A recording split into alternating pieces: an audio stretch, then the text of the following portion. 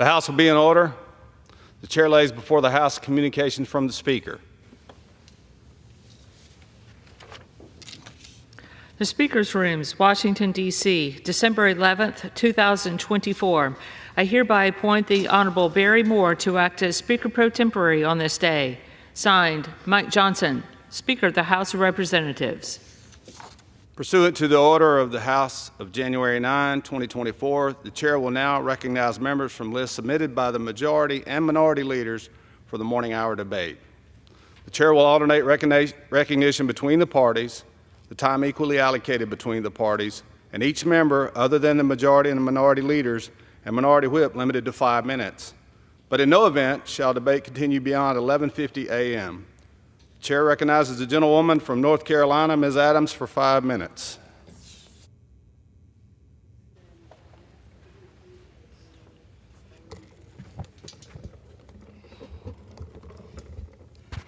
Thank you, Mr. Speaker. I rise today to recognize the distinguished service of 3 of my colleagues who will not be returning to this chamber in January. Congresswoman Kathy Manning, representing North Carolina's 6th Congressional District, Congressman Wally Nickel, representing North Carolina's 13th Congressional District, and Congressman Jeff Jackson, representing North Carolina's 14th Congressional District. All 3 of these members have served their respective districts with devotion, with courage, and conviction. And to my colleagues, I want them to know that it is a cruel injustice, that a stain on the fabric of our democracy, that we have to say goodbye to you today. But it is my privilege to highlight the good work that you've done here. To Representative Kathy Manning, who represents my hometown where I began my public service, I've appreciated our work together in the Greensboro community and over the years. The most recent 4 years working on behalf of our community here in Congress. I was especially proud when you joined me to recognize the Greensboro 4 earlier this year. You've been a great partner on the Education and Workforce Committee, and whether it's been about fighting for equal pay or protecting women's rights or improving our schools and universities, I have admired your courage and commitment, and I thank you. To Representative Wally Nickel, I have appreciated your knowledge and experience on the Financial Services Committee. You demonstrate why expertise in finance is necessary in the U.S. Congress. With Shaw University and HBCU in your district, you've helped develop policy proposals that really dig deep into the root causes of inequity and address them at the source. Through the Supporting Diverse Entrepreneurs Act that we worked together on, students will be provided initial financing and expertise so young entrepreneurs can get to work starting businesses and growing our economy. So thank you. Our schools and young people are better for your service.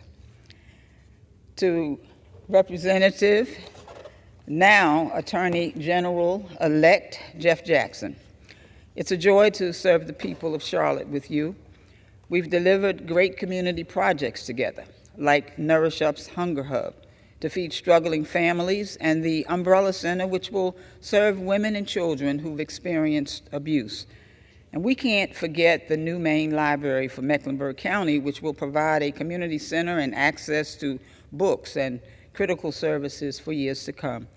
We've worked on housing issues together, like the American Neighborhoods Protection Act.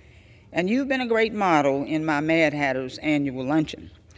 The people of North Carolina, Mr. Speaker, will be served well with our next Attorney General, we look forward to what he will accomplish. North Carolina and our nation have been well served by these 3 members, and it has been my privilege to work alongside each of them. Their seats were eliminated not by democracy, but by the sinister forces of greed and corruption because of gerrymandering. There's been dangerous rhetoric in this chamber about the sanctity and the validity of our elections, and I do want to acknowledge that while our elections are legitimate, that does not make them fair, and it does not mean that our democracy is functioning as intended. And so to my colleagues, Representatives Manning, Nickel, and Jackson. I won't forget your service, and I won't forgive the process by which each of you have to leave this chamber either. And while they may have taken you out of this fight, I know the fight hasn't been taken out of each of you. Shirley Chisholm reminded us that service is the rent we pay for living on God's earth. So my thanks to each of you for keeping your rent fully paid up. God bless you as you move forward. Mr. Speaker, I yield back. Chair recognizes the gentleman from Pennsylvania, Mr. Thompson, for 5 minutes.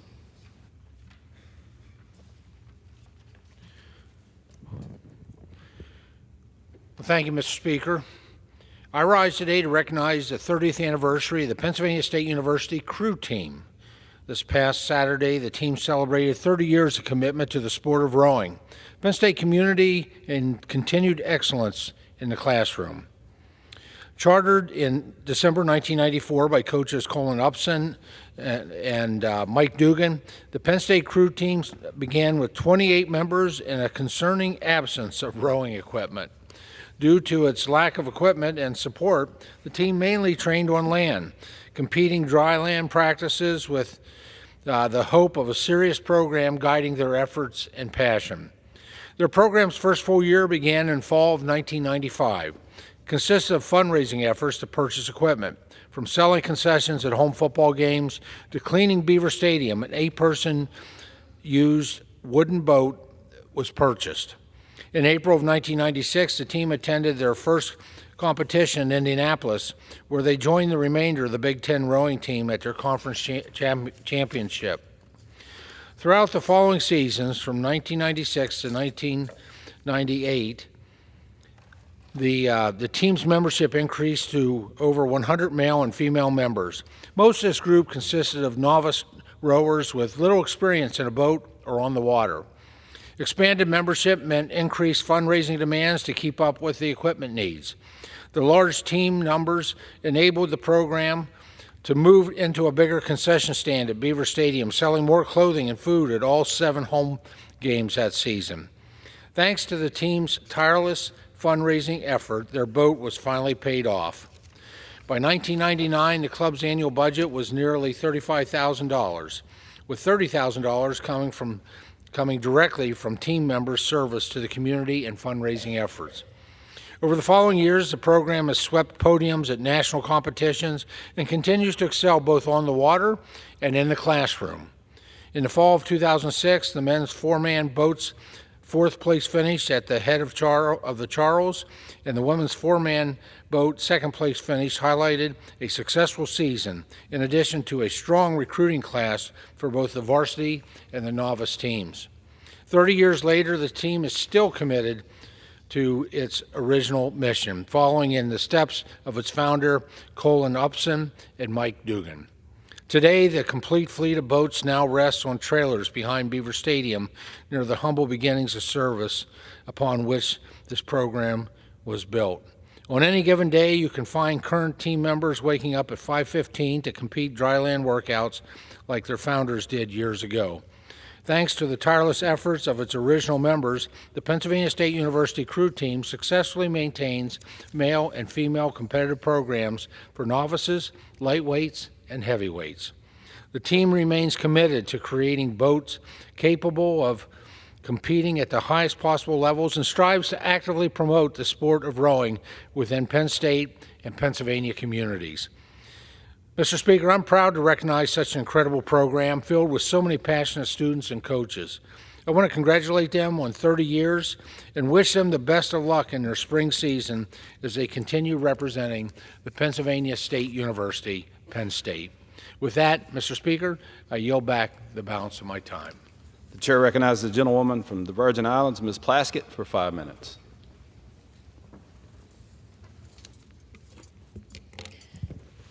Thank you, Mr. Speaker. I rise today and speak on behalf of so many individuals who do not have the ability to speak, to address a crisis in our hemisphere and a significant threat to American regional stability.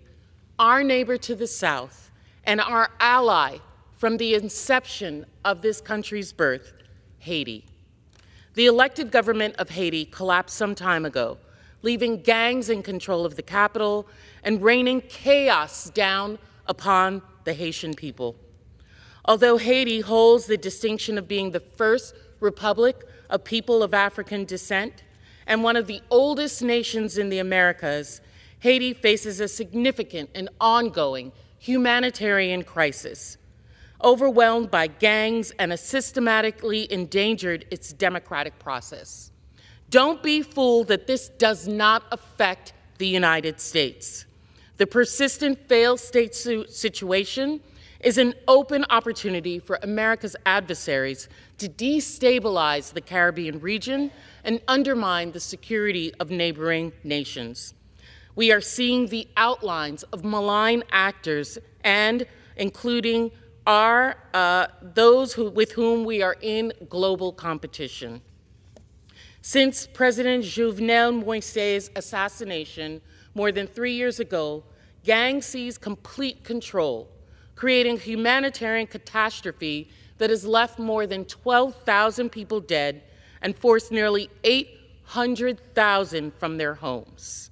More than 5,000 people in Haiti have been killed by the gangs alone this year.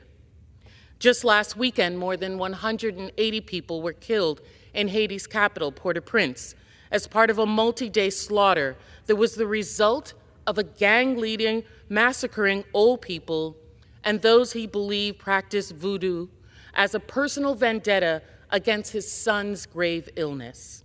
Without immediate support, the crisis in Haiti will worsen. The criminal network will expand, and Americans will suffer the consequences. Haiti's Caribbean neighbors do not have the infrastructure or the capacity to accommodate this continued influx of refugees, which has seen hundreds of thousands of Haitian migrants at their borders seeking a safer place to live. The multinational security support mission, led largely by officers from Kenya, has never received the support it needs to make an impact in the fight for the security and stability in Haiti. The mission is currently undermanned and underfunded. Many of our closest allies are not close to meeting their pledged obligations, nor have we in Congress given the resources that we said to advance the peace and prosperity of that nation. In particular, let me single out France. Where is France? Haiti has long suffered from the legacy of slavery and colonialism and the exploitation of resources by France. Upon winning a revolution, France, with our acquiescence, forced Haiti to pay $28 billion as a debt for their freedom and lost revenues from slavery. France, who enslaved and trafficked those people, who extracted many mountains of wealth from Haiti, and who kept taking from the Haitian people long after those people had achieved their personal emancipation and national freedom from the country of France. The nation of Haiti, with its past, current, and ongoing humanitarian crisis, is a testament to the tragedy of that wealth extraction. I urge our allies to join us in providing meaningful financial support, especially France, to advance stability and allow the people of Haiti to prosper. As I said earlier, the instability is not only a humanitarian crisis, but a threat to our national security. Our adversaries have already set their sights on expanding their reach to the United States' third border in the Caribbean. The continued expansion of Russian and Chinese economic as well as military support in the region threaten our national security, our prosperity, our democratic values. Depending on what Congress does or does not do, will be in what will happen to Haiti. The reauthorization of Hope Help trade preference program will keep providing economic opportunities for Haiti. The apparel sector is one of the last formal sectors of Haiti's economy and represents nearly 80% of Haiti's exports. They used to have 60,000 jobs in this area, which have now dropped to 25,000. Congress must act. We as Americans must act, if not just for the Haitian people, for our own security. I yield back. Chair recognizes the gentleman from California, Mr. LaMaffa, for 5 minutes. Authorization Act ensures our military focuses on its core mission, defending our nation, not advancing a Green New Deal agenda. This year's NDA puts an end to efforts that prioritize radical environmental policies over military readiness and national security. Some of the key provisions include no climate change programs. The NDA does not authorize new climate change programs within the Department of Defense. Our nation's mission is to deter and defeat threats, not to serve as a testing ground for expensive climate experiments. Zero-emission vehicle mandate prohibition. The NDA prevents the DoD from requiring service members and civilian employees to use zero-emission vehicles for official travel. Although it might be usable in some phases, zero-emission vehicles can be impractical and unreliable, particularly in remote or high-stakes operational environments. The weapon system climate preference prohibition. The bill prevents the DoD from issuing rules that prioritize weapon systems based on their climate impact instead of their effectiveness in combat. Our troops deserve to have the best tools to win wars, not the most environmentally friendly ones. Defense industrial-based greenhouse gas rules. The NDA blocks the DoD from implementing costly new greenhouse gas rules that would impose unnecessary burdens on the defense industrial base. These rules could stifle innovation, slow production, and drive up costs for critical defense equipment. The military's role is clear: protect and defend the American people. Anything that distracts from that mission puts our nation at risk. Prioritizing climate regulations over combat readiness is a dangerous gamble, especially when global adversaries like China and Russia are laser focused on advancing their military capabilities. Pushing a Green New Deal through the Pentagon threatens to undermine our readiness, increase our costs, and weaken the defense industrial base at a time when strength is indeed paramount. Zero-emission vehicle mandates could leave our service members stranded or ill-equipped during missions. Climate-focused weapon system rules could mean our troops are outmatched on the battlefield because effectiveness takes a backseat to some ideal of emissions. New greenhouse gas rules on defense contractors could drive small businesses out of the market, increasing dependence on foreign suppliers or a handful of very large ones, which we cannot afford that risk or that innovation either.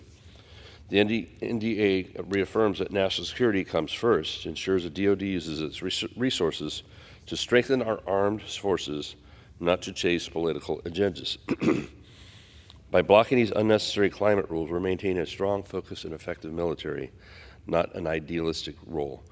The NDA draws a clear line. The Pentagon is not a climate agency.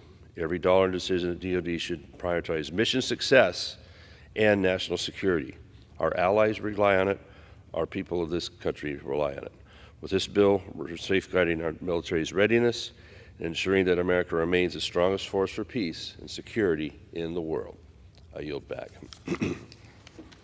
Chair recognizes the gentleman from North Carolina, Mr. Nickel, for 5 minutes. Thank you, Mr. Speaker. I rise today to talk about the impact of President-elect Donald Trump's proposed 20 to 25% tariffs it will have on raising costs for my constituents in North Carolina. I want to be absolutely clear. I find it ridiculous, short-sighted, and irresponsible to impose price hikes on working North Carolinians, and that's exactly what the Trump plan will do. To North Carolinians who are planning to build a home project with lumber and other materials, you can expect to pay a whole lot more. Remember to thank President-elect Donald Trump.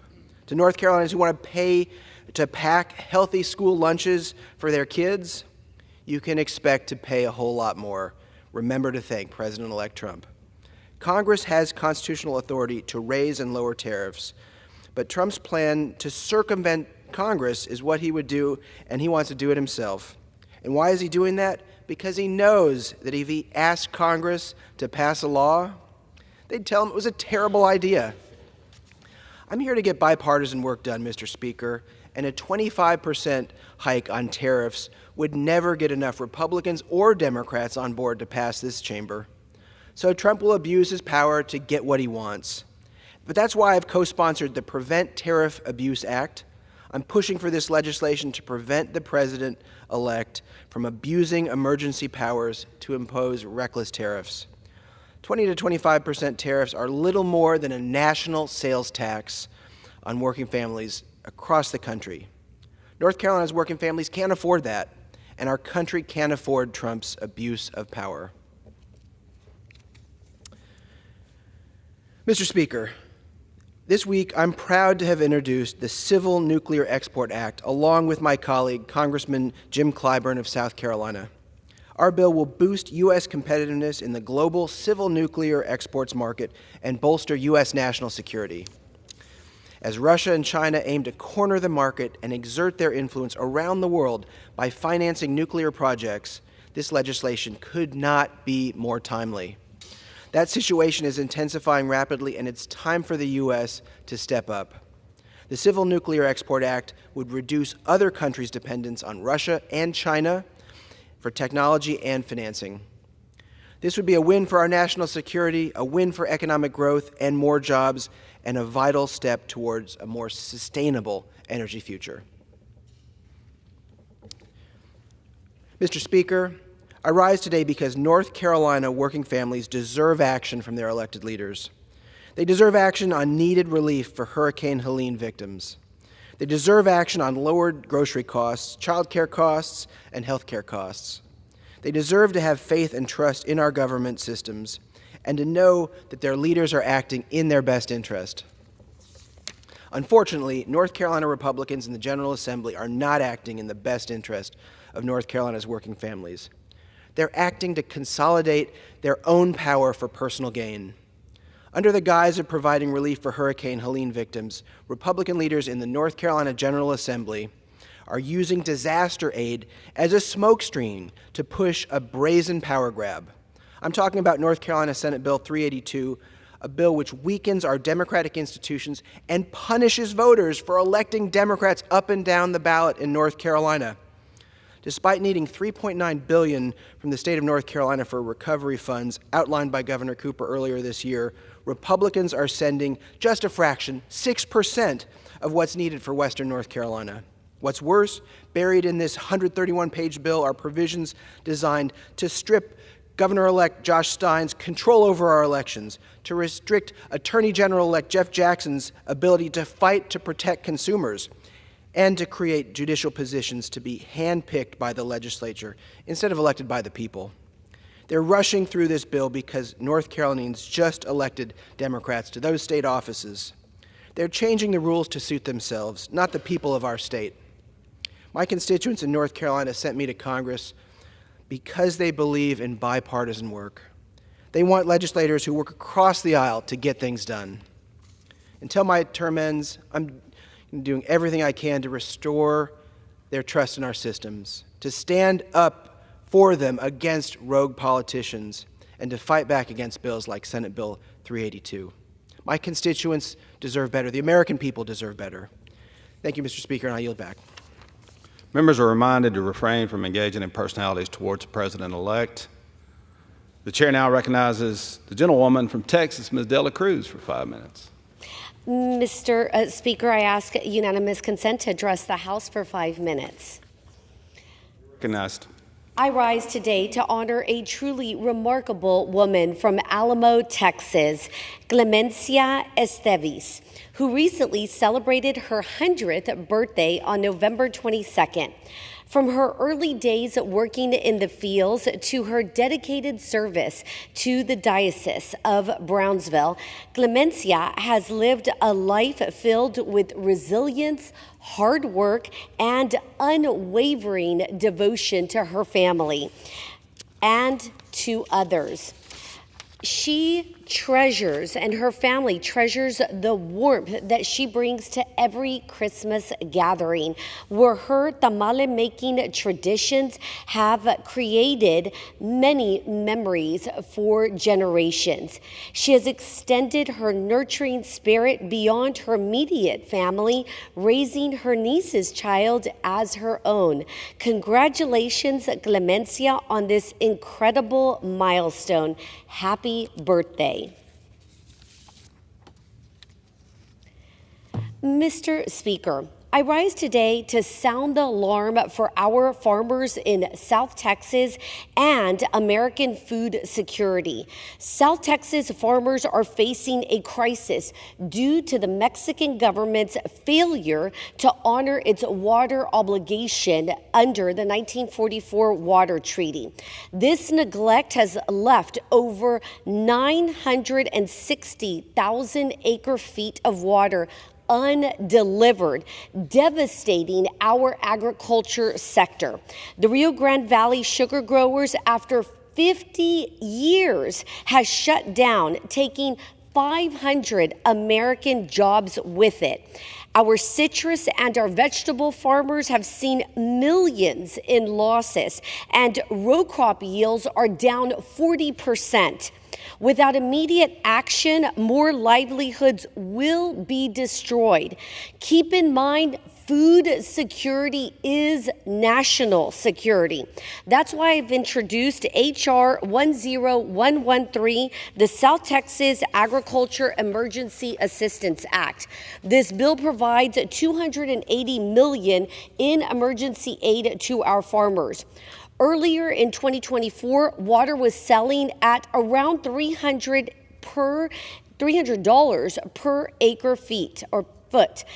At that amount, the value of the water deficient is about $280 million, the amount we are requesting in emergency aid. This does not come close to equaling the losses to producers, but it is a starting point for funds needed to aid the region. I urge leadership to include this legislation in any emergency aid bill that comes to the floor. Let's stand with our farmers and ensure that they have the resources to recover and thrive, which ultimately means American farmers feed American citizens, and that we do not depend on foreign actors for food. Thank you. I yield back. Chair recognizes the gentlewoman from Ohio, Ms. Brown, for 5 minutes. Without objection.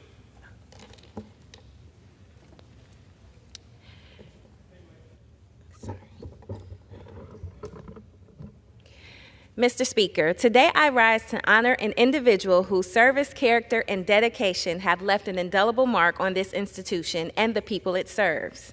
I first met Velita M.B. Mazik in 2017 when I was selected to participate in the CBC Institute Boot Camp. I could have not known then that 4 years later, Velita would become not only my chief of staff, but also a trusted advisor, confidant, and unwavering partner in serving the people of Ohio's 11th Congressional District. A steady hand who had served my predecessor for more than a decade, Velita has been vital to the success of my office ever since. As she prepares to retire, I rise to recognize a career defined by integrity, selflessness, and an unwavering commitment to public service. Too often, the contributions of congressional staff remain behind the scenes, unnoticed by the public, but essential to our democracy. Far from the cameras, the House chamber, or the committee dais, staff work long hours. They are driven by a deep abiding sense of duty. Velita Mazik personifies this culturally, spiritually, and professionally. She is known for being both wise and witty, spontaneous and strategic, careful and kind, thoughtful and thorough, but most importantly, a loving, loyal, steady, and steadfast steward of our nation, a calm, commanding force behind every success. Madam Speaker, Mr. Speaker, I rise to etch the name of Velita Mazik in the congressional record, ensuring her legacy endures for years to come. An unsung hero of this institution, Velita committed herself to honing the skills and talents the Lord had blessed her with, to bending the moral arc of the universe a little bit closer to justice, and to ensuring our government serves its people with respect, dignity, and compassion. After a celebrated career as a general counsel to large metropolitan school districts, Velita agreed to serve as Congresswoman Fudge's chief of staff for 1 year or maybe 2. And yet, a decade later, Velita was still here, a cornerstone of the office, the Congress, and dare I say, the country and the Constitution. Through her efforts, legislative priorities were championed with purpose and passion. Crises were managed with character and charisma, and partnerships were forged both publicly and privately, all with the goal of creating a better future for the people of Ohio's 11th Congressional District. Following my predecessor's appointment to President Joe Biden's cabinet, Velita skillfully managed the office during the transition, ensuring constituents continued to receive the support they needed. Upon my swearing in, her wealth of experience and knowledge allowed me to confidently step into my role. Ever since, Velita's deep understanding of this institution has been invaluable. In moments of uncertainty, Velita was the steady hand navigating challenges with poise and resolve. In moments of triumph, she celebrated not personal accolades, but the victories achieved for the people of Northeast Ohio. And in every moment in between, she exemplified the highest standards of professionalism and dedication. What truly sets Velita apart is her ability to bring out the best in those around her. Whether mentoring young staffers or building coalitions with colleagues, she led with patience, humility, and a genuine belief in the power of collaboration. After 13 years, the countless individuals she has impacted, from colleagues to constituents, are a testament to the lasting influence she has had on all who have worked with her. As Velita steps away from Capitol Hill, I know that her contributions will continue to ripple outward. The legacy she leaves is one of progress, integrity, and hope. Velita, throughout your career, you've often spoke about the importance of getting off the dance floor.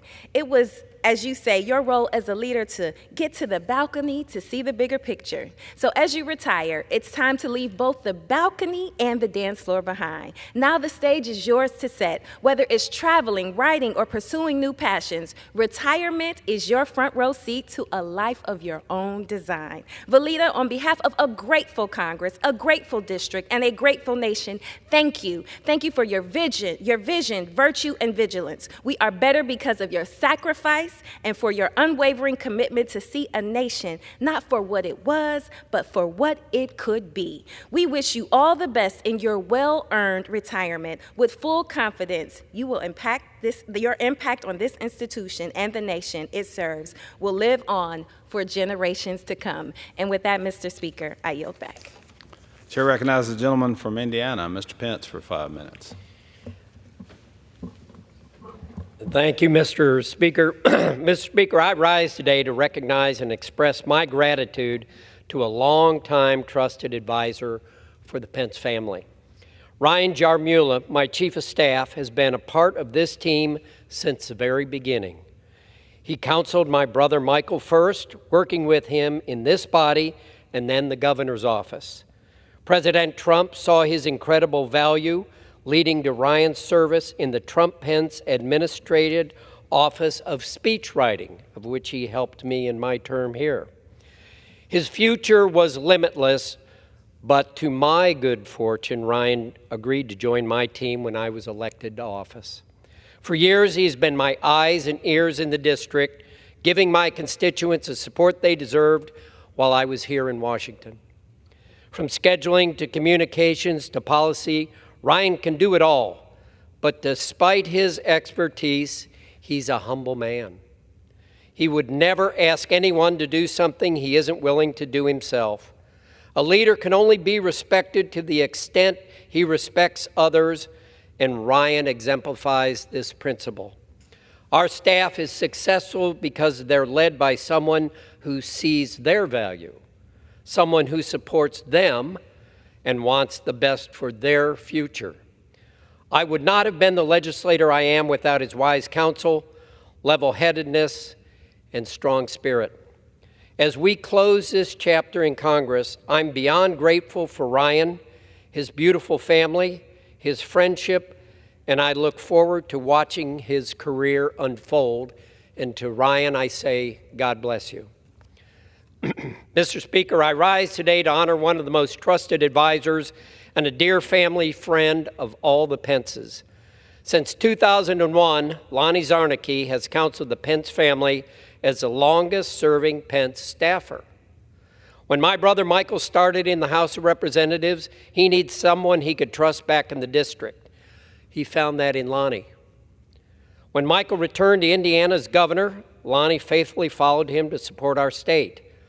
In the White House, Lonnie was one of the first people Michael hired. I myself was blessed when Lonnie agreed to join my office, giving me aid and support in a way no one else could. Lonnie knows Indianan service, but even more so, Lonnie knows people, and everybody knows Lonnie. He's a people person, someone who never meets a stranger, always a calming presence in the room. Everyone who meets Lonnie is immediately drawn to him. They see his kindness and character from the very first moment they meet him. Lonnie is a role model for what public service should be. Throughout my time in office, I've turned to his counsel time and time again, knowing that he will always tell me the truth. Indiana and this country are better because of Lonnie's work, and I'm a better man because of Lonnie. I cannot thank him enough for his years of service, and I look forward to many more years of friendship to come. And Lonnie, God bless you. Mr. Speaker, I rise today to take a moment to honor a dear friend and public servant in Richmond, Indiana, and throughout the state of Indiana. Any Republican who seeks office in Indiana would do well to consider Misty Hollis trusted counsel. In fact, Misty was one of the first calls I placed when I declared myself a candidate for this seat some 7 years ago.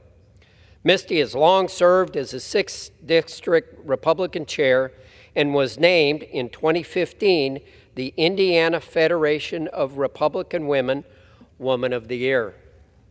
Misty is the executive director and CEO of the Richmond Family YMCA, served 2 terms on the Richmond Common Council, and served in roles for Wayne County and Richmond Community Schools. Misty is a true public servant and role model for so many. She gives so much of her time, talent, and treasure to better her community. Even throughout her recent health struggles, Misty has always put others first. I cannot say enough how much we care for and admire Misty and her beloved husband, Tim. We thank them both for their friendship, and God bless Misty Hollis. With that, Mr. Chair, I yield back. Chair recognizes the gentlewoman from California, Ms. Napolitano, for 5 minutes. Mr. Speaker, I ask unanimous consent to address the House for 5 minutes. Without objection.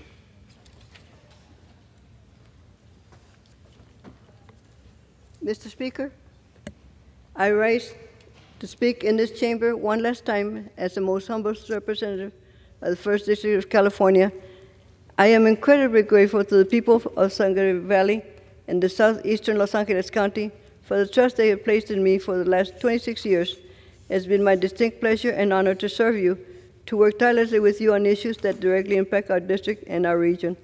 Born in Brownsville, Texas, to an immigrant mother, father from San Antonio, have worked since the age of 12 for everything I have achieved. I was not expected to succeed with only a high school diploma. I believed in myself and helped and mentored so many people who believed in me. I have been extremely fortunate to have made so many dear friends in the House, and it has been a great joy to serve alongside you. Past colleagues, current ones from all walks of life, have enriched this whole experience, being friends and family, and have helped me better serve my constituents. I especially want to thank my colleagues in the Congressional Hispanic Caucus, Transportation and Infrastructure Committee, Natural Resources Committee, Mental Health Caucus, Youth Challenge Caucus, and so many others. Thank you all for your partnership, mentorship, and collegiality. I want to express my gratitude to my extraordinary staff, most of whom have been with me for the majority of my time in Congress. I have the best staff in Washington, the most knowledgeable in water, transportation, and mental health, led by my wonderful Chief of Staff, Joe Sheehy, Jerry O'Donnell, Joseph Chicon, Morgan Leonard, Sam Schiller, and Daniel Chow, my former Chief of Staff. They've always been accessible, polite, and helpful. I want to thank my incredible staff on the Subcommittee of Water Resources and Environmental, Brian Seeger, Logan Ferry, and Alexa Williams, all in the gallery. In my district, my staff has always been in the community, meeting with residents, local staff agency, volunteers to improve the federal government services and invest in our community. They have dealt with hundreds of casework issues every year, getting vets the proper benefits, Medicare recipients the proper care, and recent immigrants the proper status in the U.S. They led by District Chief of Staff Perla Hernandez Trumco, Elena Robles, Robert Pence, Carrie Lamb, Leandra Verdin, Tracy Cooper Harris, and Irma Elisheva Diaz. Thank you to my current staff and to all previous staff in both offices. They serve in our community and our nation. I also want to thank the countless hard-working staff who make Congress run smoothly: cafeteria workers, custodians, post office workers, letter carriers, and so many other employees of AOC and CAO, the always helpful Democratic cloakroom staff, stenographers, employees of the clerk who always assist in legislative business, the friendly lady in Lindy Box reading room, the incredible doctors, nurses, physical therapists, and medical staff, and office veterinary physicians, many brave Capitol Police officers who protect us all, and oh so many others. Lastly, I'm incredibly grateful for my remarkable and supportive, loving family, each and every one of them who provided the encouragement, guidance, and love that sustained me through my 26 years in federal service and 13 years of prior state and local service. My husband, my rock, my greatest encouragement. My children have taken care of my family obligations, have been away while I've been away in Washington. My beautiful grandchildren, 13 fabulous great-grandchildren, and have been my inspiration to make America a better place for future generations. My son and his family, wife, Norma, Freddie, Veronica, Elizabeth, Andrea, Nico, Nolan, and Brooklyn, and my first great-grandchild on the way, Daniel, my son Edward's family, Kelly, Brian, Nathaniel, Scott, Nick, and Danielle, my son Mike and Lourdes, my daughter Cynthia and her husband, Kurt, Jennifer, Tyler, Ethan, Emma, Grace, Haley, Joan, Ryan, Jocelyn, Brenda, Kinsley, and a great-grandson arriving soon, and Dylan and Chesley, my beloved late granddaughters, family, Christopher, Karina, Joseph Jr., Christopher Jr., Grayson, Michael, and Dominic. All, thank you all for supporting my service, supporting me throughout my career. So very proud of you. Once again, I am proud of everything we have accomplished together throughout my tenure. I also want to thank you for trusting in me to be your representative. As I've said to both Republican and Democratic presidents alike, my focus has been representing my district first, state second, and nation third. I'll continue fighting for the San Gabriel Valley through my death later in the office. I wish everybody a Merry Christmas, a joyous, holy season, much health and happiness in the year and beyond. Thank you, and God bless everybody in this house and those who serve in it. I yield back. Chair recognizes the gentleman from South Carolina, Mr. Norman, for 5 minutes.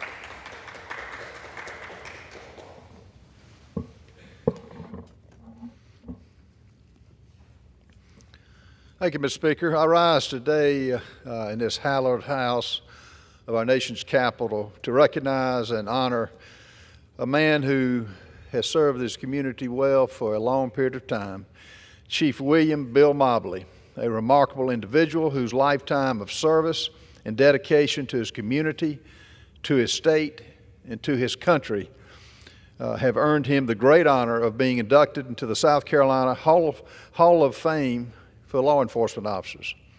This this agency was formed back in 1797 and exists today, which is to 2024. 227 years, only 400 people have met the standards to be inducted into the Hall of Fame in South Carolina. Chief Mobley's career is a testament to his unwavering commitment to justice and public service. A graduate of the University of South Carolina, Chief Mobley distinguished himself early in his law enforcement career, earning the J.P. Strom Award from the South Carolina Criminal Justice Academy. This recognition is reserved for the very best, and Chief Mobley embodied this excellence throughout his life. He served as Chief of Police, leading with integrity, professionalism, and a steadfast commitment to protecting the citizens of York. Chief Mobley's public service extended beyond the work in law enforcement. For 18 years, he volunteered with the York Rescue Squad and the York Fire Department, demonstrating a willingness to serve whenever and wherever his community needed him the most.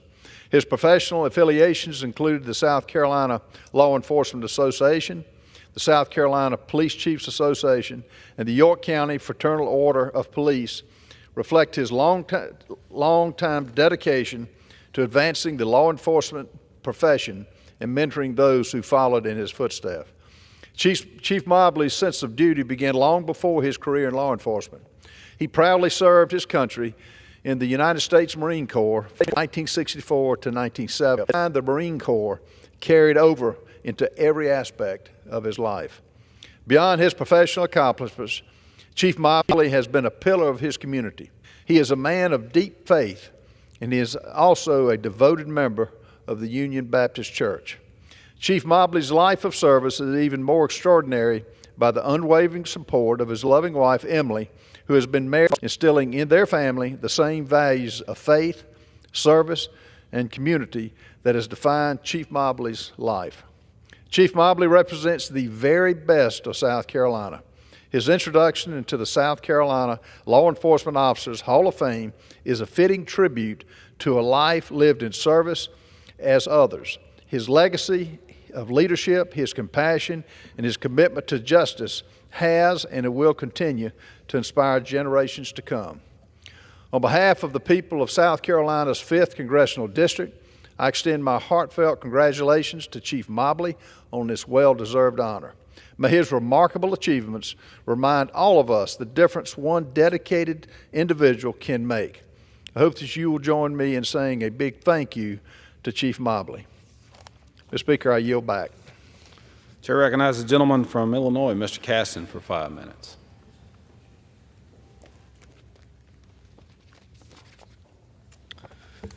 Mr. Speaker, last week the Speaker of the House and the Majority Leader said that the report into serious allegations of misconduct by former Representative Matt Gaetz was, quote, moot because he had resigned from Congress.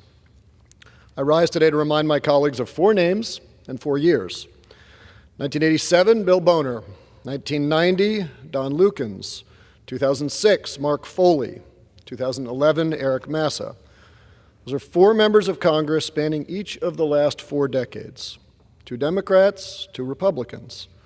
All 4 of them resigned from their seats while under investigation by the House Ethics Committee.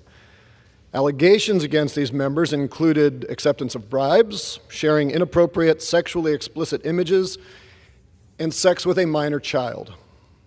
In all of those cases, the work of the Ethics Committee continued even after their resignation. In 3 of the 4 cases, the report of the Ethics Committee was released to the public.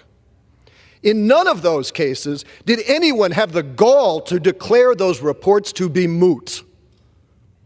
And so now, in 2024, another representative has resigned while he was under investigation by the House Ethics Committee for allegations including acceptance of bribes, sharing of inappropriate sexually explicit images, and sex with a minor child. Mr. Gaetz is also alleged to have engaged in illicit drug use. We all understand that even the allegation of such activities being committed by one of us cheapens this whole institution. We also all respect the traditions of this House. While they may sometimes need reform, we tread carefully before setting any new precedents. And so here we find ourselves with a tradition going back at least 4 decades that members of the House who are under investigation by the Ethics Committee for these sorts of allegations cannot prevent that information from becoming public simply by resigning from their seat. And yet that is exactly the precedent that the majority voted to upend last week when they voted to kill the resolution to compel the release of the Ethics Committee report on Mr. Gaetz. Every member of this body now needs to ask themselves if they believe that the president of this House, holding itself and its members to a higher ethical standard, is one worth keeping. They need to ask themselves if they believe that even if you resign from this body, future employers, whether in the public or private sector, should know if you can be trusted to represent their institutions with dignity and honor, can be trusted with their financial resources, can be trusted around underage children. Because make no mistake, everyone who voted against the release of the report last week was saying that no, the time has come for a new precedent where the rules no longer apply to us, where from this day forth, the Republican majority shall loudly proclaim what happens in D.C. stays in D.C. As our friend and former colleague Elijah Cummings would have reminded us, we are better than this. Upholding precedents and maintaining the integrity of this House is not moot. I yield back. Chair recognizes the gentleman from Virginia, Mr. Klein, for 5 minutes.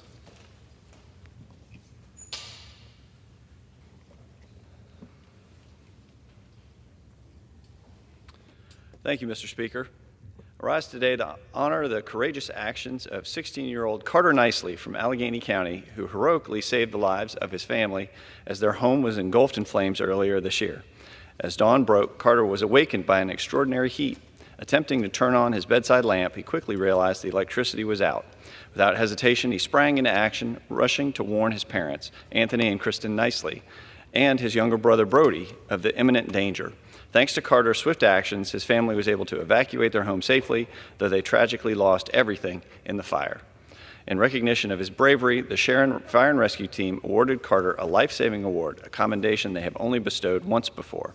Mr. Speaker, I once again want to congratulate Carter Nicely on his quick thinking and decisive action, which undoubtedly saved lives.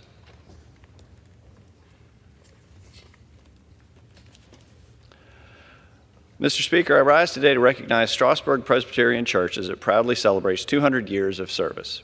The church was founded in 1824 by a small, dedicated group of Christians under the leadership of Reverend Dr. William Henry Foote, a Princeton graduate who came to the Shenandoah Valley to provide English language services for residents primarily speaking German. Notably, Strasburg Presbyterian is the only church in town to withstand the Civil War, even serving as a hospital for wounded Confederate and Union soldiers after the pivotal battles of Cedar Creek and Fisher's Hill. Today, under the guidance of Reverend David Howard, the church goes beyond traditional worship and Sunday school. It actively participates in community initiatives such as blood drives, Bible studies, pancake breakfasts, and spaghetti dinners. With 90 active members, many of whom are multi-generational families, Reverend Howard envisions a bright future for the church, embodying the spirit of community service with the belief that, quote, it's about putting your community before yourself, end quote. Mr. Speaker, I want to thank the Strasburg Presbyterian Church for its unwavering commitment to service and hope the church continues to bless our community for another 200 years.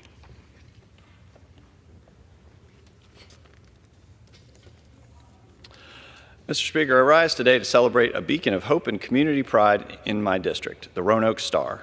It was on the eve of Thanksgiving in 1949 at exactly 8:22 p.m. when a star was illuminated for the first time atop the most prominent mountain in the heart of the city of Roanoke, Virginia. What began as a Christmas decoration, this man-made metal star has now become an enduring symbol of our community's spirit for 75 glorious years. Built by Roy Kinsey of the Kinsey Sign Company for $28,000, this impressive structure towers 88.5 feet tall, proudly visible from as far away as 60 miles, with 2,000 feet of neon tubing ready to shine red, white, and blue, scenic trails, or enjoy the nearby Mill Mountain Zoo. The Roanoke Star is recognized on both the National Register for Historic Places. As we mark this 75th anniversary, let us celebrate the Roanoke Star's significance in Virginia's 6th District, and may it continue to shine as a welcoming beacon for all who visit it. Mr. Speaker, I yield back. The gentleman yields. The chair now recognizes the gentlewoman from Texas, Ms. Lee Carter, for 5 minutes. Thank you, Mr. Speaker. Mr. Speaker, as a former first grade teacher in Houston, I rise to honor remarkable educators from school districts in the 18th Congressional District of Texas whose dedication and impact inspire students and strengthen our community. From the Aldine Independent School District, led by Dr. Latanya M. Goffney, they serve over 67,000 students. Amanda Lee is the Elementary Teacher of the Year from Carmichael Elementary. She fosters hands-on learning in an environment where every child is empowered to succeed. Leticia Vargas is the Secondary Teacher of the Year from Davis High School and engages students with culturally relevant lessons and provides vital mentorship. Rosalind Burns is the Principal of the Year from Jones Primary and has transformed her school with innovative programs that enhance student engagement and achievement. Next, from the Houston Independent School District, of which I am a proud graduate, and it's our largest district in the 18th, Jasmine Campbell, a leader in digital tools and classroom collaboration, she empowers her students and peers through mentorship and innovation. Alondra Mejia Lackney, a special education teacher, tirelessly supports students with unique differences to help them overcome challenges. Yushiba Moses is the counseling manager, and she has devoted 20 years to guiding students and counselors driving positive change across the district. She reminds me a lot of my favorite guidance counselor, Felicia Doyle, who invested in me when I was in high school. From the Humble Independent School District that serves 48,000 students, we have Cameron Bradford, the secondary teacher of this year at Summer Creek High School, who supports students' well-being with compassionate lessons like, it's okay to not be okay. Jasmine Thomas, the elementary school teacher of the year at Autumn Creek Elementary, creates a kind and inclusive classroom with imaginative storytelling. James Lenz, a special education teacher at Lakeland Elementary, connects lessons to real-world scenarios, empowering his students. From the Cypress Fairbanks Independent School District, which is led by Superintendent Dr. Douglas Killian and serves over 118,000 students, we have London Martin, a fifth grade teacher at Francone Elementary, who achieved 100% participation in a district math program by fostering strong relationships with her students. Jasmine Bookman, a sixth grade math teacher at Campbell Middle School, inspires growth through her dedication to academic and personal development. And William Frank Patterson, a Navy veteran at the Carpenter Center, uplifts students with his unwavering support and generosity, including home-cooked meals. From the Spring Independent School District, led by Dr. Lupita Hinojosa, serves over 33,000 students, and just this past Monday renamed its Family Engagement and Community Center after my mother, the Honorable Sheila Jackson Lee. I salute Rosemary Perez, bilingual teacher at Donna Lewis Elementary, who uses innovative strategies to foster growth in her bilingual students. Dr. Clara Thompson, who is a college counselor at Westfield High School, has guided countless students, including many first generation, to success over her 31-year career. And Scott Sims, a government teacher at Westfield High School, who enriches his students' learning with his background in community service and support for many extracurriculars. These educators remind us that teaching is not just a profession, but a calling to shape future generations. Their unwavering commitment to excellence deserves our gratitude and continued support. I commit my full support to policies that help close the achievement gap, support teachers, principals, and students, and help our public schools address 21st century needs. Let us not go back to suppressing freedom of speech and ideas that help our schools remain true centers of learning. To these educators, thank you for your tireless dedication to our children and communities to truly make America the best place to be. Thank you, Speaker. Mr. Speaker. The chair now recognizes the gentleman from Pennsylvania, Mr. Joyce, for 5 minutes. Mr. Speaker, I ask unanimous consent to address the House and revise and extend my remarks. The gentleman is recognized. Mr. Speaker, I rise today to recognize the officers of the Altoona Police Department for their professionalism, their bravery, and their quick response when a call came from the McDonald's restaurant, working quickly to apprehend the suspect before he could flee. It was their questioning and their police work that ultimately led to his arrest, putting to rest a national manhunt.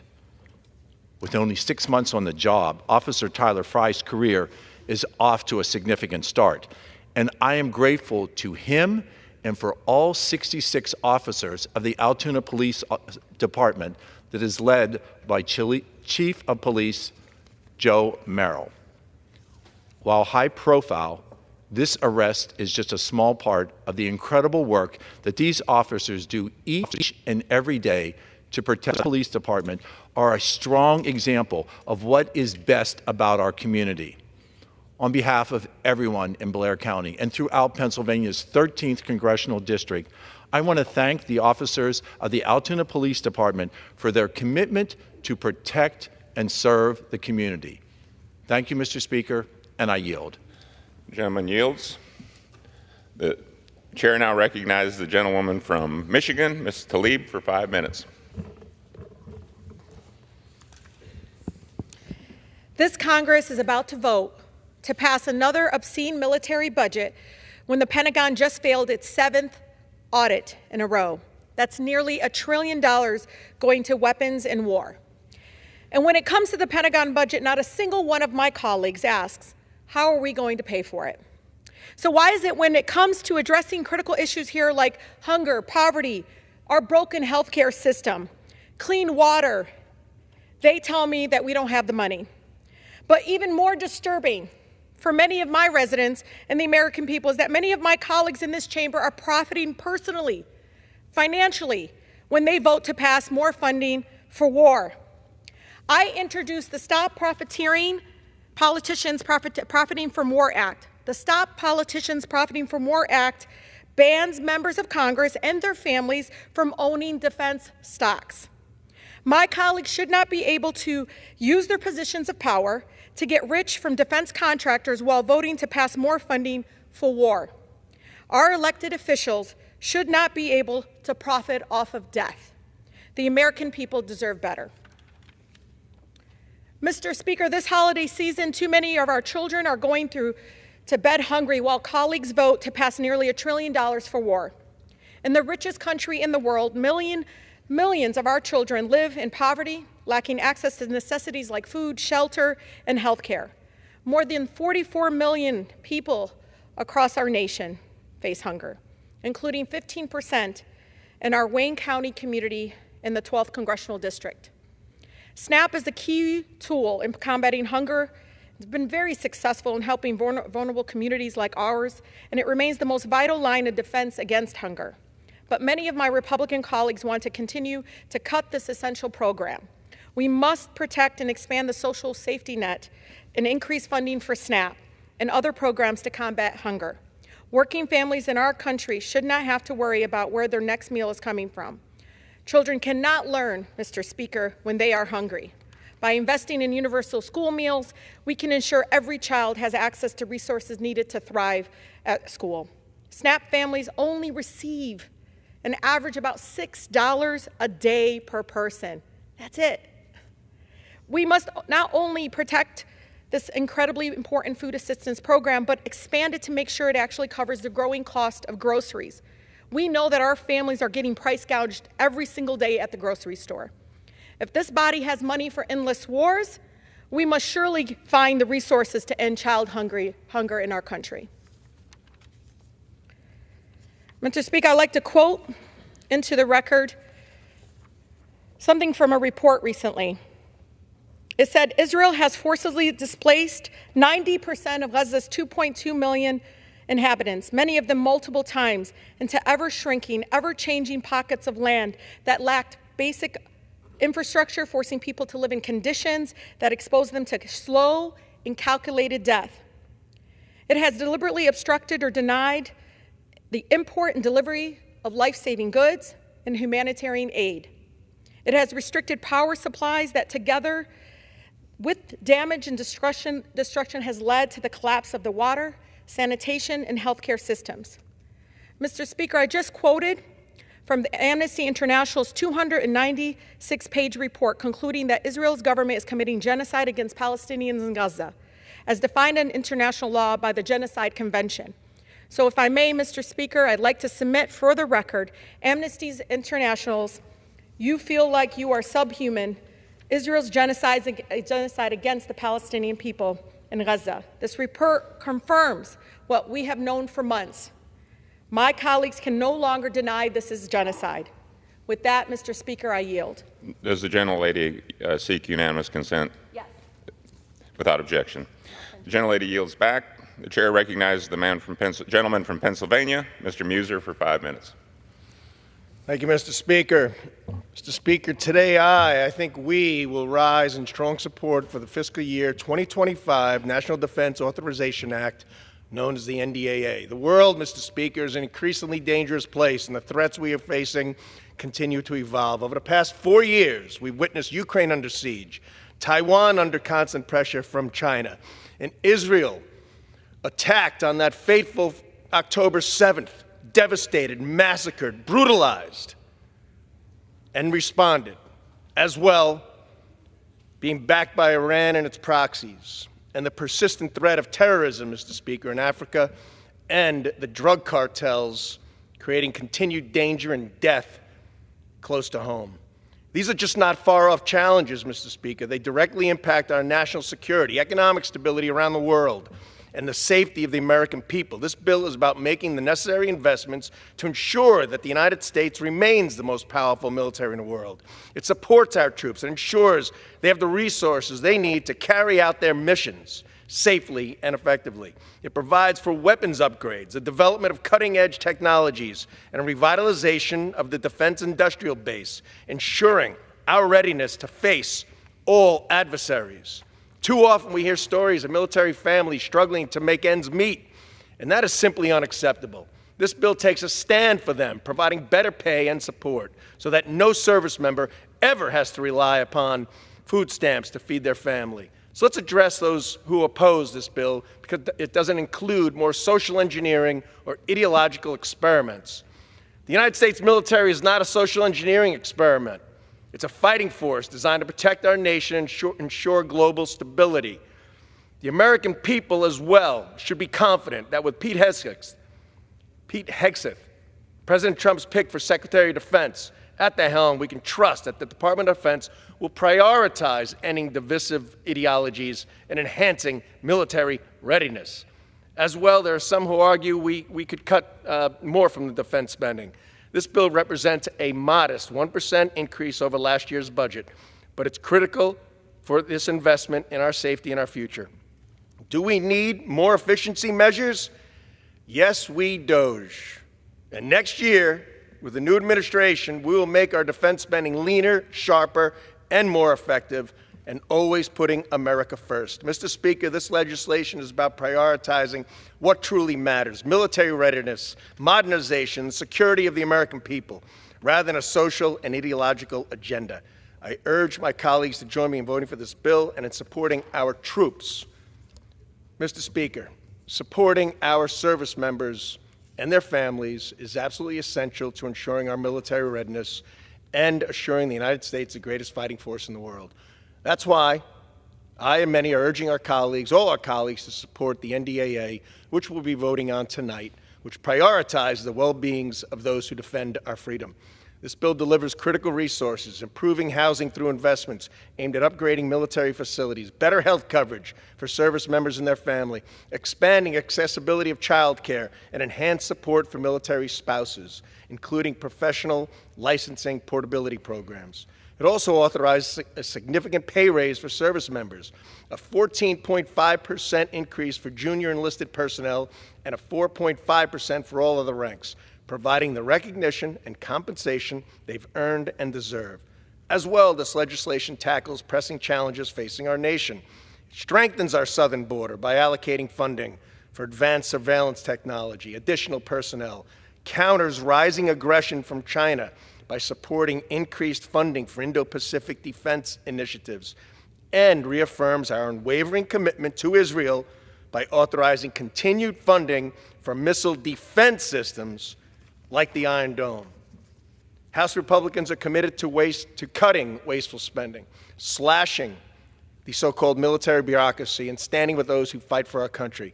This NDA reflects that commitment by ensuring our armed forces have the resources they need, whether on the front lines or here at home. By passing this bill, we're making sure our military is prepared to meet today's challenges while safeguarding the freedoms of tomorrow. With that, Mr. Speaker, I yield back. Gentleman yields back. The chair now recognizes the gentlewoman from Virginia, Ms. McClellan, for 5 minutes.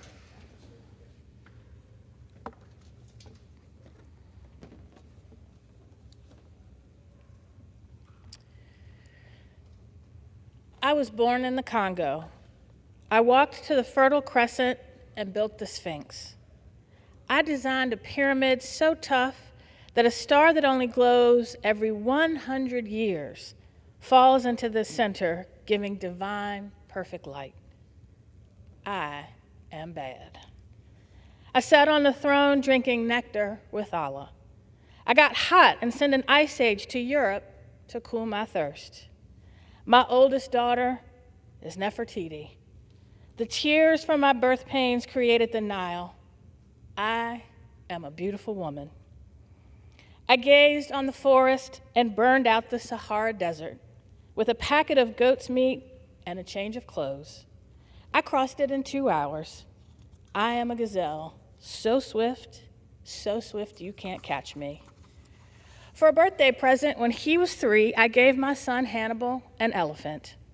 He gave me Rome for Mother's Day. My strength flows ever on.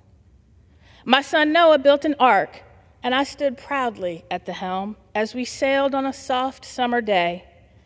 I turned myself into myself and was Jesus. Men intone my loving name. All praises, I am the one who would save. I sewed diamonds in my backyard. My bowels delivered uranium. The filings from my fingernails are semi-precious jewels. On a trip north, I caught a cold and blew my nose, giving oil to the Arab world. I am so hip, even my errors are correct. I sailed west to reach east and had to round off the earth as I went.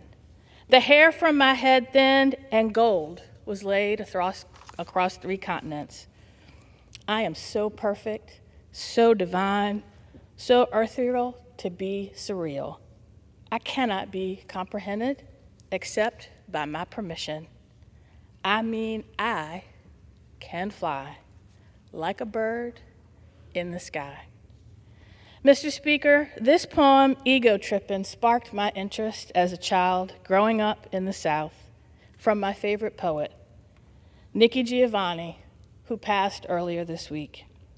Nikki was one of the leading voices of the 1960s Black arts movement, with one writer naming her the poet of the Black Revolution. Her work focused on race, gender, politics, love, and joy. Through poetry, children and nonfiction books, and spoken word albums, she celebrated Black America and Black liberation. And as a young girl, I could see myself reflected in her work. She dedicated herself to uplifting and empowering other Black women writers, publishing an anthology of poetry written by Black women. Nikki was a fierce voting rights advocate and fought to ensure everyone could make their voice heard at the ballot box. She taught at several universities, culminating for 35 years at Virginia Tech, where she retired in 2022 as a distinguished professor of English. She received countless awards and accolades and was a groundbreaking literary giant. When the Virginia Tech community mourned the lives of 32 people killed by a gunman in 2007, she honored them with a poem entitled, "We Are Virginia Tech," in which she said, "We are sad today, and we will be sad for quite a while. We are not moving on. We are embracing our mourning. We are strong enough to stand tall, tearlessly. We are brave enough to bend, to cry. And we are sad enough to know we must laugh again." Nikki Giovanni has flown away home, and we will be sad for quite a while. But her words leave a lasting legacy that will continue to inspire generations to come. I yield back. And the lady yields back. The chair now recognizes the gentleman from Georgia, Mr. Carter, for 5 minutes.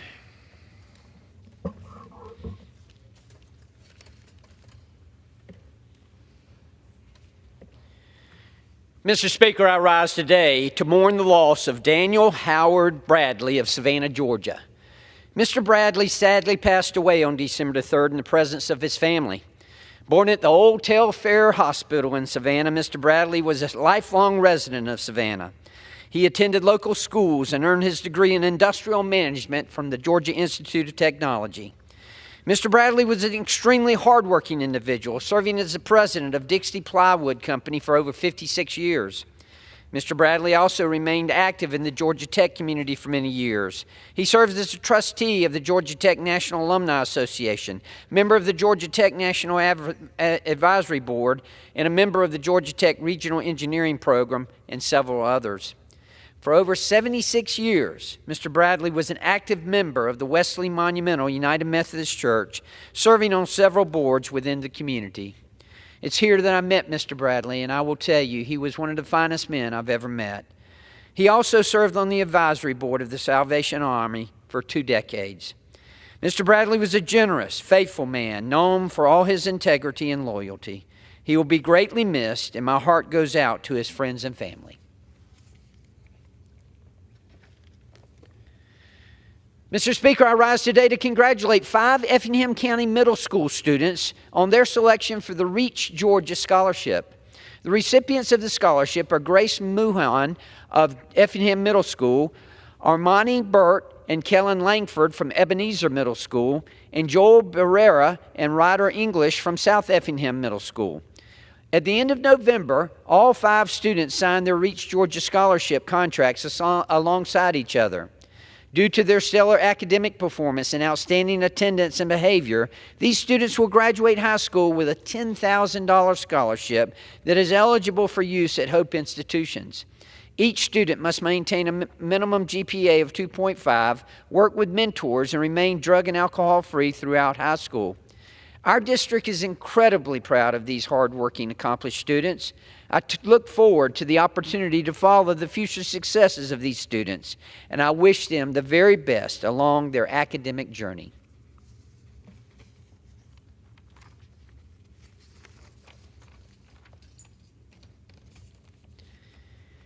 Mr. Speaker, I rise today to mourn the loss of Dan Wright. Mr. Wright, nicknamed Skip, acquired the name from his father, who enlisted in the Army as a captain after his graduation from dental school. Mr. Wright was an excellent athlete throughout his life. He showcased his athletic prowess as an outstanding football player and a black diamond skier.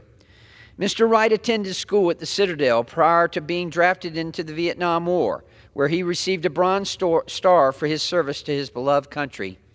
Upon his return home, he finished school at East Carolina State with a degree in business and finance, which propelled him into his impressive career as a mortgage banker in both Atlanta and St. Simons until his retirement. He was a dedicated member of both Christ Church Frederica and his cherished golf club, Sea Island. Mr. Wright was preceded in death by his 2 sons, Dan and Thomas, and his parents, Dr. and Mrs. Wright. Mr. Wright will be greatly missed by his friends, family, and golf partners. My heart goes out to all of them. Thank you, Mr. Speaker, and I yield back. Gentleman yields back.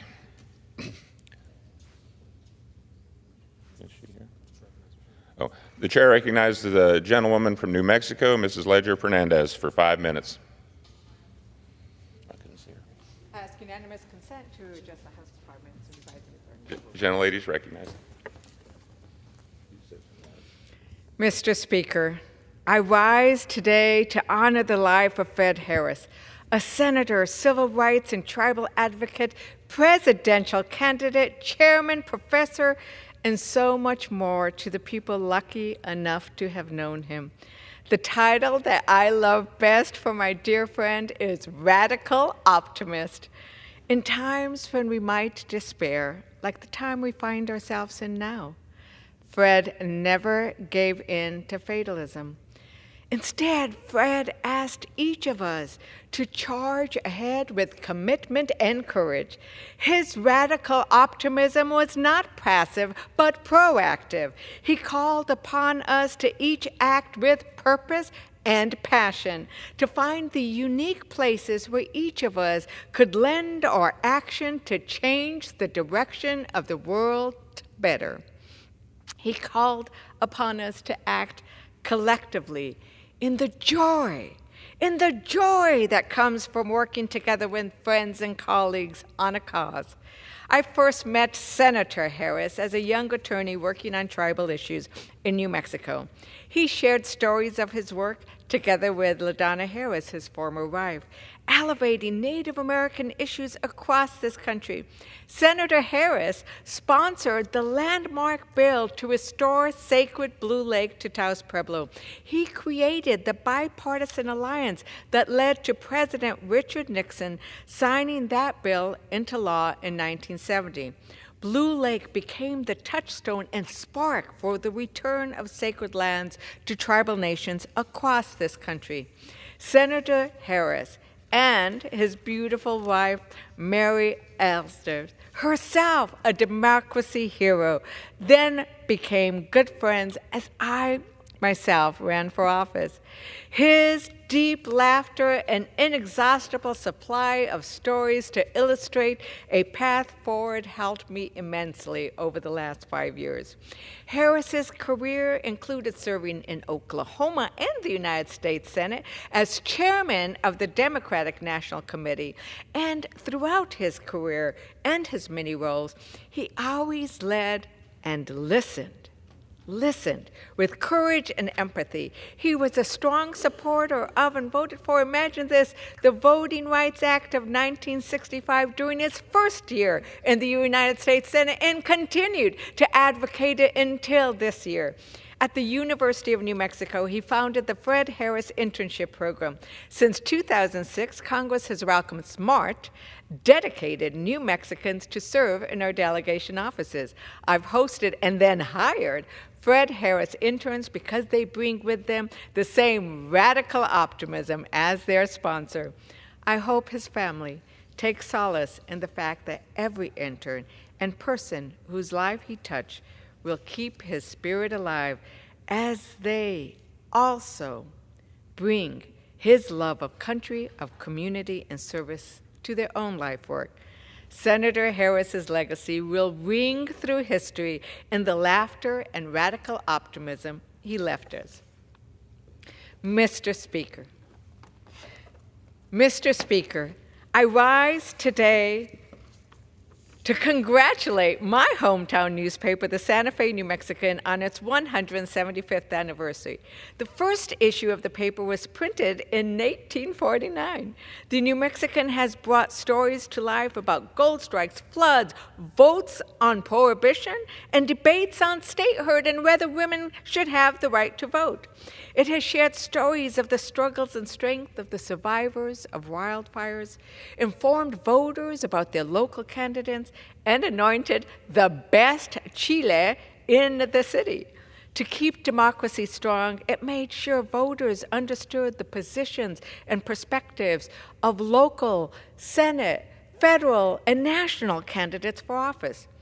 I myself like this one page from 1838 that juxtaposes the rise of fascism in Europe with Santa Fe's burning of Old Man Gloom. I'd note that my local newspaper was ahead of the curve. It took the New York Times 80 years before they reported on Zozobra. You know, Santa Feans, as the New Mexican has shown, have been choosing joy over fascism for over 100 years. Stories matter, and who tells them matters just as much.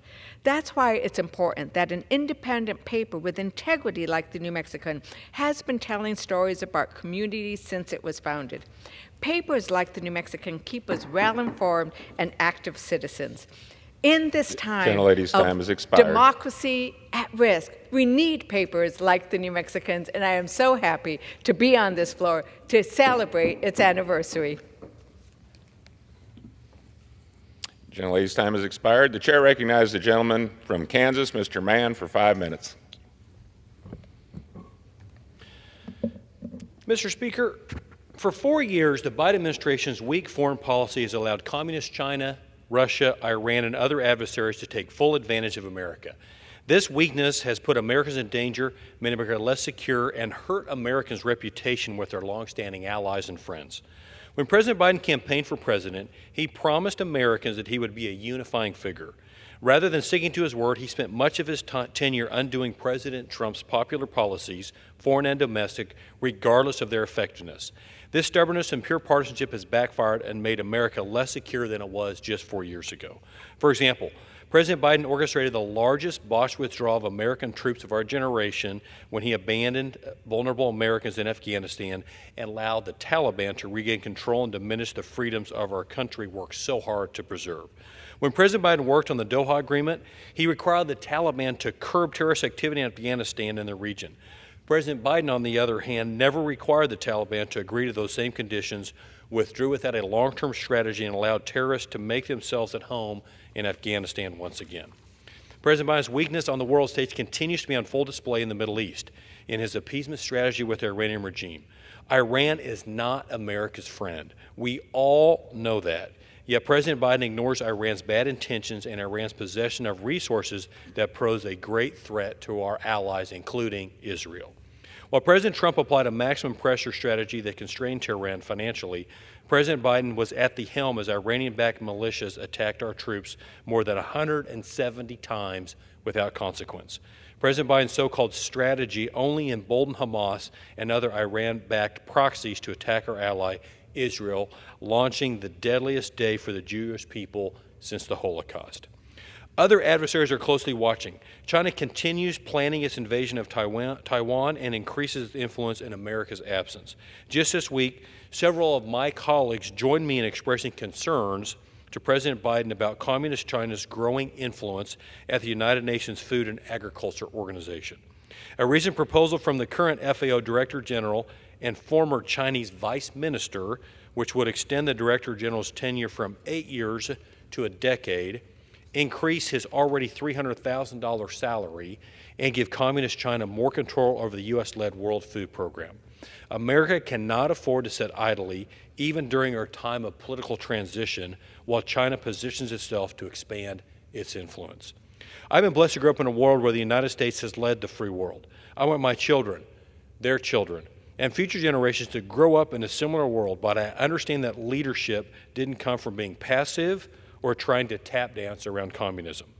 President Dwight D. Eisenhower, one of Kansas' favorite sons, military hero, and our 34th United States president, dedicated his entire career to promoting freedom and waging peace.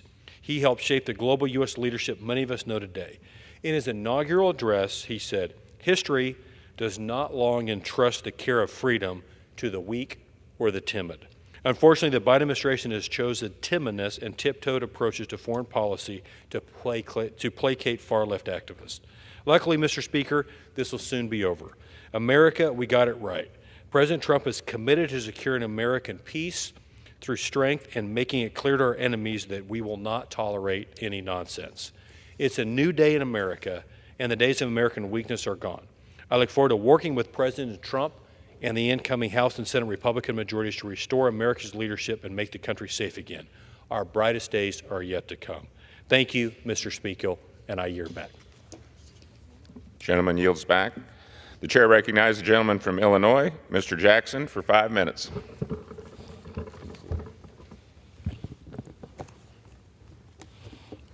Thank you, Mr. Speaker. Mr. Speaker, I rise because one of my colleagues on the other side of the aisle has introduced legislation to award the Congressional Gold Medal for heroism to Mr. Daniel Penny for choking a man to death on the New York City subway. Just the other day, a New York City jury found Daniel Penny not guilty of the chokehold death of Jordan Neely. And to think that members of this body would consider the circumstances of this case to be anything other than a complete tragedy for everyone is cruel. When a young man is suffering from a mental health breakdown and loses his life at the hands of a 24-year-old veteran who is probably also suffering from a particular set of challenges, there is absolutely nothing to celebrate here. And to say this, Mr. Speaker, because even the prosecutor said that Mr. Penny went too far. Mr. Neely was not just a Michael Jackson impersonator who was crying out, both hungry and thirsty.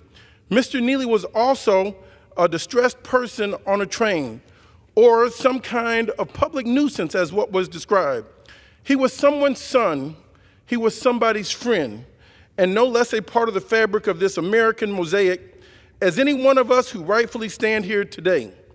And yes, no one could deny that Jordan Neely had challenges, but who among us do not have people in our districts who are suffering from all kinds of struggles and setbacks? Each and every one of us represent people who are wrestling with the vicissitudes of life each and every day. And yes, like millions of Americans, Jordan Neely was homeless. He struggled from mental illness after his mother was murdered in 2007. But in spite of all of his challenges, Mr. Neely was a human being. He was as much a person worthy of respect as anybody, and no less deserving of compassion and de-escalation as any of us in this chamber. And when he got on the train that day, he had no weapon, he had not touched anyone, and more importantly, he was asking for help.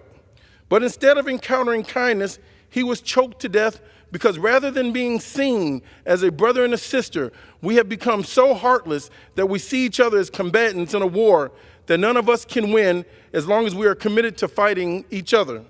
And I wonder today, have we become so desensitized to cruelty that we would dare to celebrate savagery in this chamber without any regard for the tragic loss of life? And when a jury cannot determine that a man should not be executed for having a mental outburst, one wonders, is this the future of justice in America for people who are not well, for people who are not rich, for people not living in a home with locked doors and carpeted hallways? There are over 110 billionaires who live in New York City, but Jordan was not one of those persons. The greatest amalgamation of wealth in the history of the world congregates in the city of New York, but Jordan Neely was not a part of it. And yet, he was as American as any of the captains of industry who work on Wall Street, who fly off to the Hamptons in order to enjoy their weekend pursuits. And all over the city of Chicago, people are wondering, if the racial roles were reversed, would Mr. Penny have been allowed to walk away without any accountability? I find the jury decision to be appalling on many levels, and not the least of which because all life is sacred. And as long as one of us are disposable, then all of us are in the candidacy to fall victim to the reaffirming silence that allows evil to flourish. The denunciation of cruelty should not be a partisan issue. We should not be so eager to run to our partisan corners when it comes to mental illness and the tragic loss of life. I say to my colleagues and to the American people, there should be no medals for this act. There should be no knee-jerk partisan celebration that degrades the life of a man suffering from mental illness by making a mockery of his death. I hope in the days to come, all of us will do whatever we can to inspire our constituents to find a more excellent way. I pray that in the weeks to come, we will resist the temptation to give in to the darker impulses that live in the shadows of our great democratic experiment. And we will, in the best of our ability, work to ensure life, liberty, and the pursuit of happiness for all who make this country their home. I yield back. The gentleman yields back. Pursuant to Clause 12A of Rule 1, the chair declares the House in recess until noon today.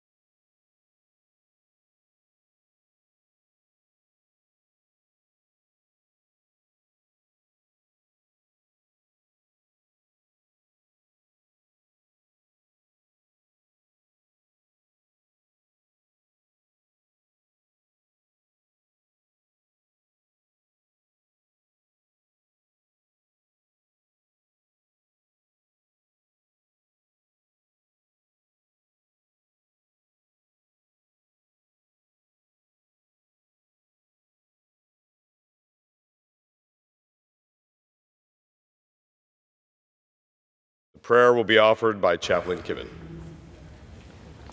Would you pray with me? Sovereign God, you and you alone know the plans you have for each one of us, for this body, and for this nation. In your mercy, you have promised that what you have designed for us is for our welfare and not for our harm, to give us a future with hope. We call upon you then and pray to you, trusting in your divine provision, claiming what you have promised, even when your will is not always clear to us, even when the problems of the present prevent us from imagining the favorable future you have foretold. In the concerns and confusions that clutter our lives, we search for you. We seek you with our whole hearts. Lord, let us find you and restore to us the fortune of faith, the assuredness, the confidence, and the conviction that is ours when we acknowledge your divine hand in our lives and your favor upon us. It is in your merciful name we dare to pray. Amen. Amen. God bless and thank you, Admiral. The chair has examined the journal of the last day's proceedings and announces to the House the approval thereof. Pursuant to Clause 1 of Rule 1, the journal stands approved. The Pledge of Allegiance will be led by the gentlewoman from Texas, Ms. Garcia. You join me in the Pledge of Allegiance. I pledge allegiance to the flag of the United States of America and to the republic for which it stands, one nation, under God, indivisible, with liberty and justice for all. The chair will entertain up to 15 requests for 1-minute speeches on each side of the aisle. For what purpose does the gentleman from Pennsylvania seek recognition? Mr. Speaker, I request unanimous consent to address the House for 1 minute and revise and extend my remarks. Without objection, the gentleman is recognized for 1 minute. Thank you, Mr. Speaker. I rise to recognize Bellefonte Area High School's concert choir milestone event, performing ahead of the Rockettes at Radio City Music Hall. On Monday, December 16, 32 students from Bellefonte Area High School will take the stage as the opening act for the Rockettes Radio City Christmas Spectacular in New York City. The Bellefonte Area High School Concert Choir was selected to participate in Radio City's Sounds of Christmas Experience, a program that allows groups to apply to perform on openers for the Christmas Spectacular. For their 5-minute holiday-themed a cappella performance, BAHS will perform 2 pieces, Noël Nouveau, a setting of a French carol, and a vocal jazz setting of its most wonderful time of the year. Mr. Speaker, the Rockettes Radio City Christmas Spectacular is a cherished tradition that brings the spirit of Christmas to life for audiences from around the world. Congratulations to the Bellefonte Area High School Concert Choir for their dedication, hard work, and their contributions to the iconic Christmas Spectacular. Thank you, Mr. Speaker, and I yield back the balance of my time. For what purpose does the gentleman from Texas seek recognition? Mr. Speaker, I ask for unanimous consent to address the House for 1 minute and revise and extend my remarks. Without objection, the gentlewoman is recognized for 1 minute.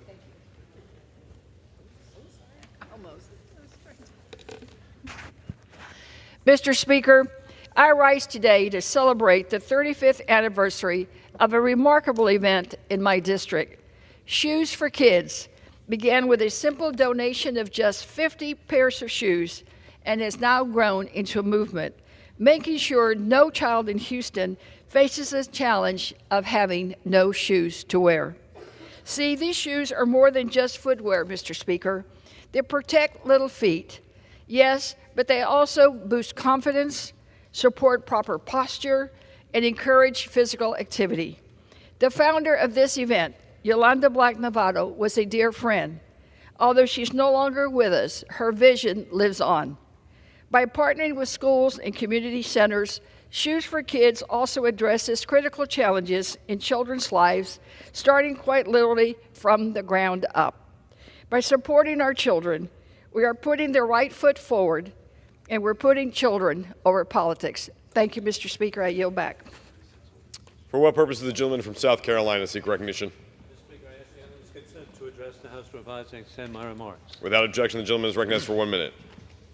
Thank you, Mr. Speaker. I am grateful to recognize 2024 Army Congressional Fellow Major J.J. Joshua Jackson for his service to the country and the 2nd District of South Carolina. Throughout his congressional tenure, J.J. has been a valued team player and working on military and veterans issues, including today, the National Defense Authorization Act. As an Air Defense Artillery officer, J.J. has held numerous positions with a distinguished career, including tours in our valued allies of Saudi Arabia and Jordan. He most recently served the Pentagon as a legislative liaison with the Department of the Army. A Georgia native, J.J. graduated from West Point, where he was a starter for the Army football team. We wish J.J. and his young daughters, Amaya and Noah, the best of continued success. In conclusion, God bless our troops as the global war on terrorism conditions, open borders for dictators puts all Americans at risk of more 9/11 attacks, as warned by the FBI. Donald Trump will reinstitute existing laws to protect American families with peace through strength. America celebrates its first ally, France, with yesterday the historic 200th anniversary of the address to Congress by the Marquis de Lafayette, with his portrait here in the chamber, along with the portrait of George Washington, the only two portraits here in the chamber. I yield back. For what purpose does the gentleman from North Carolina seek recognition? I seek to address the House for 1 minute and revise and extend my remarks. Without objection, the gentlewoman is recognized for 1 minute. Mr. Speaker, I rise today to recognize the exemplary service of Raleigh Police Chief Estella Patterson, who recently announced that she will retire next year. Since Chief Patterson joined the Raleigh Police Department in 2021, I'm proud to have worked with her on many issues. She's led the charge to lower crime rates, address gun violence, recognize mental health issues, and more. Chief Patterson offered vital input on my legislation to support women cops, which would incentivize more women to join law enforcement. She has continued to prioritize a police force that represents the community it serves. She also led our community through one of its darkest times, the Hedingham shooting that stole 5 precious lives. Chief Patterson, thank you for all you've done for our community. Good luck in your retirement and your future endeavors. And I yield back. For what purpose does the gentleman from Nebraska seek recognition? Mr. Speaker, I ask unanimous consent to address the House for 1 minute to revise and extend my remarks. Without objection, the gentleman from the great state of Nebraska is recognized for 1 minute. Mr. Speaker, I rise today to celebrate the incredible life and legacy of Nebraska's own Howard Hawks. Howard was a generational leader who lived the American dream, co-founding an energy company called Tenaska. Since founding the company in 1987, he helped grow it to one of the largest privately held companies in America. If anyone knows Howard Hawks, you know that if he got involved in a project, people in a 5-state area knew exactly what was going on, and it would get done. One of his greatest investments was at the University of Nebraska, where he gave both his time and his treasure. He served almost 2 decades as a regent and helped strengthen our Husker athletic program as a booster. And in recent years, he's provided the lead gift that helped build the University of Nebraska Lincoln's Business School. Just another example of his philanthropic projects that he took on throughout the years. Howard will be missed. Our hearts and prayers go out to Rhonda and the entire Hawks family as we mourn his loss. Thank you, Mr. Speaker, and I yield back. For what purpose does the gentleman from California seek recognition? Without objection, the gentleman is recognized for 1 minute. Thank you, Mr. Chairman. Mr. Speaker, I rise today to recognize Chanel Scales Preston for her decades of service to the House of Representatives. Chanel has lived and served in Contra Costa County in Northern California her whole life. Since 2001, she has worked diligently on behalf of district residents. First, for my predecessor, Congressman George Miller, who served in this House for 40 years, and now for my office. As our district director, she has helped to lead our efforts in the district to provide outstanding service to constituents. Chanel has shown unwavering devotion to her hometown of Pittsburgh, California, where she resides with her husband, Damon, and her sons, Jaden and Ashton. She has served on the Pittsburgh City Council, serving as mayor and council member since 2018. working tirelessly to foster a strong and diverse community throughout Pittsburgh, California. Chanel was chosen by the voters to serve as the next Contra Costa County Supervisor for District 5, and while I am very sad to see her go from our team, I'm confident that in this role she will continue to be an effective and wonderful leader for our community, for our county, and for our country. It has been a joy to work with Chanel throughout the years, and I'm incredibly grateful and proud for her service. Thank you, Mr. Speaker, and I yield back. For what purpose does the gentleman from Ohio seek recognition? Mr. Speaker, I ask unanimous consent to address the House for 1 minute and to revise and extend my remarks. Without objection, the gentleman is recognized for 1 minute. Thank you, Mr. Speaker. I rise today to recognize the Cleveland Museum of Natural History ahead of their grand reopening. The Cleveland Museum of Natural History has been teaching people from all over America about the natural world for more than a century and has been a global leader in scientific research, science education, and conservation. The museum serves over 300,000 people each year, including 30,000 students. The museum's collection encompasses approximately 5 million specimens, and its Natural Areas program protects more than 12,000 acres of natural habitats in Northeast Ohio. This week, the opening of the new 50,000 square foot expansion of the Cleveland Museum of Natural History will launch a new era for the museum, which will share science and the wonders of discovery with generations to come. Congratulations on this momentous occasion, and I look forward to the next century of success for the museum. Thank you, Mr. Speaker, and I yield back. For what purpose does the gentleman from Michigan seek recognition?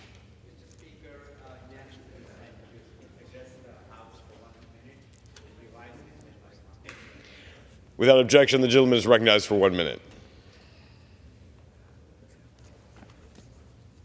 Thank you, Mr. Speaker. I rise today to bring awareness of the human rights violations in Bangladesh against the minority Hindus. Since 1971, when Bangladesh got its freedom from Pakistan, there has been numerous occasions where minority Hindus have been attacked. More recently, we have seen Hindu priest being arrested and his lawyer was murdered.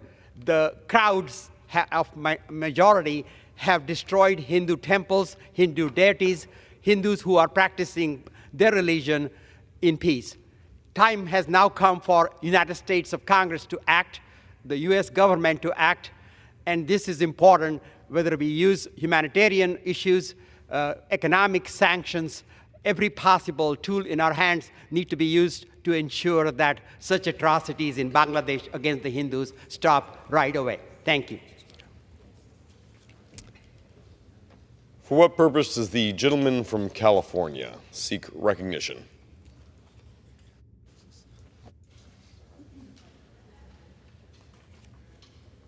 I apologize. I asked the Speaker for 1 minute to address the House with unanimous consent. Absolutely. Without objection, the gentleman is recognized for 1 minute. Thank you. I rise today to celebrate the passage of the Bipartisan Disaster Management Cost Modernization Act. This bill is one pillar of my landmark comprehensive legislation to address the worsening wildfire crisis. It transforms our fight against wildfires, moving us from our current reactive approach to a proactive plan to prevent megafires. For too long, we've been playing catch-up with wildfires instead of preventing them. This bill flips the script, cutting red tape so communities like mine could tap into existing disaster funds before those flames threaten our homes. This means communities can rebuild faster, strengthen their defenses, and avoid devastating losses down the road. We know wildfire prevention will cost $6 billion each year, and this proactive approach is more cost-effective, and it is the best way to protect our neighbors, keep our firefighters safe, and speed up help when families need it. The passage of this bill is a major step forward, and I look forward to the full passage of my full wildfire modernization package as soon as possible, now and for the future. Thank you, and I yield back.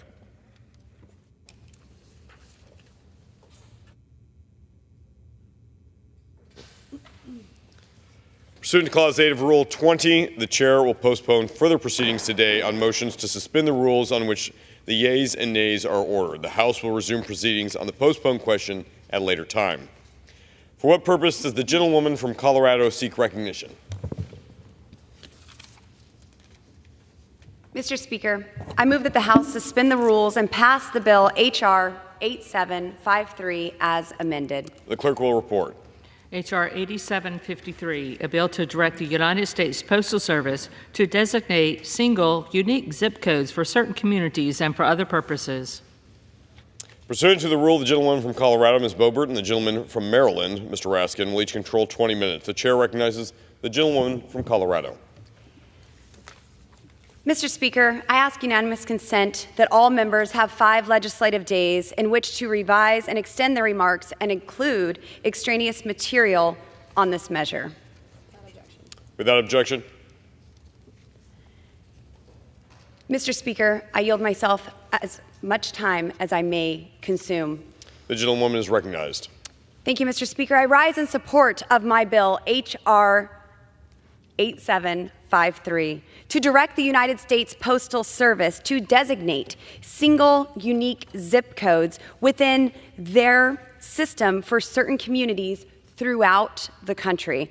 While all the communities in this bill typically utilize some sort of zip code already, the ones we are discussing today do not have a zip code that is unique to their city or town in the Postal Service system.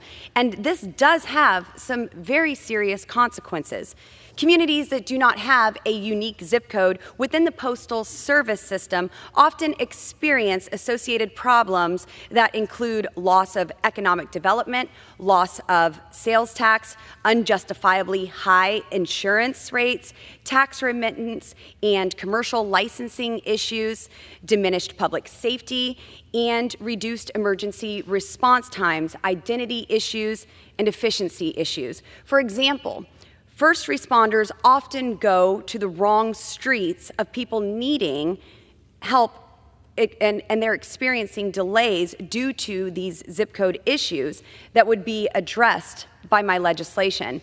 It is estimated that the city of Lone Tree in my new district in Colorado is losing about $5 million in sales tax revenue each year because of this zip code issue.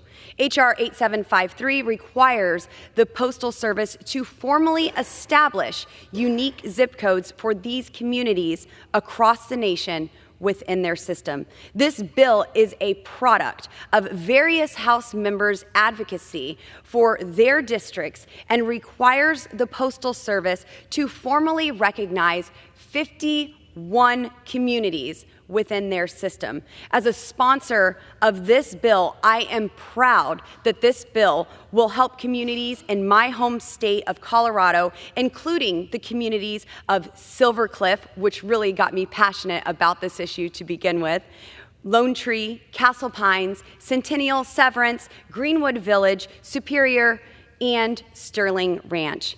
The current process allows small towns and cities to petition the Postal Service for a unique zip code, but it is rarely approved, and if it is denied, they cannot appeal this decision for up to 10 years. Congress has intervened on these matters in the past and passed laws enacting for unique zip codes throughout the Post Accountability and Enhancement Act of 2006. So there is a precedent for this type of legislation.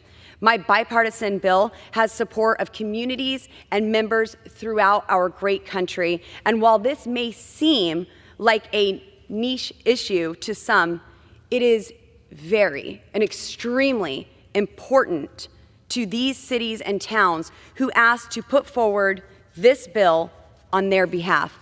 I urge adoption of this bipartisan bill to support small cities and towns throughout America. And Mr. Speaker, with that, I reserve the balance of my time. Gentlewoman reserves. The gentleman from Maryland, Mr. Raskin, is recognized. Thank you, Mr. Speaker. I yield myself such time as I may consume. Gentleman is recognized.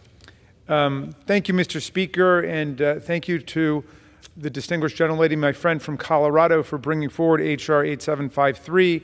This would require the U.S. Postal Service to designate unique zip codes for more than 50 different communities across America. The legislation actually combines multiple bills that have been introduced in this Congress by both Republicans and Democrats that aim to address specific community concerns expressed over a long period of time about disrupted mail delivery, undeliverable and lost mail, and geographic confusion. I commend Representative Boebert for her very creative and undaunted work on this issue, which has been a chronic headache for residents of dozens of small communities across the land. For example, Scotland, Connecticut is a municipality with only 600 addresses, and it's broken up into 6 different zip codes. The town has reported multiple instances of disruptions in mail delivery, including absentee ballots in recent elections. The town has already sought the assistance of the Postal Service, which operates a zip code boundary review process, and even sent an appeal after their initial petition was denied. The process has been protracted and Kafkaesque for them, as well as for other communities covered by Ms. Boebert's legislation. The distinguished gentlelady's bill operates as a last resort for towns to get the resources and the attention that they deserve. So I'm delighted to support this legislation. Congress has designated new zip codes via legislation in the past.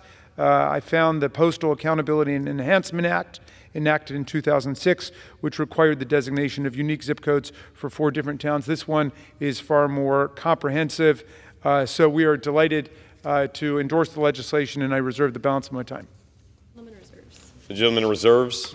The gentleman from Colorado is recognized. Mr. Speaker, I yield 45 seconds to the gentlewoman from California, Ms. Kim.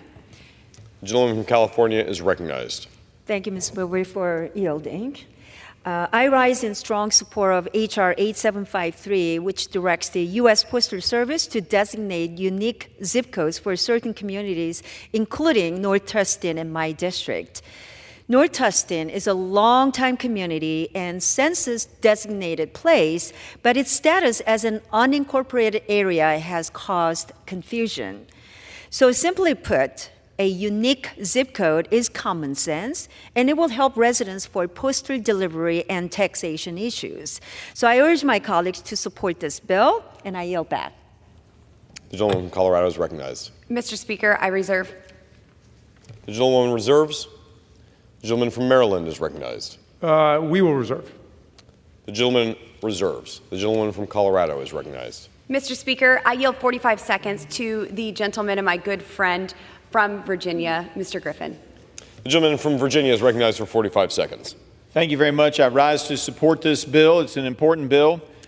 I represent the community of Fair Lawn, Virginia. Fair Lawn is in Pulaski County, but it has a Radford City zip code. Now, you may say, well, that's not such a big deal, because in most of the 50 states, the cities are within a county. But in Virginia, the cities are completely independent.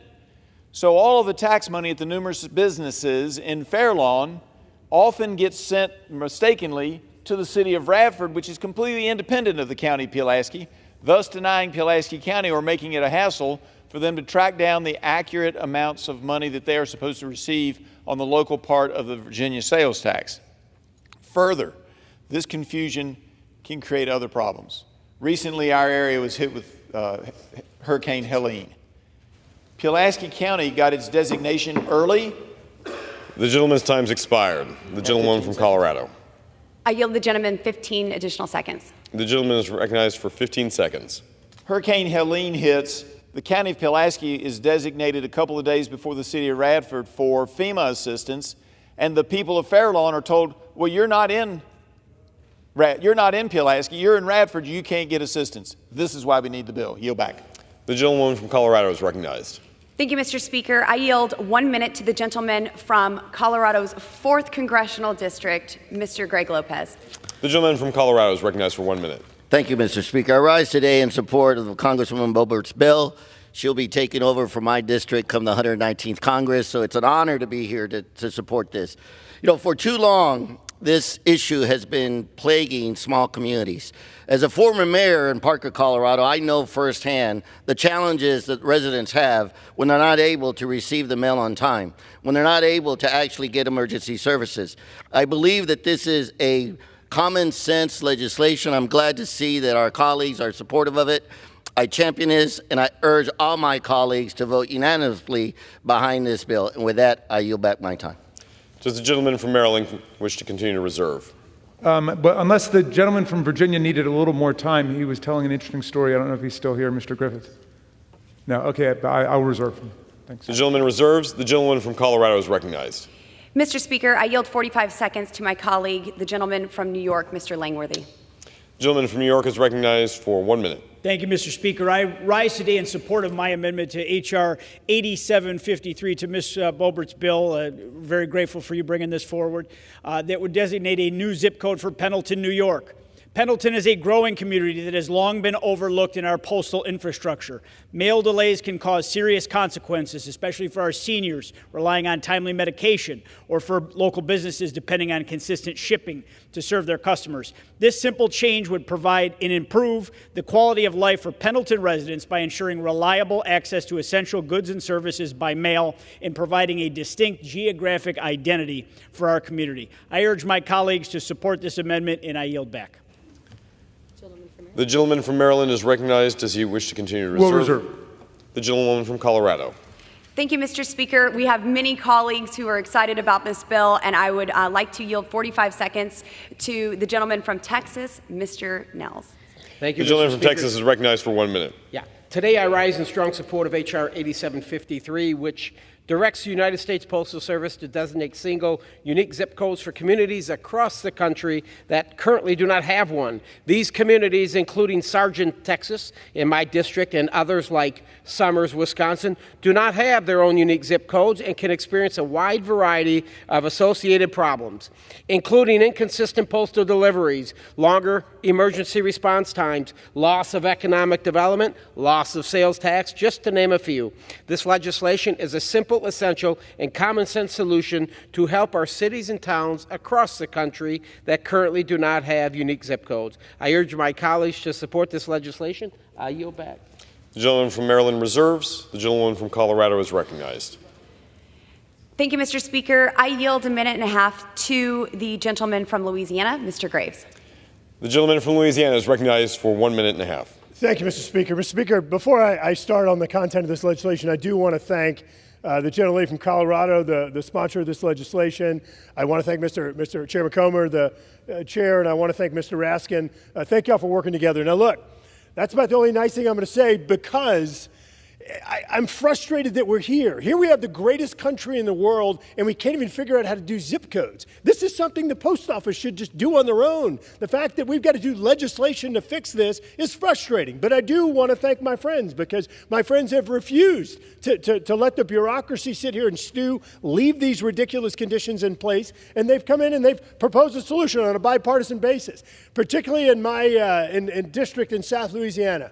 The community of Munson in St. Charles Parish, they've got a mess of a zip code, and so this actually ensures that they're going to have their own zip code. And then, of course, the greatest university in the nation, I'll let it come to mind. That's right, LSU. All of you got it right. Louisiana State University. It's got this broken up, bifurcated zip code system. This bill fixes that as well. So let me say it again. I want to thank my friend from Colorado, Ms. Boebert. I want to thank Mr. Raskin and Chairman Comer. Thank you all for working together. Thank you for fixing these issues. But I'll say it again. Post office should be able to do this on their own. I hate that we have to spend time in Congress doing this whenever this is just red tape that should be able to be fixed on its own. But thank you for not putting up with it. I appreciate y'all's leadership and working together. I urge adoption and yield back. The gentleman from Maryland is recognized. Thank you, Mr. Speaker. I thank the gentleman from Louisiana for his very thoughtful, insightful remarks on this. We had the Postmaster General with us yesterday in the Oversight Committee, and we're facing a crisis in lots of parts of the country in terms of undelivered mail, late mail, inefficient delivery taking place. In the meantime, the costs are going up and up. And so there's a lot of work that needs to be done in the post office. The post office is really the only federal department that is defined by the Constitution itself. It's in Article 1 of the Constitution, and the post office created the national transportation network, the postal roads. It created the National Information Network. Benjamin Franklin was the first Postmaster General. We've got to bring the post office back to a point where we can rely on it to do the basic things that are so essential to our economy and to our society. And one of them is lining up the zip codes properly. So again, I want to thank the distinguished gentlelady from Colorado for her initiative, which is truly bipartisan, to loop together all of the communities that have been very frustrated and disappointed in this process to say that Congress will indeed act. And I'll reserve. The gentleman reserves. The gentlewoman from Colorado is recognized. Thank you, Mr. Speaker. I yield my time, myself, as much time as I may consume. The gentleman is recognized. I do associate with my remarks with the gentleman from Louisiana, Mr. Graves. This is a very frustrating thing that we have to be in Congress debating and issuing legislation on. I'm so proud to be here and have a part in that. But this is something that should have been done. Many of these cities, many of these communities have requested the United States Postal Service to give them a unique zip code, and they have been denied. This started for me with the town of Silver Cliff in Colorado. It is one of the most beautiful towns right next to Westcliff, Colorado, in Custer County. And in my first term, I represented Custer County before redistricting, and they were taken away from me. But this was one of the very first issues that I learned of as their representative. And it was not the first time this issue was brought to a member of Congress. 2 members of Congress prior to me had heard about this issue, had legislation on this issue, and the legislation did not go forward. In the Oversight Committee, we do have jurisdiction over the United States Postal Service, and I am so grateful for Chairman Comer and Ranking Member Jamie Raskin, who have worked so diligently alongside of me to get this legislation through committee with complete and full support of every member on this legislation. And now I'm looking forward to this bipartisan legislation passing the House, going to the Senate, and hopefully being signed into law. I want to thank Senator Bennett for also being passionate about the cities who need unique zip codes in Colorado. But hopefully we don't need legislation in the future to designate these zip codes, to get the people what they deserve. And hopefully this sets a precedence for the United States Postal Service to approve these communities' requests, and it won't take an act of Congress to do the right thing. Madam Speaker, I yield. Does the gentlewoman yield or reserve? Does the gentlewoman reserve? Oh, sorry. Yes, reserve. Thank you. The gentlewoman reserves. We reserve. Madam Speaker. Oh, the gentlewoman from from Wyoming, Colorado is recognized. Thank you, Madam Speaker. I yield 2 minutes to the gentlewoman from Wyoming, Ms. Harriet Hageman. The gentlewoman is recognized. Thank you, Madam Speaker. I rise in support of H.R. 8753 to designate single, unique zip codes for communities across the United States. Madam Speaker, communities lacking a unique zip code often experience a host of issues that extend beyond just the delivery of mail and can impact everything from economic development to emergency response. This is no exception for the community of Mills, Wyoming, whose existing designation has caused issues with residential mail delivery, loss of property tax revenue and franchise fees, and incorrect census accounts. Each of these issues poses significant challenges for Mills as it continues to grow, develop, and attract new residents across Wyoming and beyond. Passage of this bill will go a long way to correct this oversight, not only for Mills, but for other communities nationwide. I am grateful to the City of Mills and their advocacy on this legislation, and am proud to be one of its co-sponsors. I would like to also mirror what Representative Boebert was saying about the importance of mail delivery in our communities. Coming from the least populated state in the nation and one of the largest land-wise, I can assure you that having consistent and reliable mail delivery is absolutely critically important, not only for the delivery of medication to our veterans, but to make sure that we are able to comply with a variety of laws. I want to thank Representative Boebert and Chairman Comer for their leadership on this critically important issue and support this legislation to resolve these issues for my constituents in Mills. I urge all of my colleagues to support H.R. 8753, and with that, I yield back. The gentlewoman yields. Madam Chair, I reserve. The gentleman from Maryland is recognized. And we reserve. The gentleman reserves.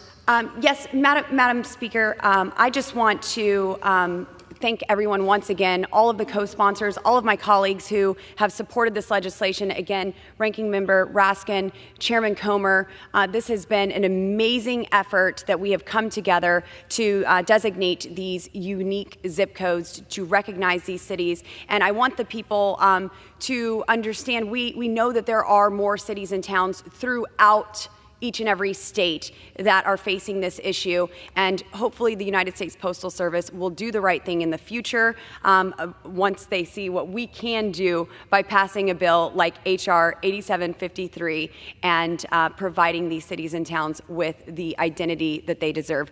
Madam Speaker, I do yield. The gentlewoman yields. The gentleman from Maryland is recognized. Thank you, and I'll yield myself such time as I may consume in closing. And I understand we have a few moments before our friends arrive for the next discussion. Is this right?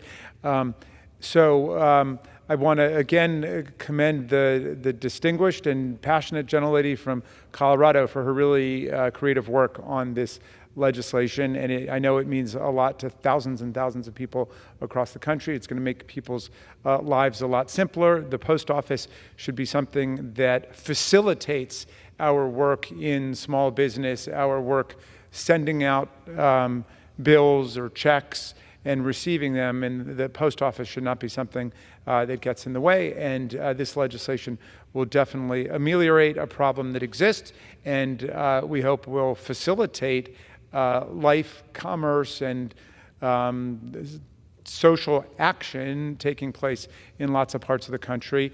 This also gives me the opportunity to thank my colleague for engaging in this legislative endeavor in a totally bipartisan way.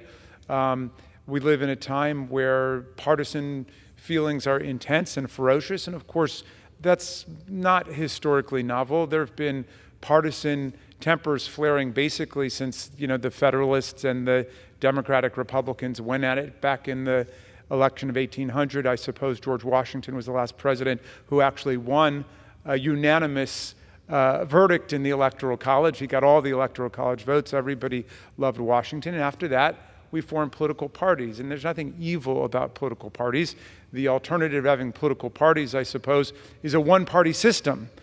Something like is developed in China with the Communist Party there, or in Russia under Vladimir Putin, or what Orban is working on with illiberal democracy in Hungary. There's an easy way to get rid of partisanship if partisanship is the problem, and that's you get rid of political parties. But we can't do that because political parties are a sign of health in a society, because people have different views about things, and political parties are a great way to articulate different agendas and programs, bring them to the electorate, bring them to the voters, and to express conflict in a civil and nonviolent way. The problem, of course, is when we elevate our devotion to party above our devotion to the Constitution and the Bill of Rights and the country as a whole. All of us who aspire and attain to public office are nothing but the servants of the people, all the people. We might get elected with a little R next to our name or a little D next to our name or an I next to our name, but once we swear our oath of office, we are there to uphold the Constitution for everyone, and we're there to serve all of the people. That's our job. And you say, well, that sounds romantic, that sounds idealistic. Actually, that's how we conduct most of our lives as politicians. If you come to my district office out in beautiful Rockville, Maryland, in the beautiful 8th Congressional District, you have a problem, let's say, with Social Security or Medicare or Medicaid or the post office or PPP loans, whatever it is, and we will go to bat for you. We will go to work for you to help you navigate the twists and turns of the public system and federal bureaucracy. We never ask, are you a Democrat? Are you a Republican? Are you an independent? If you're my constituent, we will go to bat for you. And I know that's true of my friend from Colorado, too. She's there to serve everybody. Republicans, Democrats, independents, others, people who hate all the political parties. All of those people are Americans and deserve the programs and the services of the government at the very least, and certainly all of the rights and the freedoms that they're entitled to as Americans under the Constitution and the Bill of Rights. And we have the honor and the privilege to serve the people, to serve all America, and to serve the Constitution and the Bill of Rights. We are not the masters of the people. Anybody who occupies public office, no matter how high, no matter how low, is nothing but the servant of the people.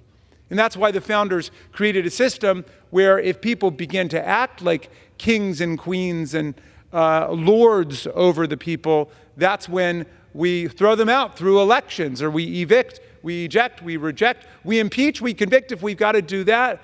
But the Constitution has an electoral system to keep the process moving. All of us are just servants of the people. And just like we're there to serve the people, the federal departments we set up, like the post office, which I think still, even with all the problems, is our most popular federal function, with hundreds of thousands of hardworking, devoted people working in the post office. All of them work for the government, work for the Congress, which works for the people. The three most important words in our Constitution are the three most important words in our country. We the people. We the people. And we reject every form of despotism and dictatorship, anybody who would try to overthrow rule by the people. So, in this bill, which may be deceptively simple and may apply only to tens of thousands or hundreds of thousands of people in the country, what we see is democratic representative government in action. And when we're trying to live up to our oaths, we can act in a bipartisan way. We can remember where the word party comes from. It comes from the French word parti, which means a part. Each of our parties is nothing but a part of the whole. And when we're doing our jobs right, as Ms. Boebert is today, then we are acting in the interests of the whole without regard to political party or sect. So I'm proud to be part of this legislation. I'm proud to support it. And I'm very hopeful that our friends in the Senate will pick it up quickly and we can move it through this Congress. And with that, I'm happy to yield back, Madam Speaker. The gentleman yields. The question is, will the House suspend the rules and pass the bill H.R. 8753 as amended? Those in favor say aye. Those opposed, no. In the opinion of the chair, 2/3 being in the affirmative, the rules are suspended, the bill is passed, and without objection, the motion to reconsider is laid on the table.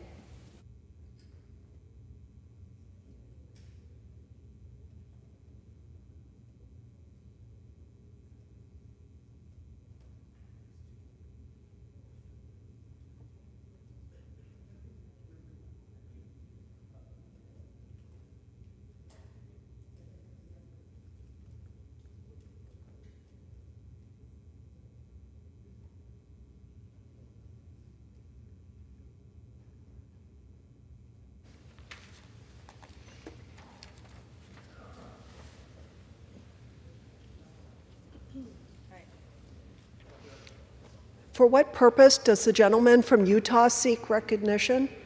Madam Speaker, I move to suspend the rules and pass the bill H.R. 9716. The clerk will report the title of the bill. Union Calendar Number 700, H.R. 9716, a bill to amend the Congressional Budget and Impoundment Control Act of 1974 to require the Congressional Budget Office to provide baseline updates and for other purposes.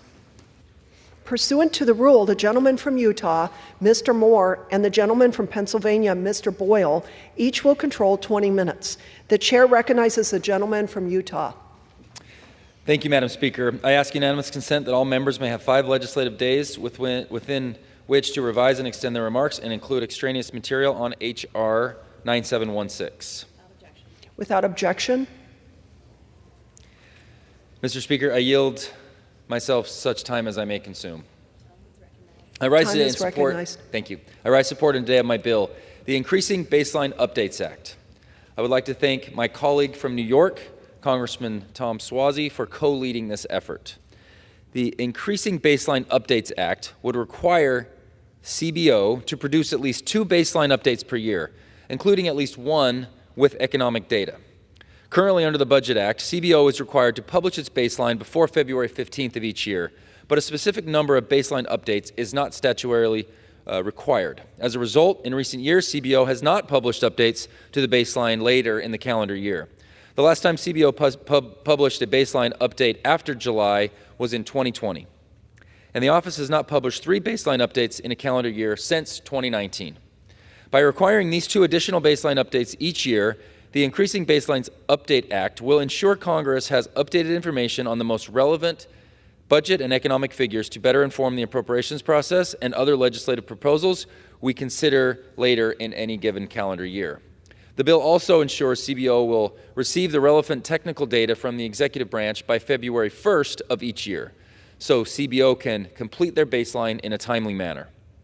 I was proud that this bill unanimously passed the Budget Committee this past September with help of ranking member from Pennsylvania. During the 118th Congress, the Budget Committee has been laser focused on sounding the alarm about the threat posed to our nation by the debt and deficit crisis in which we find ourselves. This has included bipartisan efforts with our Democratic colleagues on reforms to bolster improper payment accountability, improve the budget process, and shore up our long-term fiscal solvency. Critical to our efforts to rein in the federal debt and deficit is providing oversight of CBO to ensure this office is providing Congress the most accurate and timely information possible to inform legislative efforts.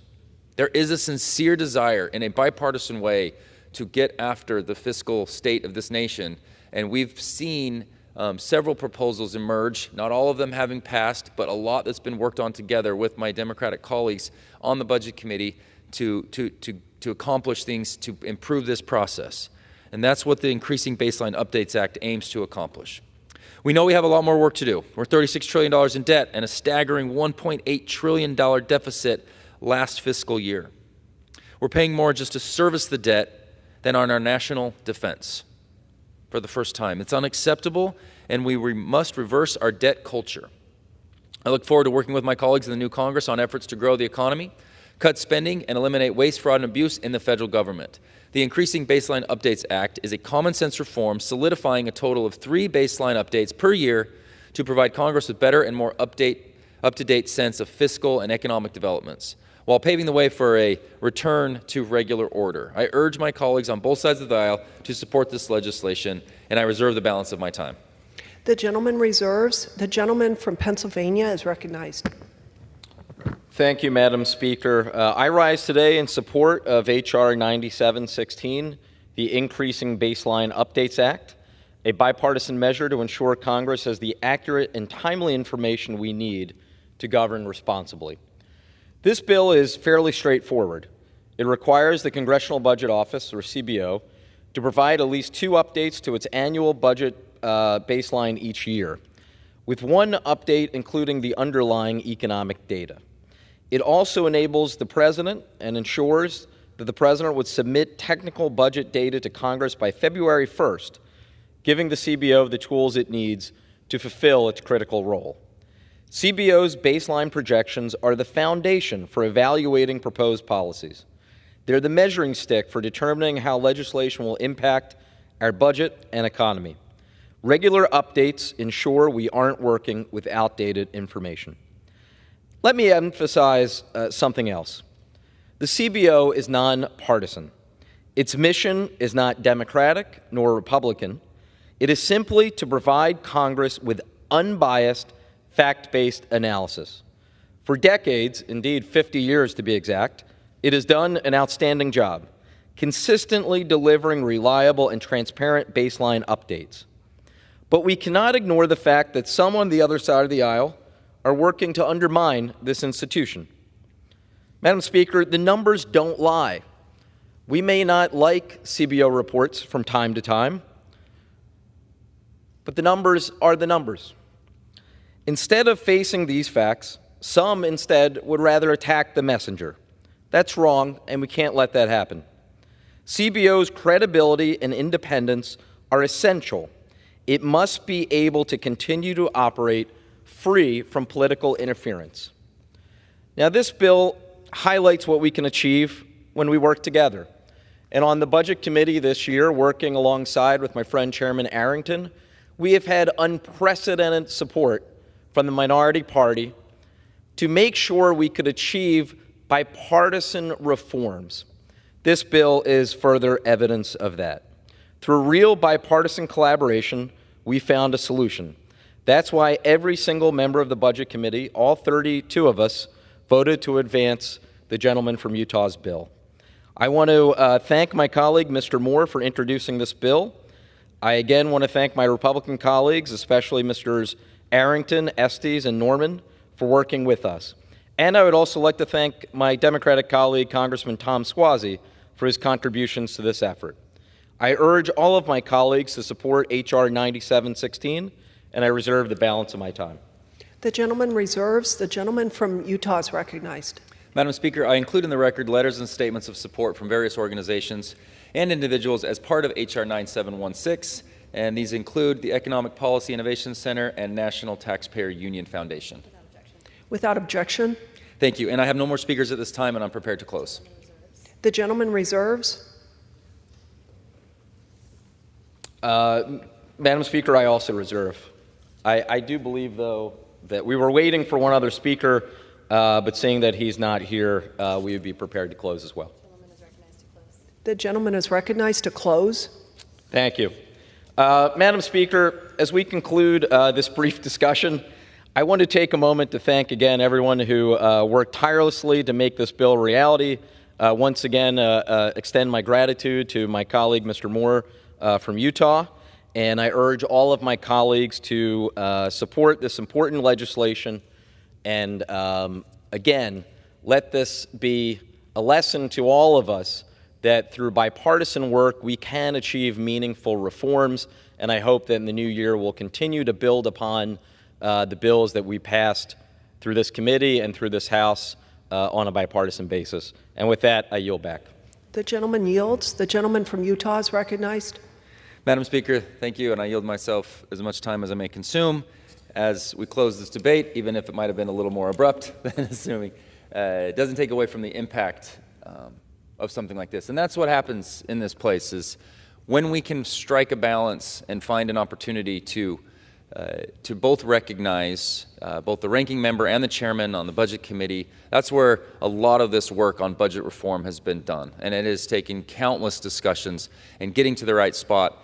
And that's the product that we have here today. Sensible, reasonable reforms that are needed. And we're going to get an opportunity to hear from CBO more frequently as we try to continue to navigate this incredibly difficult fiscal situation that we're in. We're in a tough spot. The Budget Committee held another hearing just this morning on this very subject. We have a responsibility to our constituents and our kids' generation to get our finances in check. And this bill will help Congress get back to regular order and ensure we have updated information and the most relevant budget data and economic figures as we continue to craft policy. I once again thank the committee for its unanimous support on this bill. Again, in order to get to that unanimous support, Ranking Member Boyle is a significant leader in doing that, and I thank him and Mr. Suozzi for the efforts on this bill, and I urge my colleagues to support its passage, and I yield back the balance of my time. The question is, will the House suspend the rules and pass the bill, H.R. 9716? Those in favor say aye. Aye. Those opposed, no. In the opinion of the chair, 2/3 being in the affirmative, the rules are suspended, the bill is passed, and without objection, the motion to reconsider is laid on the table. For what purpose does the gentleman from Utah seek recognition? Madam Speaker, I request the yeas and nays. The yeas and nays are requested. All those in favor of taking this vote by the yeas and nays will rise and remain standing until counted. After sufficient number having risen, the yeas and nays are ordered. Pursuant to Clause 8 of Rule 20, further proceedings on this question will be postponed.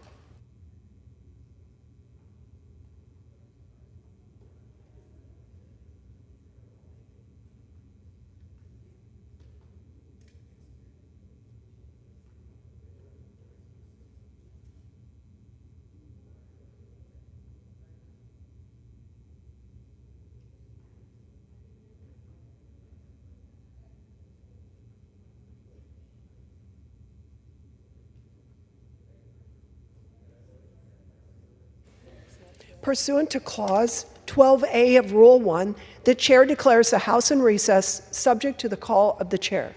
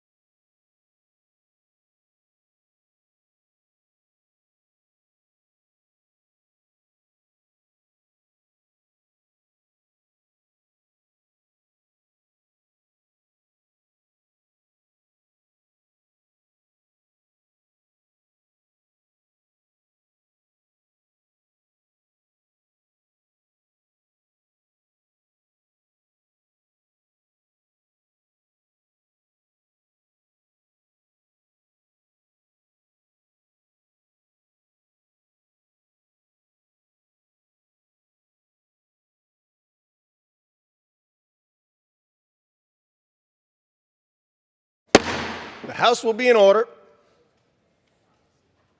For what purpose does the gentleman from Alabama seek recognition? Mr. Speaker, pursuant to House Resolution 1612, I call up H.R. 5009 with the Senate amendment thereto, and I have a motion at the desk. The clerk will report the title of the bill, designate the Senate amendment, and report the motion. H.R. 5009, an act to reauthorize wildlife habitat and conservation programs and for other purposes. Senate amendment. Mr. Rogers of Alabama moves that the House concur in the Senate amendment to the bill H.R. 5009 with an amendment consisting of the text of Rules Committee Print 118-52. Pursuant to House Resolution 1612, the motion shall be debatable for 1 hour, equally divided and controlled by the chair and ranking minority member of the Committee on Armed Services or their respective designees. The gentleman from Alabama, Mr. Rogers, and the gentleman from Washington, Mr. Smith, each will control 30 minutes. The chair recognizes the gentleman from Alabama. Thank you, Mr. Speaker. I ask unanimous consent that all members have 5 legislative days to revise and extend their remarks and include extraneous material on the House amendment to the Senate amendment to H.R. 5009, and that I may include tabular material on the same. Without objection. The gentleman is recognized. Thank you, Mr. Speaker. I yield myself such time as I may consume. Gentleman is recognized. Thank you, Mr. Speaker. I rise in strong support of H.R. 5009. For the first time in decades, this year's defense bill carries a different name. It's the Service Member Quality of Life Improvement and National Defense Authorization Act. We did that to underscore the tremendous gains this bill makes toward improving the quality of life of our service members and their families. No service member should have to live in squalid conditions. No military family should have to rely on food stamps to feed their children. And no one serving in the military should have to wait to see a doctor. But that's exactly what many of our service members are experiencing, especially junior enlisted personnel. This bill goes a long way to fixing that. It includes a 15% pay raise for the junior enlisted. It expands allowances for housing and food. The bill significantly increases funding to improve existing barracks and build new ones. It encourages the services to pursue public-private partnerships to provide better unaccompanied housing. The bill reduces dangerous health care wait times by waiving referral requirements for specialty care and expanding the number of DoD doctors and nurses with new special recruitment and pay incentives. The bill improves access to child care for military families by increasing investment in DoD child care centers and fully funding child care fee assistant programs. The bill helps military spouses gain and retain employment by making it easier for them to transfer professional licenses between states. We are making these historic improvements in the quality of life of our service members because now, more than ever, we need to recruit and retain the best and the brightest. That's because the threats our nation faces, especially those from China, are more complex now than they have been in over 40 years. To deter these threats, the FY25 NDAA reforms acquisition authorities and fosters private sector innovation to speed the fielding of game-changing new technologies that will give us the advantage in a conflict with China. It strengthens our security partnerships with Taiwan and our Pacific allies, fully funds the modernization of our nuclear deterrent, protects U.S. military bases and defense supply chain, and the academic research from Chinese espionage, builds the logistics networks in the Pacific the military needs to carry out our operations against China. And it includes new investments to retool and revitalize the industrial base to ensure it can deliver the systems we need to prevail in any conflict. In the face of growing threats from China, it is also critical we restore the military's focus on lethality. The FY25 NDAA does so by ending divisive policies that have hurt recruiting, unit cohesion, and military readiness. We all know that deterring these threats will be an expensive endeavor. That's why this bill includes over $30 billion in savings from cutting systems that can't survive in a conflict with China, and by reining in programs like the F-35 that are not delivering on existing requirements. Mr. Speaker, this is a good bill, a fair compromise that will go a long way to ensure our nation can successfully deter and defeat any adversary, and I urge all members to support the bill, and with that, I reserve the balance of my time. Gentleman reserves. Gentleman from Washington is recognized. Thank you, Mr. Speaker. I yield myself 5 minutes.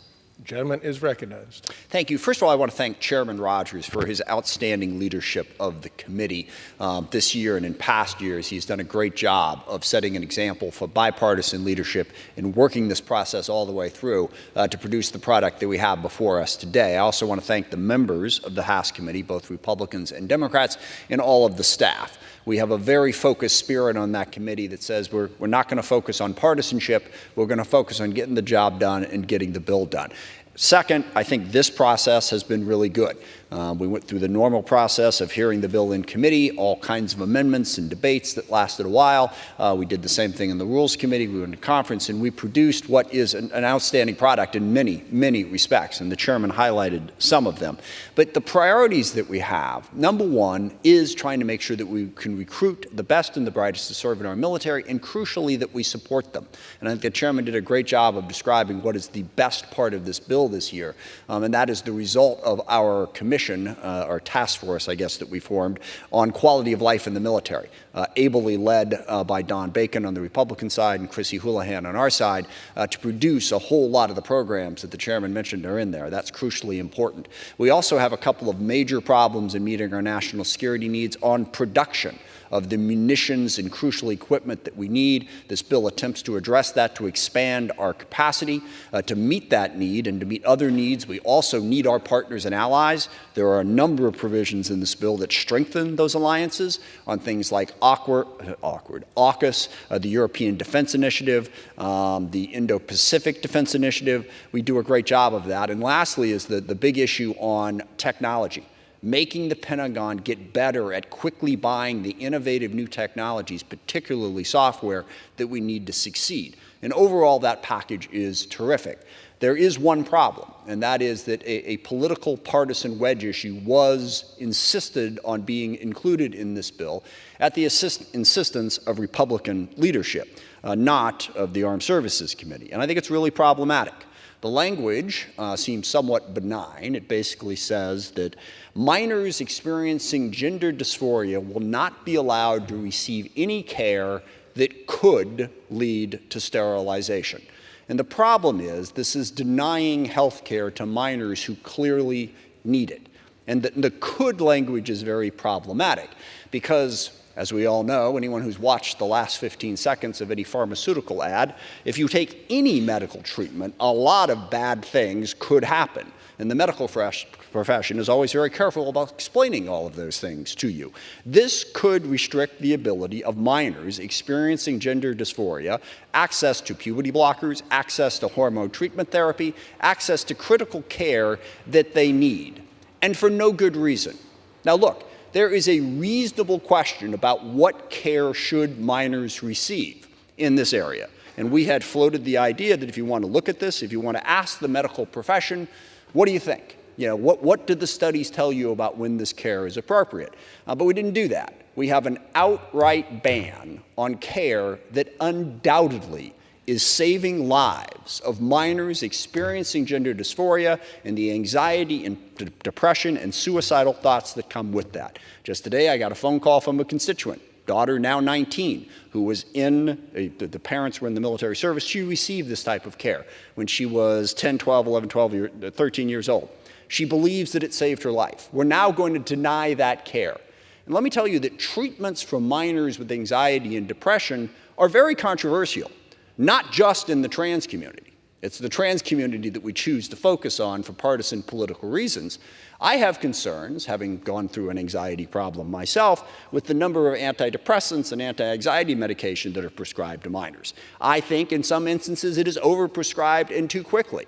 But the other thing I know is that there are some minors who benefit enormously from that treatment. And I would never in a million years present a piece of legislation outright banning that treatment from any minor.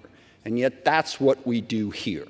We are doing it because of ignorant, bigoted reasons against the trans community. The medical profession has no dispute that in some instances, this treatment is crucial to the health and well-being of our children, and we are now denying that to the children of service members. I think that is problematic, and I hope we will rethink it and remove that from this bill because it taints an otherwise excellent piece of legislation. And with that, I reserve the balance of my time. Gentleman reserves. The chair will receive a message.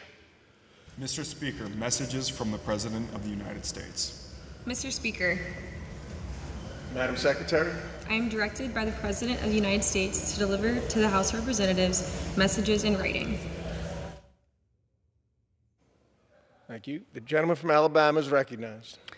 Thank you, Mr. Speaker. This time I'd like to yield 2 minutes to my friend and colleague from Nebraska, Mr. Bacon, who chaired the task force and worked hand in hand with Representative Houlihan from Pennsylvania in fashioning the 32 recommendations for the quality of life improvements that are embedded in this bill. Mr. Bacon of Nebraska. Gentleman from Nebraska is recognized. Thank you, Mr. Speaker. I rise today in strong support of the Service Member Quality of Life and National Defense Authorization Act. The 2025 NDAA prioritizes the service members and military families who protect and defend the United States by making their quality of life the cornerstone of this legislation. I had the honor of serving as the chairman of the committee's bipartisan military quality of life panel side by side with my friend, Ranking Member Houlihan, and other distinguished members of this committee. I want to thank Chairman Rogers and Ranking Member Smith for their support of our efforts and for their deep commitment to improving the quality of life for the men, women, and families who serve. As a result of these tireless efforts of our members, the professional staff, and our personal staff, the legislation before us delivers the most comprehensive military quality of life reforms in the history of this country. It includes a 14.5% pay raise for our junior enlisted members, a 4.5% pay raise for the rest of the force, improvements to the basic needs allowance and cost of living allowances, the improvements to unaccompanied military family housing, and far-reaching reforms to expand access to medical care, child care, and improve support to military spouses. In addition, this year I was able to serve as the chairman of the Cyber and Innovation Subcommittee. The 2025 NDAA advances the DoD's offensive and defensive posture in cyberspace, ensures our warfighters are equipped with the most modern and lethal technologies in the world. I am grateful that several of my provisions were included in the final legislation, including the elevation of the Joint Force Headquarters Department of Defense Information Networks to a sub-unified command within the U.S. Cyber Command, and the establishment of the Department of Defense Hackathon Program. In addition, this bill includes needed hiring authorities for DoD's innovation enterprise to include DARPA, DIU, SEO, SDA, which will ensure that the Department of Defense has access to the best and brightest technical talent. The 2025 NDAA is a strong defense bill that prioritizes our national security and all of those men and women who serve and their families. I encourage my colleagues to support this bill, and I yield the balance of my time. Gentleman reserves. Gentleman from Alabama is recognized. Thank you. Gentleman from Washington is recognized. Thank you, Mr. Speaker. I'm now pleased to yield 2 minutes to the ranking member of the HASC panel on quality of life, Ms. Houlihan of Pennsylvania. Thank you. Thank you, Mr. Ranking Member, and to Chairman Rogers and to Ranking Member Smith. Thank you both for your leadership and clear vision for our committee, which has guided our national security and collective defense. This Congress, I had the privilege of serving as the ranking member of our Military Quality of Life panel alongside my dear friend and Republican colleague, Rep. Don Bacon of Nebraska. The bill before us today, including more than 20 provisions from that Quality of Life panel, is truly a testament to what this body can accomplish when we come together and when we do hard work together. From inadequate pay and substandard housing conditions to food insecurity and long wait times for essential services, our panel's findings make it clear that we still have a lot of work to do to ensure that our military families survive and thrive.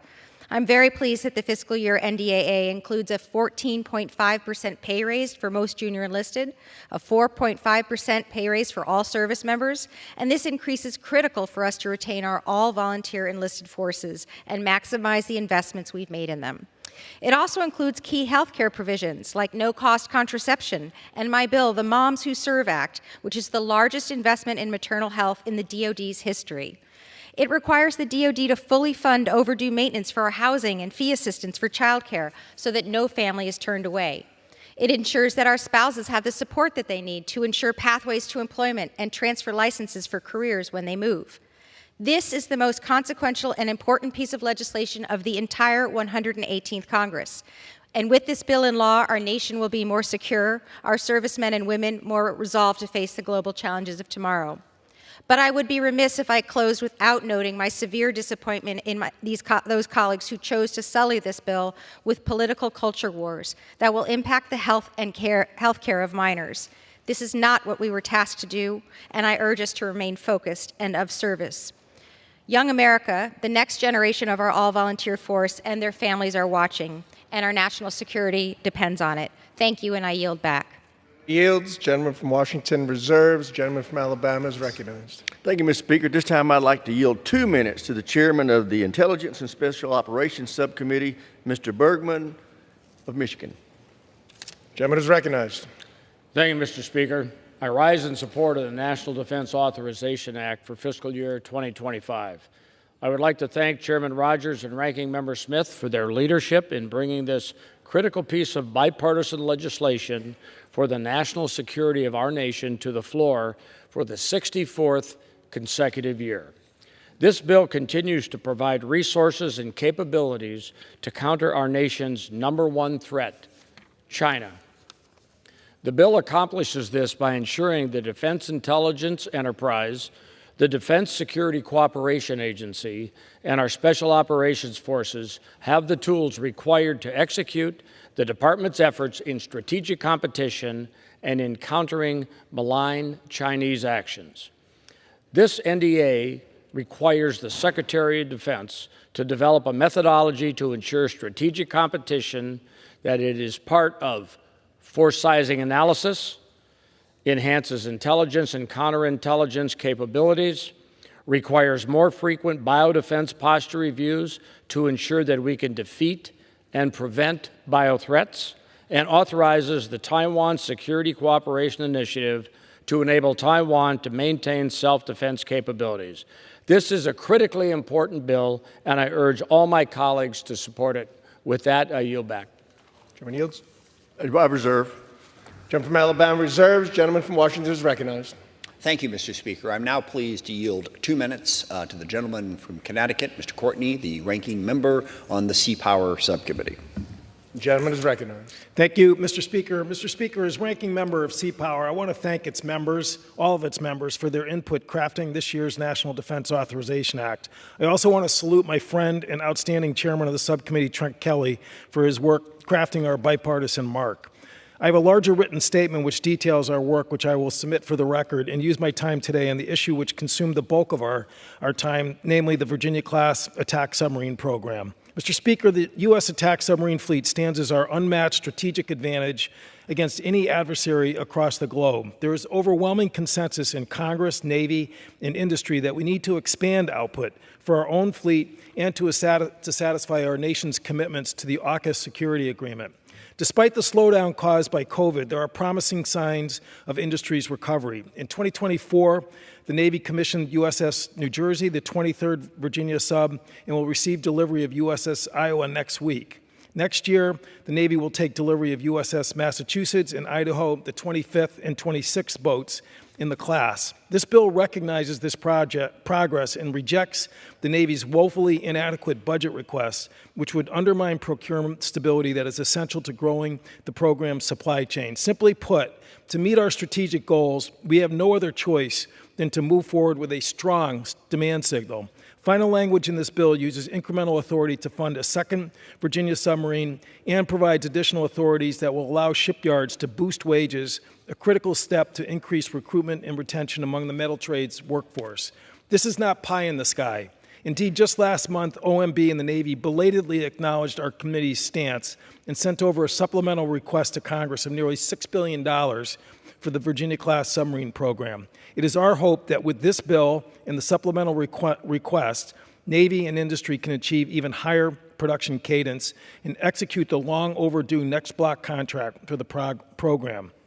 This bill truly carries out our constitutional duty in Article 1, Section 8 to, quote, provide and maintain the Navy. I want to thank our subcommittee staff, Phil McNaughton, Ian Bennett, Kelly Goggins, Kyle Noyes, and Ethan Pellissier for their work in crafting this project. And with that, I yield back. Gentleman yields. Gentleman from Washington reserves. Gentleman from Alabama is recognized. Thank you, Mr. Chairman. This time I'd like to yield 2 minutes to the chairman of the Sea Power and Projection Forces Subcommittee, Mr. Kelly of Mississippi. Thank you, Mr. Chairman. Mr. Speaker, I rise today in strong support of H.R. 5009, the Service Member Quality of Life Improvement and National Defense Authorization Act of 25. This legislation is crucial for enhancing our national security, improving the quality of life of our service members, and ensuring the readiness of our armed forces. I want to thank Chairman Rogers, Ranking Member Smith, and my good friend, Ranking Member Joe Courtney, and the members of the Sea Power and Projection Forces Subcommittee for their dedication. Your commitment is crucial to the maintaining the strength and maritime superiority of America's Navy. Today, we face significant threats from adversaries that seek to disrupt global peace, including China's military expansion and coercive tactics that pose a direct threat to the stability and security in the Indo-Pacific region. To counter this threat, we need to maintain the strongest and the most formidable naval and projection forces on the planet. This legislation addresses these concerns directly and provides authority to incrementally fund construction of a second Virginia-class submarine in FY25, reinforcing the undersea dominance and providing critical strategic deterrence. Additionally, it supports 6 battle force ships, invests in the shipyard industrial base, and demands consistency in the Navy's 30-year shipbuilding plan, allowing industry to invest with confidence. Importantly, this bill meets the congressionally mandated floor of 31 amphibious ships and authorizes funding for domestic new build sea lift program. I'm proud to say it recognizes the critical role of National Guard and reserves. It strengthens their readiness through expanded training opportunities and equipment modernization, ensuring they remain capable and responsible both at home and abroad. I'm really proud that it gives a 14.5% pay raise to our junior enlisted who are in dire need of this, and 4.5% for all others. It also authorizes substantial funding to tackle housing maintenance, construct new housing units, and to renovate barracks. I urge my colleagues to vote yes, and I yield back the balance of my time. Gentleman yields. Gentleman is recognized. Gentleman reserves. Gentleman from Washington is recognized. Thank you, Mr. Speaker. I am now pleased to yield 2 minutes to the ranking member of the HASC Subcommittee on Tactical Air and Land Forces, Mr. Norcross of New Jersey. Thank you for yielding. And to Chairman Rogers and Ranking Member Smith, thank you for your continued leadership in bringing this bill to the floor, and certainly to the members of the subcommittee. Mr. Speaker, this bill contains the long, proud tradition of bipartisan work by the Subcommittee on Tactical Air and Land, and is the result of a commitment to work together to find the best solution to manage the nation's military. I especially want to thank Chairman Mr. Rob Whitman and his staff for their support in building this strong bipartisan bill. Mr. Speaker, this bill carefully addresses affordability, achievability, and the current and future modernization requirements. At the same time, it continues the oversight necessary to ensure responsible execution of these programs, including the tactical aircraft programs, the ISR, which is the intelligence, surveillance, and reconnaissance aircraft, and the oversight of the services of force design, strategies, and modernization priorities. This bill also includes subcommittee multi-year effort to manage the largest acquisition program in the history of the department, the F-35 Joint Strike Fighter. In this bill, it provides strong legislative mandates to ensure the department and its industrial partners deliver an aircraft the services are paying for, the TR-3 Block 4 version of the F-35. Critically important is that we started 5 years ago to buy down and modernize the safety and the risk in our munitions industrial base. In addition, it provides that much-needed support to our war fighters, 14.5% pay raise. And I certainly want to take a moment to thank our service members who've been instrumental in bringing this to the floor. Jay Valerio, Dave Silacki, Heath Pope, and Michael Kirkland. I also like to thank my staff, Sam DeVito and Robin Dickey. But unfortunately, despite all the bipartisan achievements, after 64 years, we're deciding to jam into it a partisan wedge. Sad to see these political games, and with that, I yield back. Chairman yields. Gentleman from Washington reserves. Gentleman from Alabama is recognized. Thank you, Mr. Chairman. At this time, I'd like to yield 2 minutes to the chairman of the Strategic Forces Subcommittee, Mr. Lamburn of Colorado. Gentleman is recognized. Thank you, Chairman Rogers. Mr. Speaker, I rise today in strong favor of the fiscal year 2025 National Defense Authorization Act. This bill makes long overdue improvements for the well-being of our service members, as well as underwriting our national defense at a time when we face a tumultuous global security environment. It has been my honor to serve as chairman of the Strategic Forces Subcommittee, which oversees our nation's nuclear enterprise, missile defense forces, and national defense space capabilities. I am pleased that my subcommittee continued the tradition of bipartisan work, and I would like to thank Ranking Member Seth Moulton for his partnership. Mr. Speaker, our nuclear deterrent is the foundation of our national security. This bill fully funds the modernization of our nuclear triad, including key investments in submarine construction, developing the nuclear sea-launched cruise missile, and maintaining adequate numbers of intercontinental ballistic missiles, all to keep pace with growing Chinese and Russian nuclear threats. This bill also authorizes important resources to restore nuclear production infrastructure maintained by the National Nuclear Security Administration. This year, the actions of our enemies revealed the importance of having strong integrated missile defense capabilities. To that end, this bill reverses the damaging Biden administration's decision to cease production of the Standard Missile-3 Block 1B. This very missile saved countless lives when Iran twice attacked Israel with massive ballistic missile salvos. Mr. Speaker, this marks the last time I will have the opportunity to speak in favor of this critical legislation. It has been my honor to represent Colorado's 5th District throughout my 9 terms in Congress. I want to thank Chairman Rogers and Ranking Member Smith for their leadership, and I urge my colleagues to vote yes on this important legislation. I yield back the balance of my time. I reserve. Gentleman reserves. Gentleman from Washington is recognized. Thank you, Mr. Speaker. I'm pleased to yield 1 minute to the chairman of the House Equality Caucus, Mr. Pocan of Wisconsin. Gentleman is recognized. Thank you, and thank you for yielding. There are plenty of reasons to support pay increases for military personnel, but oppose the bloated $895 billion defense budget. My hope is that the DOGE Commission will seriously scrutinize the Pentagon budget, which has failed 7 audits in a row, if it is to be taken seriously. But today I speak out to oppose the NDAA due to the GOP leadership's insistence on inserting right-wing extremist dogma over national defense. Taking away health care for trans kids and not expanding access to fertility treatments like IVF for wanting families are 2 examples. Big brother, big government attacks like those just don't belong in this bill. If we ignore extremism now, the next time there'll be another group attacked and then another and another until eventually no one will be left to defend you when you need it. Bullies and extremists rarely stop unless stood up to. Stand up for military families' abilities to make their own health care decisions, not what extremist MAGA big government wants. The fight of some today could be your fight tomorrow. Vote no on extremism, and I yield back. Gentleman yields.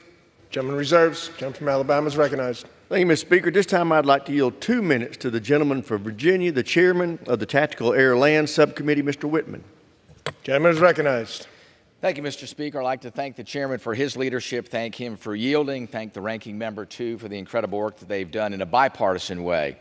As this year ends, we face a tired and turbulent world in dire need of leadership, vision, and strength.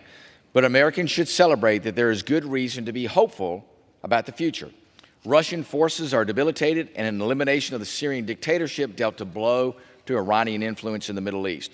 A crucial win for our ally, Israel. But make no mistake, our national security pacing threat remains China and their drive to challenge the world order. A world order is the bedrock of our economic prosperity, has not in any way, shape, or form waned. We cannot afford to project weakness. We must not tolerate China's rising aggression. This bill reinforces our national security priorities while taking care of our service members. For example, the NDAA extends the Pacific Deterrence Initiative and expands prohibitions from DoD contracting with Chinese civil military companies. retains needed aircraft needed to deter potential Chinese conflict. It also accelerates urgent reform in the Joint Strike Fighter program to drive efficiencies and provide a generational 14.5% pay increase for our military's junior enlisted. I'm pleased with these outcomes, and they are imperative to maintaining an operationally effective and strategically relevant force. I also want to thank Ranking Member Don Norcross, who has been an incredible leader, and we've worked in a bipartisan way. He's a great teammate in these efforts and equally values our goals to deter future conflict. In conclusion, I believe in the old Roman adage, pray for peace and prepare for war. It is as relevant today as it was almost 2,000 years ago. I intend, therefore, to support the National Defense Authorization Act and believe its passage is essential to our national security. I thank Chairman Rogers for his leadership in delivering this bill and yield back the balance of my time. I reserve. Gentleman reserves. Gentleman from Washington is recognized. Thank you, Mr. Speaker. I am now pleased to yield 1 minute to the Ranking Member of the House Equality Caucus and a member of the House Armed Services Committee, Ms. Jacobs of California.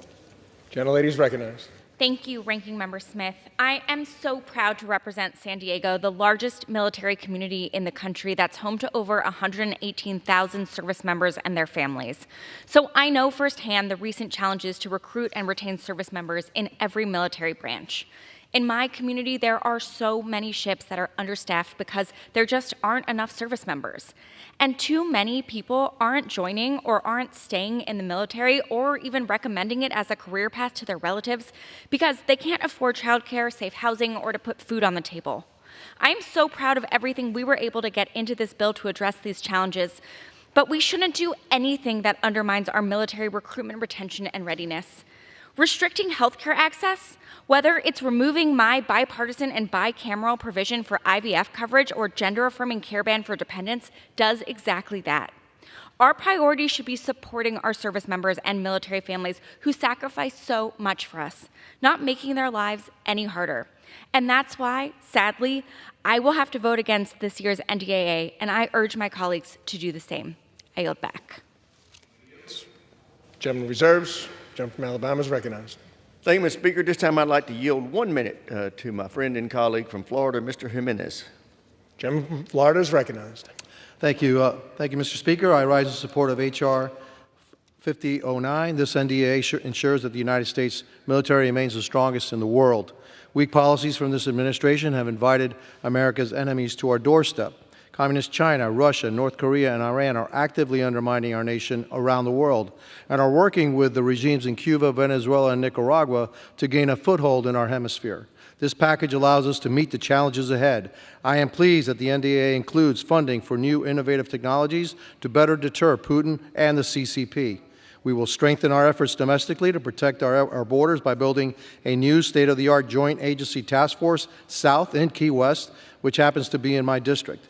I strongly urge all of my colleagues to vote in favor of this NDAA so that we can continue to deter our enemies, safeguard our nation, and provide for our servicemen and women. Thank you, and I yield back. I reserve. Gentleman reserves. Gentleman from Washington is recognized. Thank you, Mr. Speaker. I reserve at this time. Gentleman reserves. Gentleman from Alabama. Thank you, Mr. Speaker. At this time, I'd like to yield 1 minute to my friend and colleague from the Alabama delegation and also a great member of the Armed Services Committee, Mr. Strong.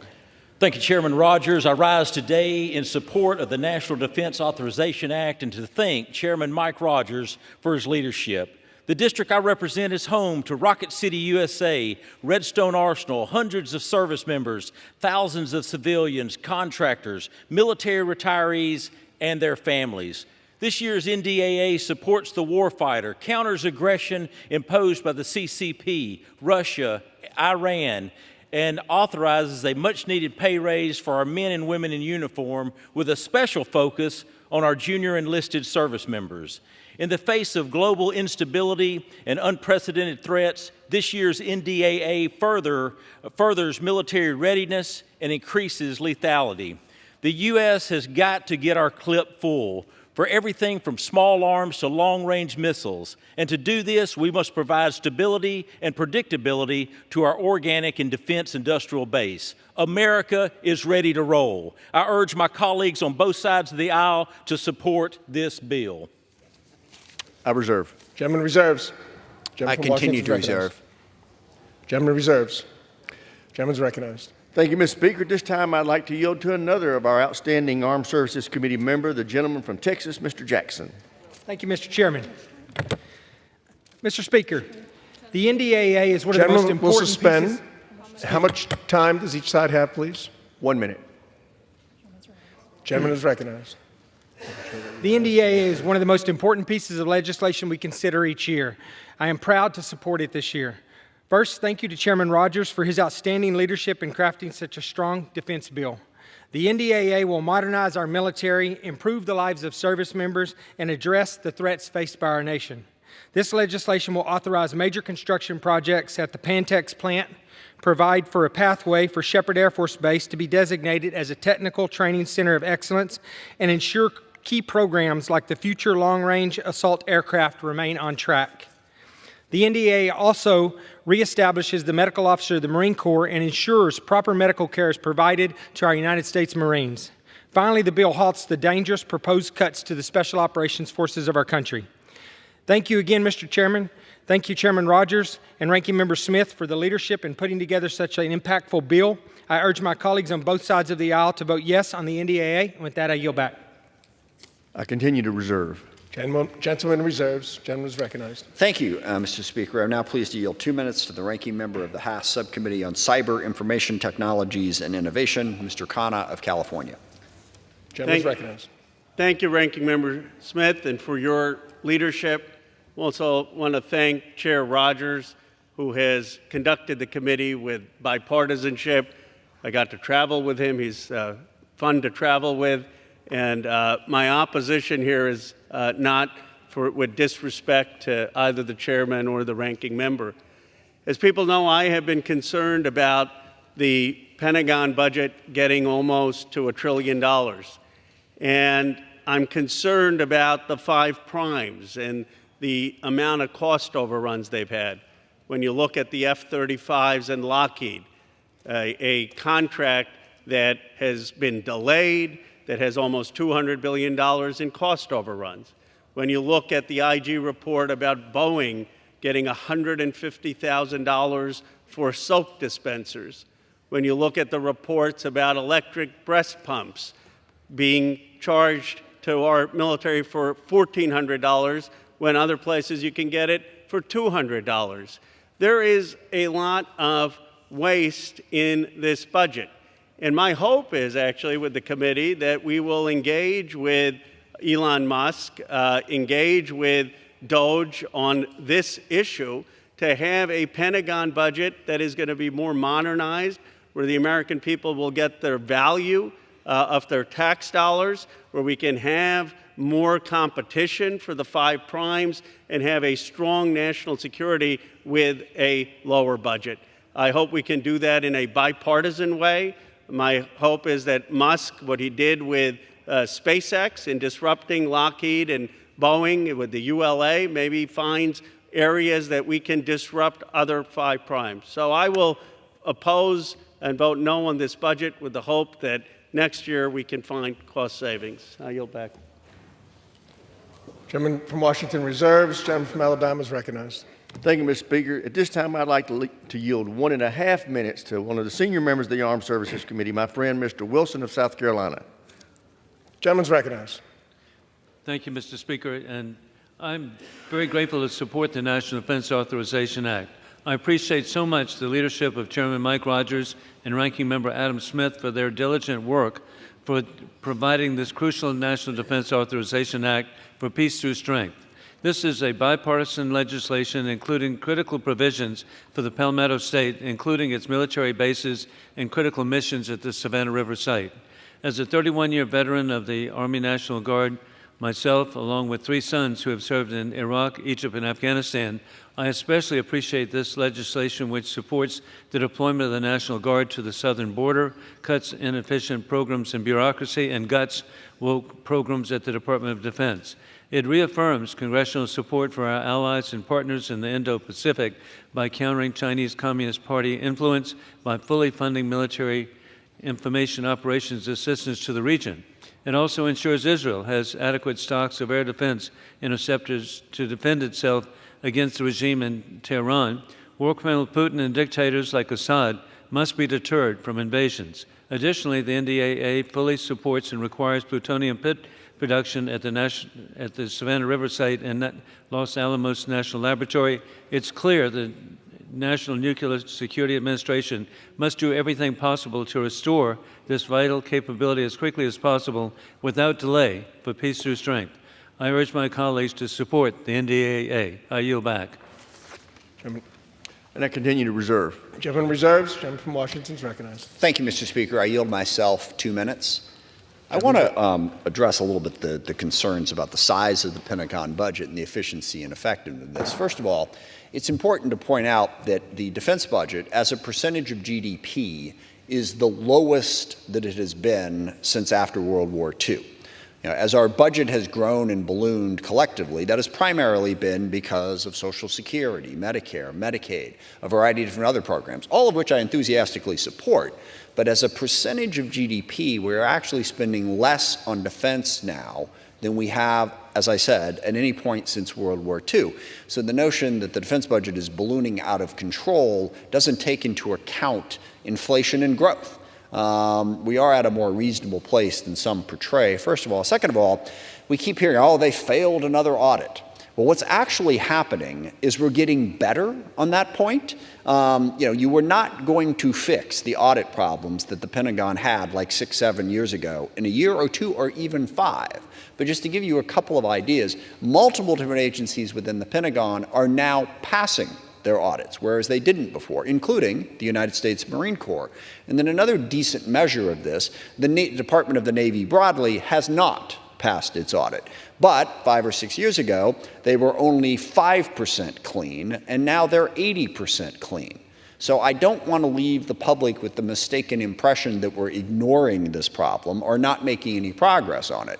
We are, and a big part of the reason we're making progress on it is because of the leadership of the House Armed Services Committee.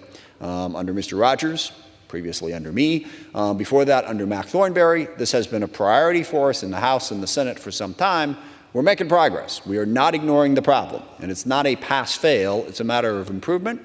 We are optimistic in another 2 or 3 years we'll get to that happy day when the entire Pentagon budget can pass that audit, but we had a big hole to dig out of, and we're making progress on digging out of said hole, and I want to make sure people are aware of that. And with that, I reserve the balance of my time. Gentleman reserves. Gentleman from Alabama is recognized. Thank you, Mr. Speaker. At this time, I'd like to yield 1.5 minutes to Ms. McClain of Michigan. Thank you, Mr. Speaker, and thank you, Chairman Rogers. The world is on fire, and now more than ever, we must ensure we have the premier fighting force in the world. With our enemies encroaching, we cannot afford unnecessary diversions. This bill builds on House Republicans' progress to return our military to lethal fighting force and away from woke ideologies that seek to divide and distract. To confront the 21st century battlefield, we must invest in operations and technologies that deter our enemies and support our regional allies. Some of these state-of-the-art technologies are developed in Michigan's 9th District, and I was proud to ensure initiatives in this year's bill to bolster our national security and our workforce. The defense of our nation and safety of all Americans should always be our highest priority. I urge my colleagues to support this year's NDAA so we deliver mission-critical results. And with that, Mr. Speaker, I yield back. I reserve. Gentleman reserves. Gentleman from Washington is recognized. Thank you, Mr. Chairman. I'm now pleased to yield 1.5 minutes to Ms. Takuda of Hawaii, a member of the House Armed Services Committee. Thank you, Mr. Speaker. Mr. Speaker, the last-minute effort to deny critical health care to military children diagnosed with gender dysphoria is a shameful attack on military families who deserve better from their elected representatives.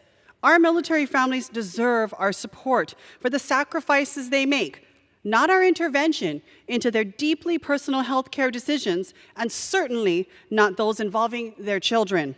For transgender people, gender-affirming care is health care. To deny them this care is to deny that they exist. The reality is they do.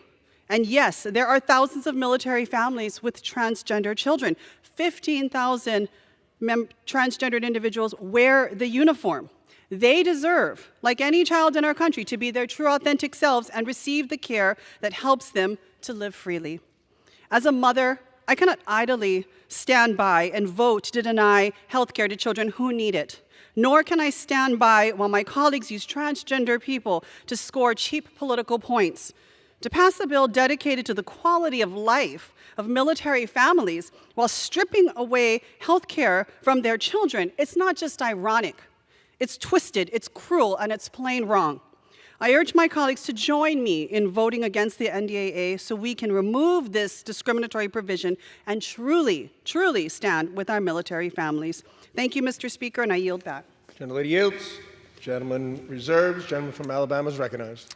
Thank you, Mr. Speaker. May I inquire as to how much time I have remaining?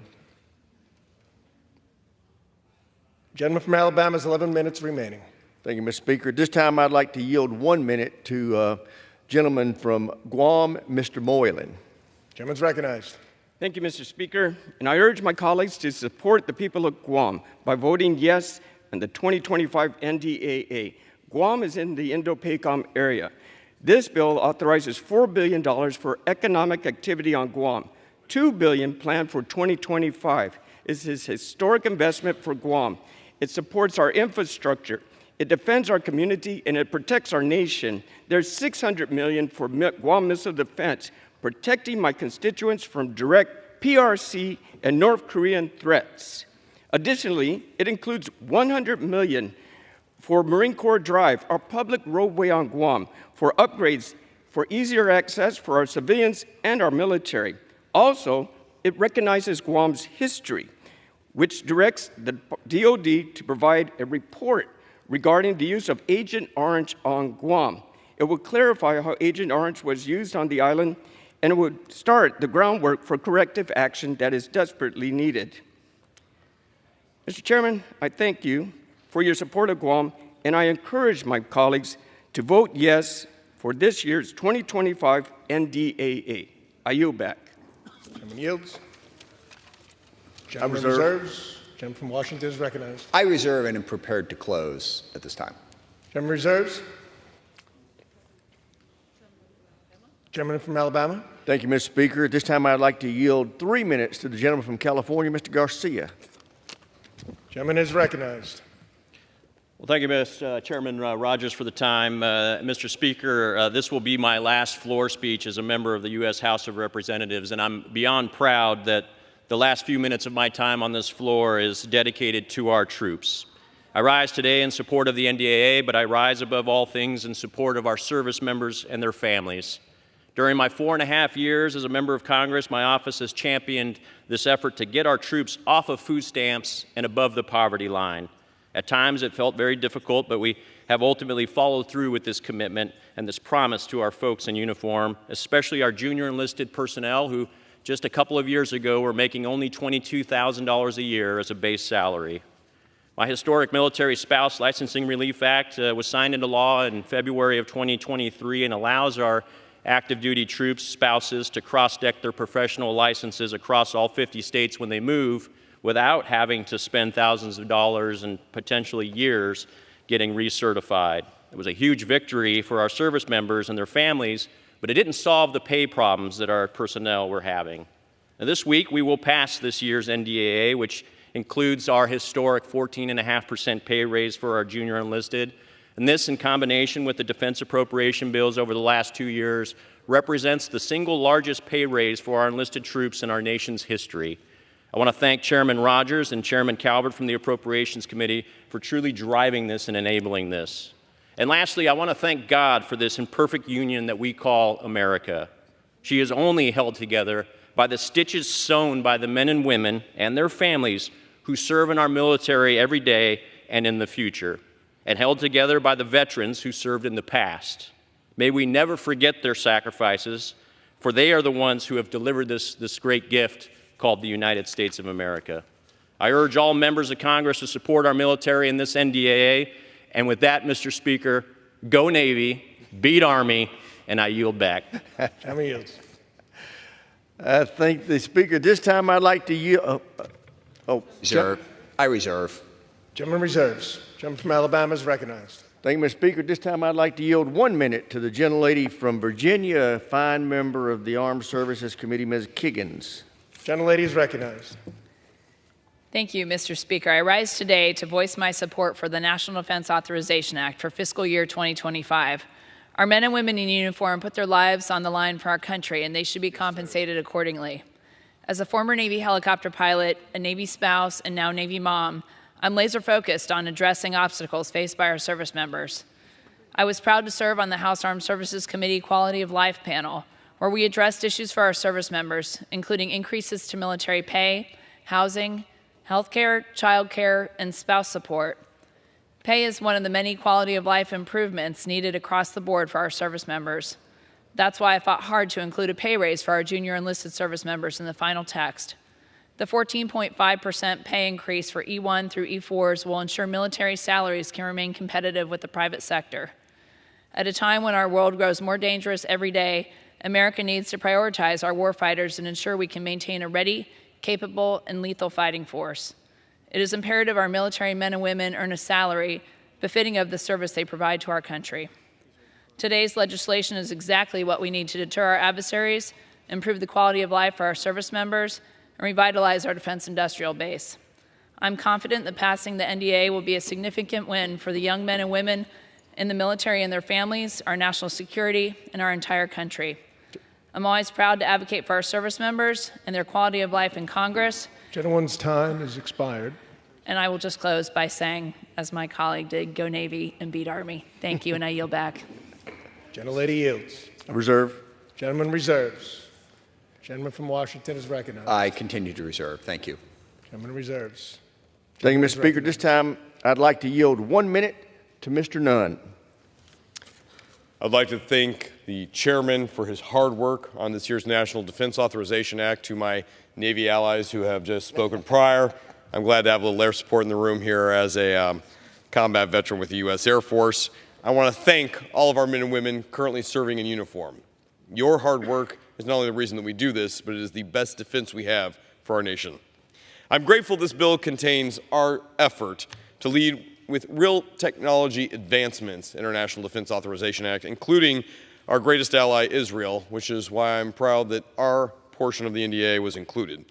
This effort will break through traditional procurement barriers to allow partnership that will focus on both efficiency in weaponry, technology, and innovation, as well as lethality to be able to defend our country, both on the field as well as modernizing the future of warfare and national defense.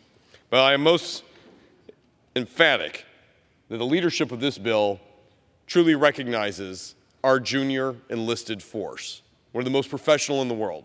As a commander, it is a privilege to be able to sign on to the largest pay increase for our junior troops ever at nearly 15%.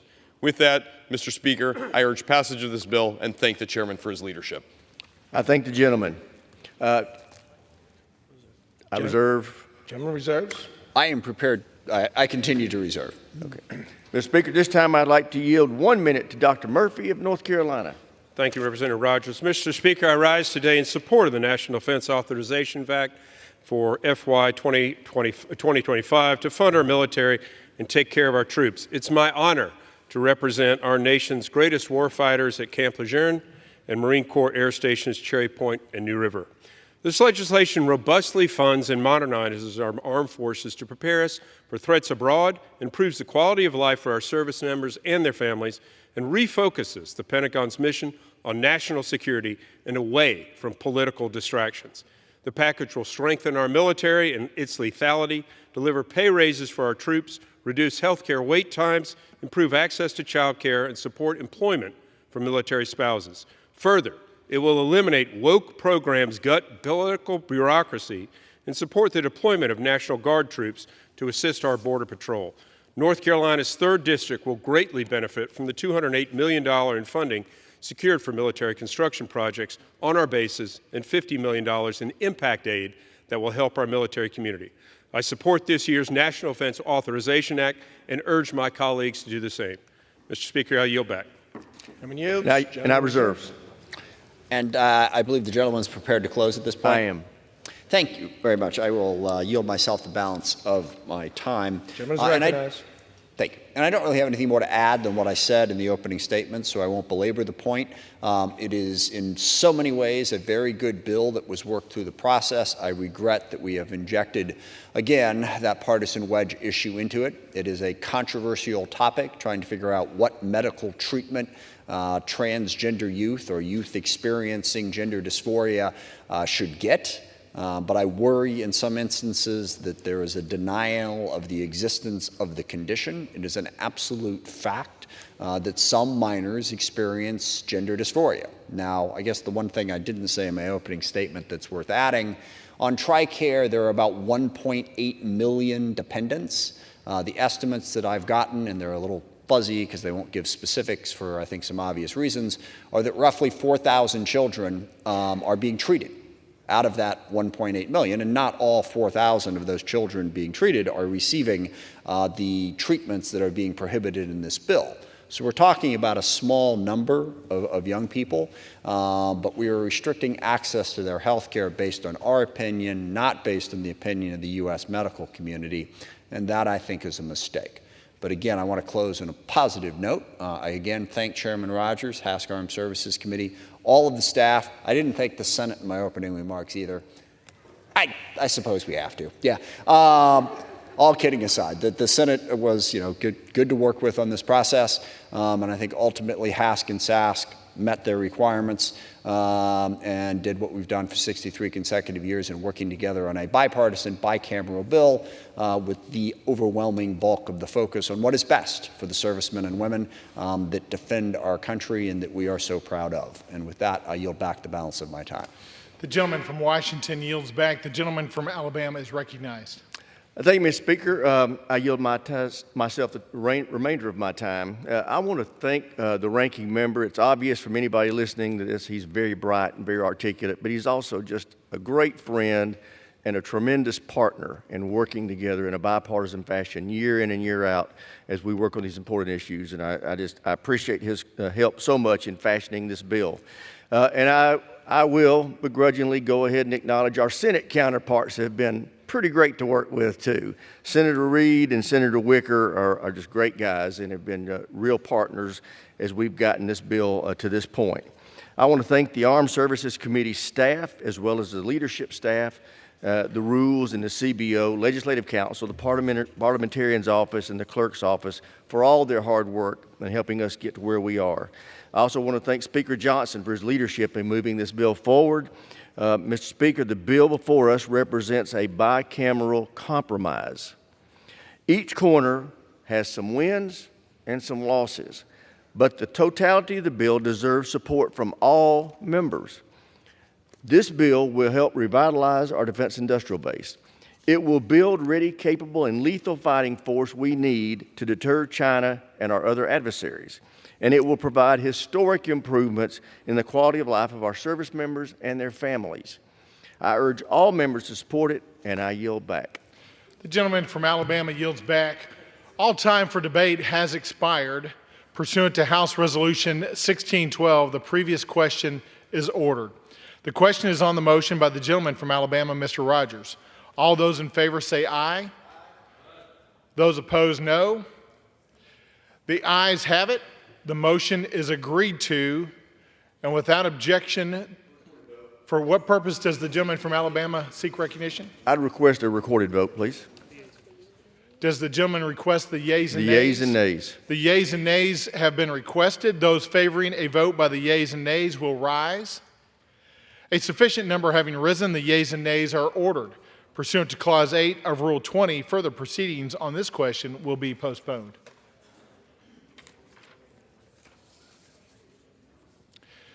Proceedings will resume on questions previously postponed.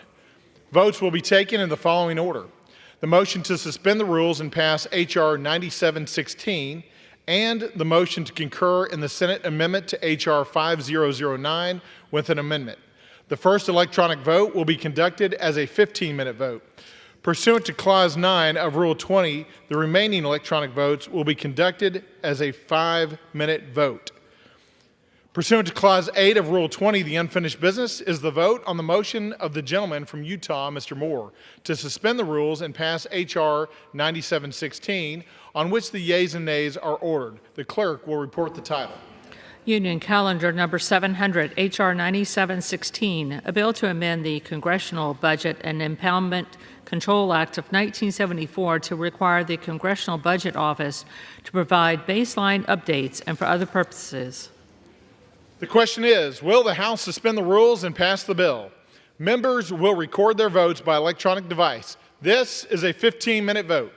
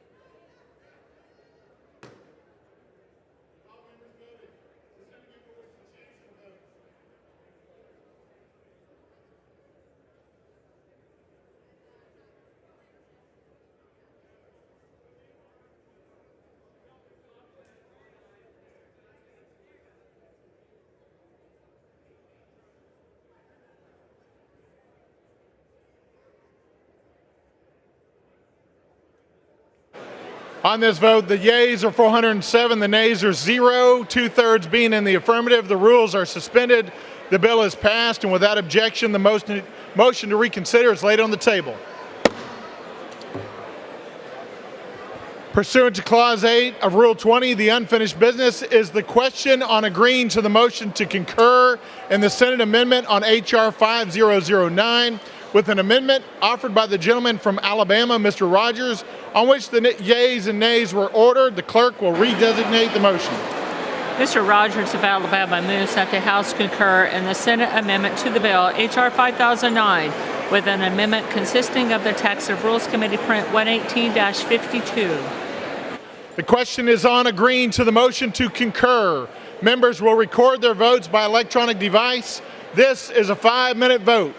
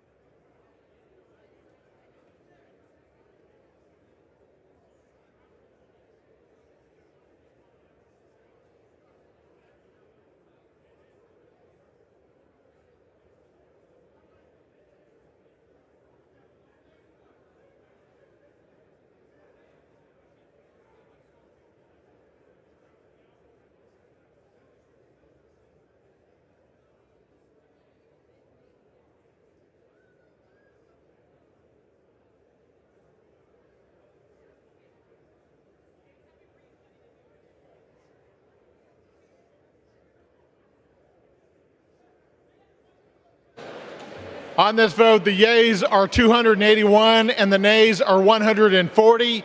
The motion is adopted. Without objection, the motion to reconsider is laid on the table.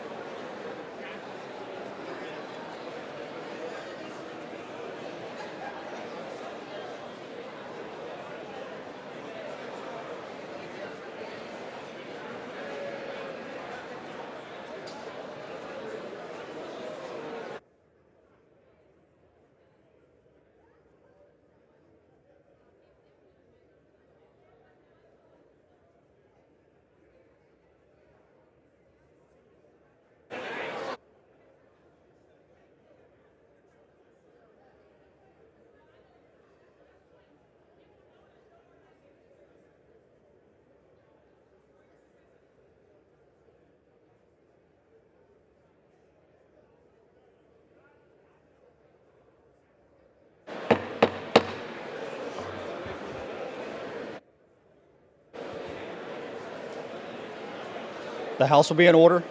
Am I on? The House will be in order.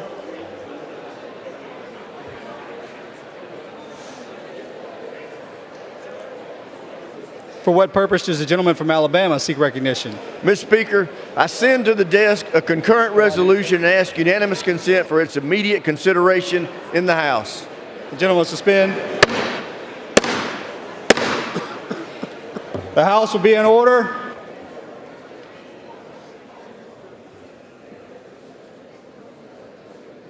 The clerk will report the title of the concurrent resolution. House Concurrent Resolution 134, concurrent resolution directing the clerk of the House of Representatives to make a correction in the enrollment of the bill H.R. 5009. Is there objection to the consideration of the concurrent resolution? Without objection, the concurrent resolution is agreed to, and the motion to reconsider is laid upon the table. For what purpose does the gentleman from Alabama seek recognition? Mr. Speaker, I ask unanimous consent that the proceedings during the former member program be printed in the congressional record, and that all members and former members who spoke during the proceedings have the privilege of revising and extending their remarks. Without objection. The House will be in order. For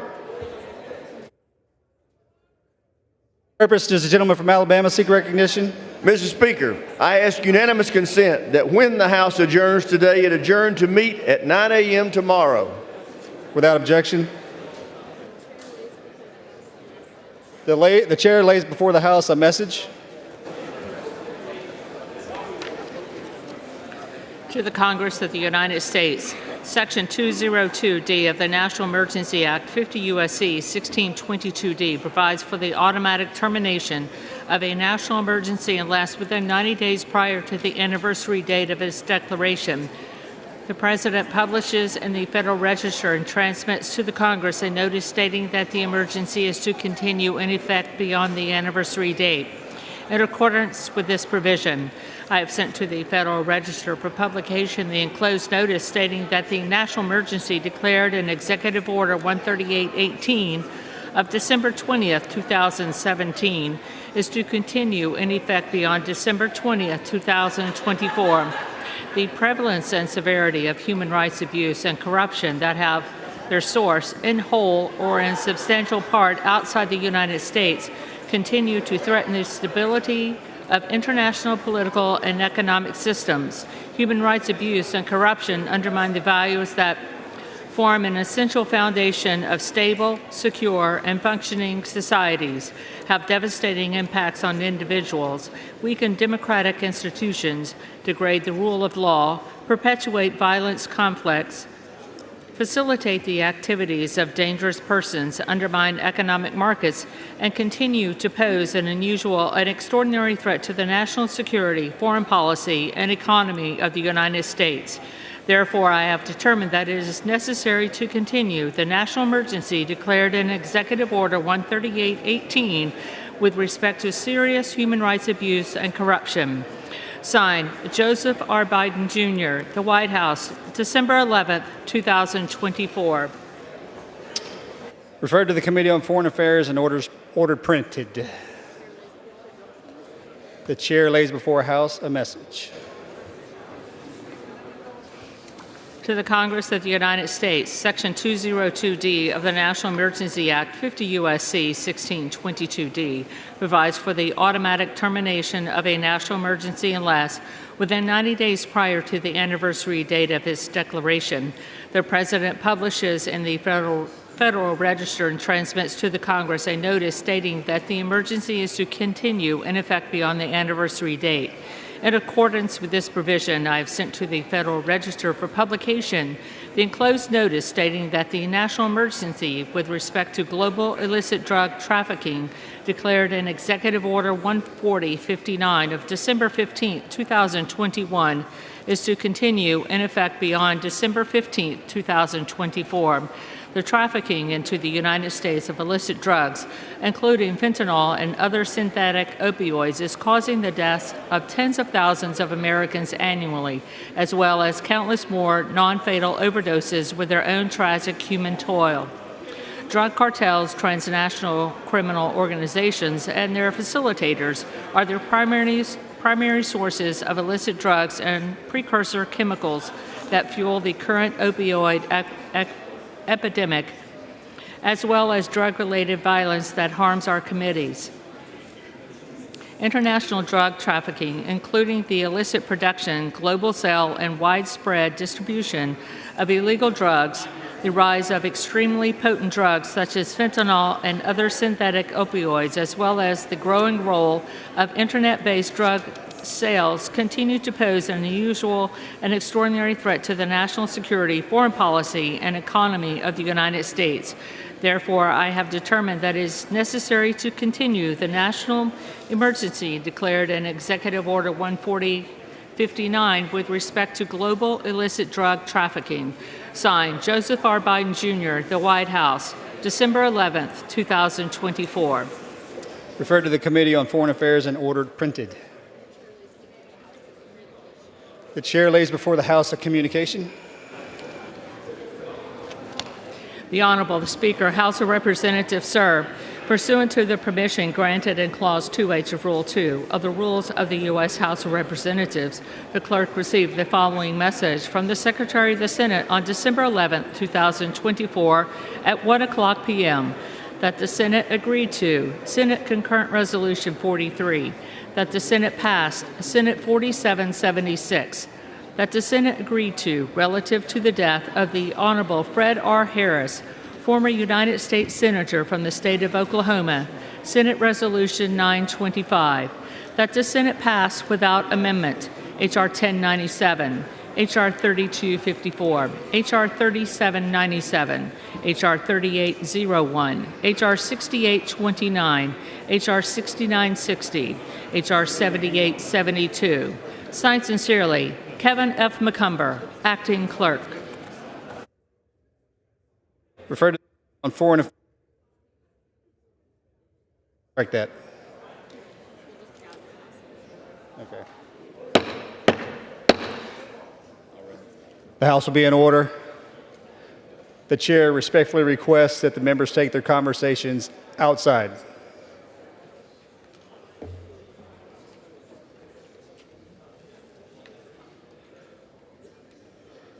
The chair will now entertain requests for 1-minute speeches. For what purpose does the gentleman from Arkansas seek recognition? Mr. Speaker, I ask unanimous consent to address the House for 1 minute to revise in my remarks. Without objection, the gentleman from Arkansas is recognized for 1 minute. Mr. Speaker, the House is not in order. The gentleman is correct. The House will be in order. Mr. Speaker, I rise to honor the life of renowned Arkansas Democrat-Gazette sports reporter Bob Holt, who passed away Wednesday, December 4th, after collapsing following the Arkansas football game against the Missouri Tigers, his alma mater. Since 1981, Bob covered the Razorbacks and sports across Arkansas, bringing every game to life in the unique way that only Bob Holt could. He was a titan of the media industry, revered for his ability to get an answer to any question, all while maintaining the utmost respect from coaches, players, and his fellow reporters. Bob leaves a resounding legacy in his wake, and his mark in the Arkansas sports community will go down in history. Not only was Bob an unparalleled reporter, he was a faithful and loyal friend. Matt Jones, a friend and colleague of Bob's for many years, said, "If the world was full of Bob Holts, it would be a lot better world, a lot kinder world, a lot more peaceful world. It would be a world that laughs a lot more, and it would be a much, much better place." My prayers go out to his family, friends, and all Arkansans mourning our loss. I yield back. For what purpose does the gentlewoman from Hawaii seek recognition? Without objection, the gentlewoman is recognized for 1 minute. Mr. Speaker, for millions of our fellow Americans, Thanksgiving is about returning home, a time to gather with loved ones in a place both familiar and safe. On my way back to Hawaii for the Thanksgiving recess, with long delays and packed airports and planes, it hit me. For too many of our Maui Ohana, this is but a sliver of what they have been trying to do for the past 16 months. They're just trying to go home. A week before Thanksgiving, I joined the Folau Mo'aloa Ohana as they became the first family to move into the new Kilohana temporary group housing site in Lahaina. By this spring, 167 modular units will house survivors and their families. While these housing units can never replace what was lost, we hope they will soon be made homes by the people, the love, the hopes and dreams that will fill the space between these walls. A big mahalo to FEMA, the Army Corps of Engineers, the State of Hawaii, Maui County, and all our contractors and community partners for their hard work and dedication. Thanks to them, families like the Folau Mo'eloas are moving in months ahead of schedule to a place where they can look ahead to the future and to what this community will one day be. Thank you, Mr. Speaker, and I yield back. For what purpose does the gentleman from Indiana seek recognition? Mr. Speaker, I ask to address the House for 1 minute. Without objection, the gentleman is recognized for 1 minute.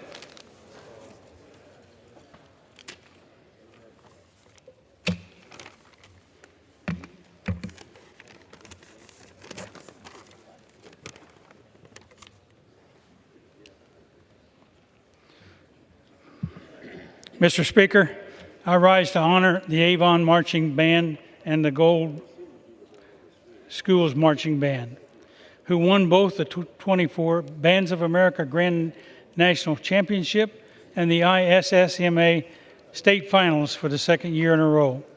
Avon High School's Marching Band also won all 3 special award categories at the 2024 Bands of America Championship, taking home the awards for Outstanding Music Performance, Outstanding Visual Performance, and Outstanding General Effect Performance.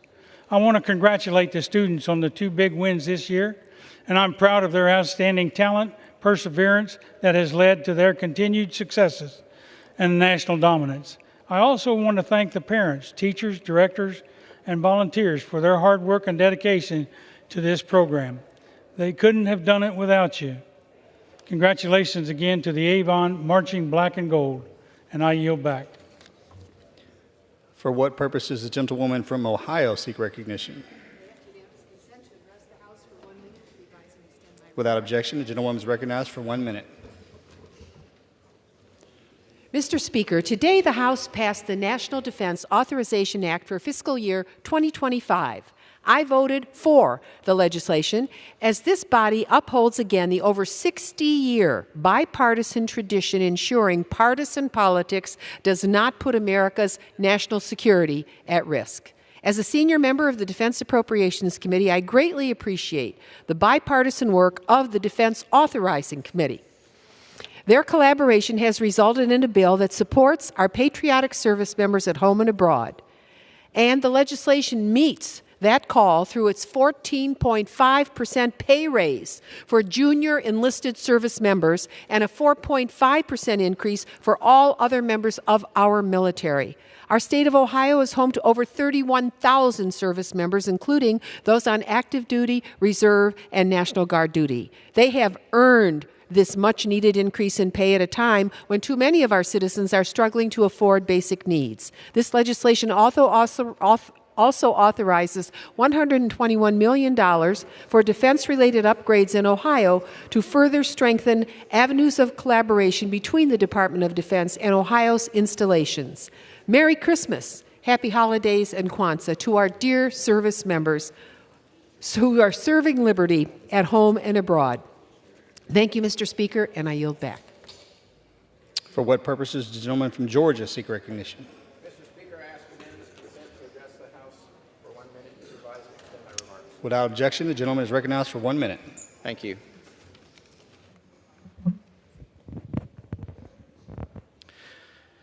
I rise today to congratulate the 2024 SEC champions, my MBA alma mater, the University of Georgia Bulldogs. During a thrilling overtime game last Saturday, the Dogs defeated the University of Texas Longhorns 22-19. This exciting win marks the 15th time the University of Georgia will bring home the SEC championship trophy to Athens. Congratulations to all the talented young men who put their everything into the game, but especially to the 9th District's own quarterback, Gunnar Stockton from Rabun County, who came off the bench to help lead the Georgia Bulldogs to victory. I also want to recognize the other incredibly talented Dogs from Georgia's 9th District who helped clinch another SEC title. Well done to Buford's K.J. Bolden, Jake Pope, and Merrick Briley, as well as to Gainesville's own Dan Jackson. Congratulations to the entire University of Georgia football team and coaching staff, led by the legendary coach, Kirby Smart. Go Dogs, let's bring home another national championship. Thank you, and I yield back. For what purpose does the gentleman from North Carolina seek recognition?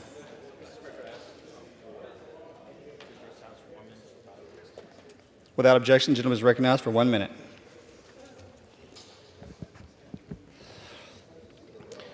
Mr. Speaker, I strongly support Barton College's initiative to construct a new health sciences building on their Wilson campus.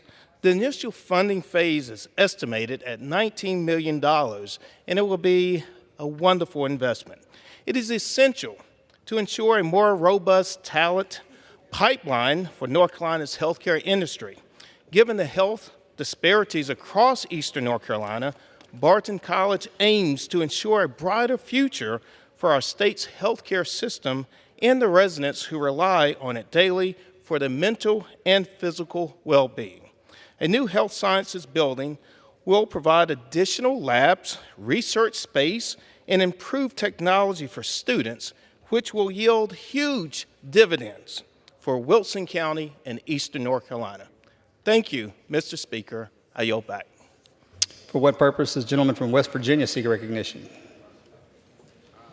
Ask unanimous consent to address the House for 1 minute, revise and extend my remarks. Without objection, the gentleman is recognized for 1 minute. Mr. Speaker, I rise today to honor my good friend, Delegate Eric Householder, as he retires from the West Virginia House of Delegates after 14 years of service. For the last 2 years, he has served as the House Majority Leader and previously chaired the House Finance Committee. As a small business owner, Eric ran for elected office to fight back against the job-crushing regulations coming out of Charleston and reform our tax code. With the help of Eric's leadership, West Virginians have less regulation, lower taxes, and educational freedom. I'm proud to bestow upon Delegate Householder my Congressional Patriot Award for excellence, leadership, volunteerism, and selflessness, virtues without which our republic cannot thrive. While his time in the House of Delegates has come to an end, I know that Delegate Householder is not done serving our state. I thank Delegate Householder for his years of service and his tireless efforts to improve the lives of West Virginians. I wish him all the best in his future endeavors, and I yield back the balance of my time. For what purpose does the gentlewoman from Texas seek recognition? Mr. Speaker, I ask unanimous consent to address the House for 1 minute and revise and extend my remarks. Without objection, the gentleman is recognized for 1 minute. Mr. Speaker, today I rise to recognize some of the 637,000 millennials who make up 28% of Houston's population. These remarkable individuals are reshaping our city through the innovation, leadership, and commitment to excellence. Leaders like Danielle Keys-Best, a dynamic force in real estate and public service. She has elevated our community through her work with campaigns, organizations like Alpha Kappa Alpha, Sorority Incorporated, and the Houston Black Real Estate Association. In construction, Julian Paul Johnson Jr., Vice President at Skilled Construction, exemplifies progress with his dedication to process improvement and his recognition as a 2019 Urban Land Institute Young Leader. We also have individuals like Jose Torre, a construction entrepreneur, and Emily Anasi, an immigrant excelling at logistics. They remind us of the diverse talents driving our city and our nation forward. I like to celebrate legal powerhouse Bianca Calderon de la Chica, whose advocacy dominates Houston's highways, and Alva Catan, an entrepreneur redefining success.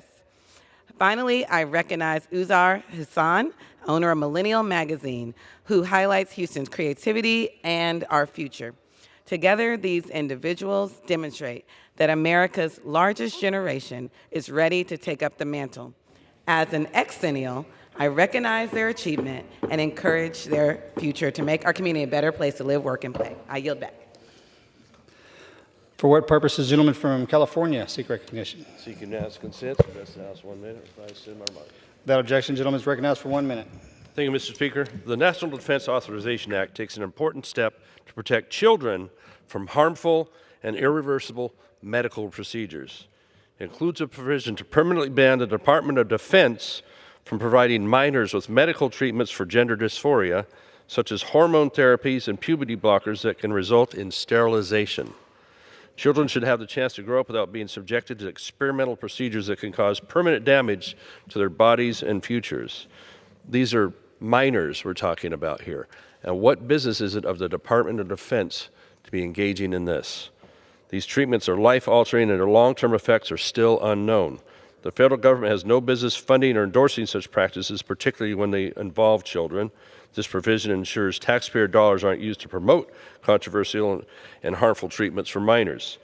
Including this ban in the NDA reflects a commitment to common sense and the protection of our nation's youth and focuses the defense on defending the homeland. It's a step in the right direction for safeguarding the futures for these children. I yield back. For what purpose does the gentleman from Texas seek recognition? Without objection, the gentleman is recognized for 1 minute. Thank you, Mr. Speaker. I rise today to celebrate yet another bipartisan win for the city of Houston this week. Within the Water bill the House passed yesterday, there were several important priorities that Congresswoman Fletcher and I spearheaded to ensure not another catastrophic flooding event like Hurricane Harvey ever happens again. Specifically, the Army Corps of Engineers is now statutorily required to finish one of the most important studies facing Texas, the Buffalo Bayou Tributaries Resiliency Study. Without the completion of this study, construction of a tunnel underneath our city will never be built to route floodwater away from my friends and neighbors in TX38 and TX7 and back into the Gulf of Mexico. I'd like to personally thank Congresswoman Fletcher and the brilliant staff in the Water Resources and Environmental Subcommittee for all their hard work to ensure Houstonians can remain resilient in the face of another disaster. I yield back my time. For what purpose does the gentleman from Georgia seek recognition?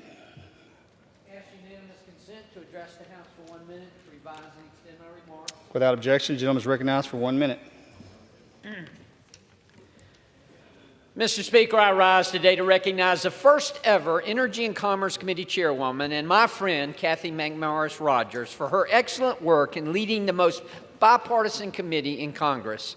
Under her leadership, the committee has worked effectively, efficiently, and in a bipartisan manner to advance legislation that will improve the life of all Americans. Chair Rodgers introduced bipartisan legislation that would provide necessary resources for Down syndrome research. She has also led us in combating the Biden administration's damaging overregulation and war on American energy. I was proud to work with her on the ADVANCE Act to enhance our civil nuclear leadership, which is now law. She also held insightful hearings on TikTok and the threat that it poses to our youth and our national security. Her time as the chair will enhance the United States and its citizens, and we will surely miss her. We surely wish her well in her retirement. Thank you, Kathy, for all your work.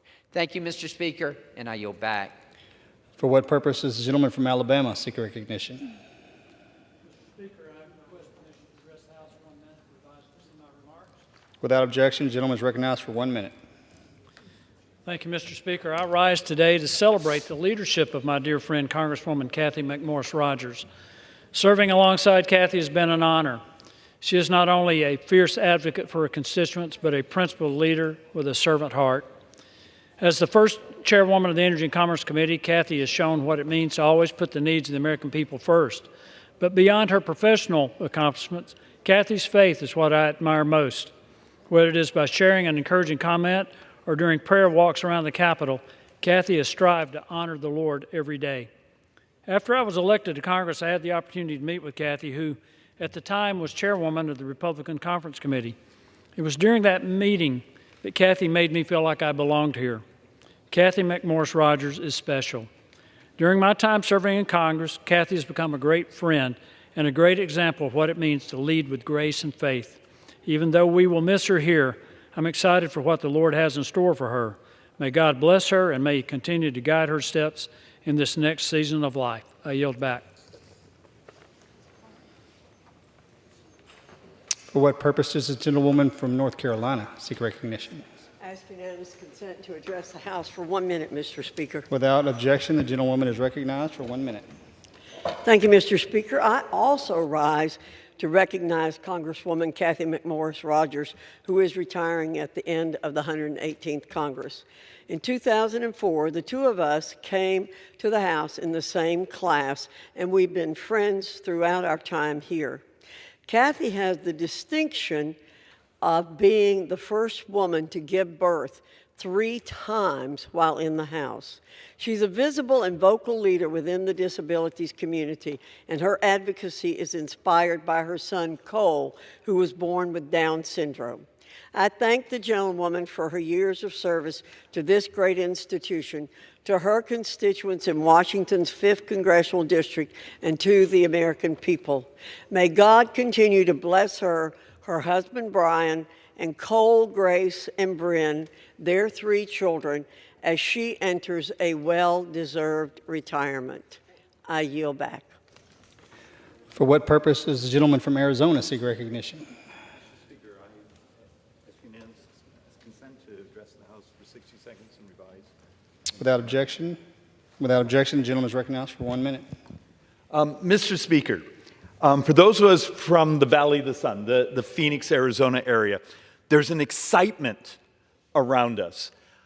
Our college team, Arizona State University, that was predicted to be last in its first year in the Big 12, has made the college playoffs. Matter of fact, they won the Big 12, and guess what? They get a bye in their first playoff game.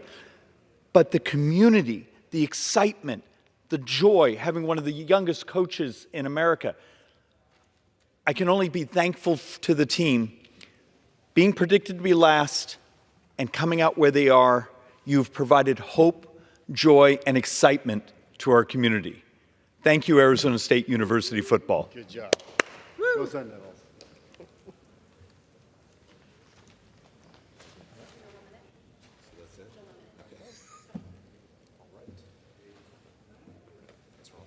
Okay. You got anything, Jeff? No. Under the Speaker's announcement policy, January 9th, 2023, the gentleman from Tennessee, Mr. Rose, is recognized for 60 minutes as the designee of the Majority Leader.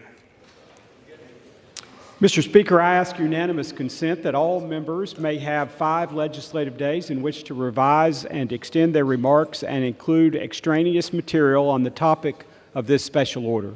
Without objection. Thank you, Mr. Speaker. Today, the House passed the Service Member Quality of Life Improvement and National Defense Authorization Act for fiscal year 2025, otherwise known as the fiscal year 25 NDAA. The fiscal year 25 NDAA will improve the quality of life for every service member and who serves our great country.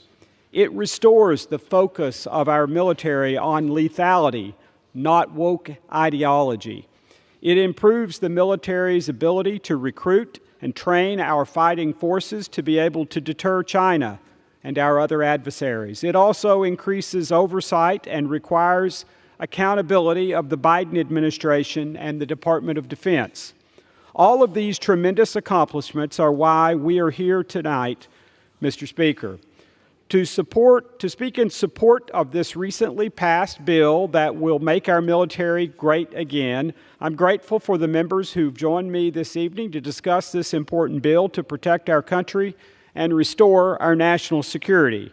With that, I am pleased to yield to the gentleman from the state of Missouri, Representative Alford, for as much time as he may consume. Well, thank you to my good friend, Mr. Rose. Mr. Speaker, I rise today to express my unwavering support for the 2025 National Defense Authorization Act. We must ensure our nation's military remains the greatest force for freedom and stability the world has ever known. And this year's NDAA does just that. At this very moment, our nation faces numerous threats, from the growing aggression from China and Russia to the persistent menace of terrorism. It is imperative that we ensure our military is provided the resources and support they need to defend our interests and keep Americans secure. The fiscal year 25 NDAA authorizes $895 billion in defense spending to support our military's critical missions, enabling us to modernize our nation's capabilities, from upgrading our naval and air power to investing in cutting-edge technologies. We will remain superior against our adversaries. Missouri's 4th Congressional District will receive major wins in this legislation, wins that we have fought hard for on the Armed Services Committee. Whiteman Air Force Base in Fort Leonard Wood will receive a combined total of $139.5 million for fueling facilities and advanced individual training barracks. There will be expanded access to child care in Missouri's families, military families, and to the programs that help military spouses attain and retain employment. And we are ecstatic to announce a 14.5% pay raise for junior enlisted service members and a 4.5% pay raise for all other service members. But this legislation isn't just about numbers. It's about the values that we hold dear as Americans. It's about our commitment to freedom, to justice, and the protection of our citizens. Mr. Speaker, this year's NDAA embodies our unwavering commitment to America's military excellence, reflecting the values that have always made our nation strong. We're prioritizing the well-being of our military families, bolstering the readiness of our armed forces, and fortifying our national security. But to truly restore our military's lethal edge, we have to purge the radical, woke ideologies that are being forced on our servicemen and women infiltrating our ranks. These divisive concepts have plagued our military, undermined our elite cohesion and combat effectiveness. And that is why this year's NDA will take bold action. Number one, banning life-altering transgender medical treatments for minors, prohibiting the toxic spread of critical race theory, dismantling the bloated DEI bureaucracy, blocking a misguided military Green New Deal, and countering anti-Semitism. By eliminating these destructive influences, we are reclaiming our military's focus on its core mission, defending Americans and their interests. Mr. Speaker, as you saw today, this is not a bipartisan bill. This is an American bill. We are not just funding the military, we are improving the lives of those who protect us every day. And by passing the 2025 National Defense Authorization Act, we have sent a clear message to our adversaries. America will not be intimidated. America will always reign as the greatest nation on earth. I have one more.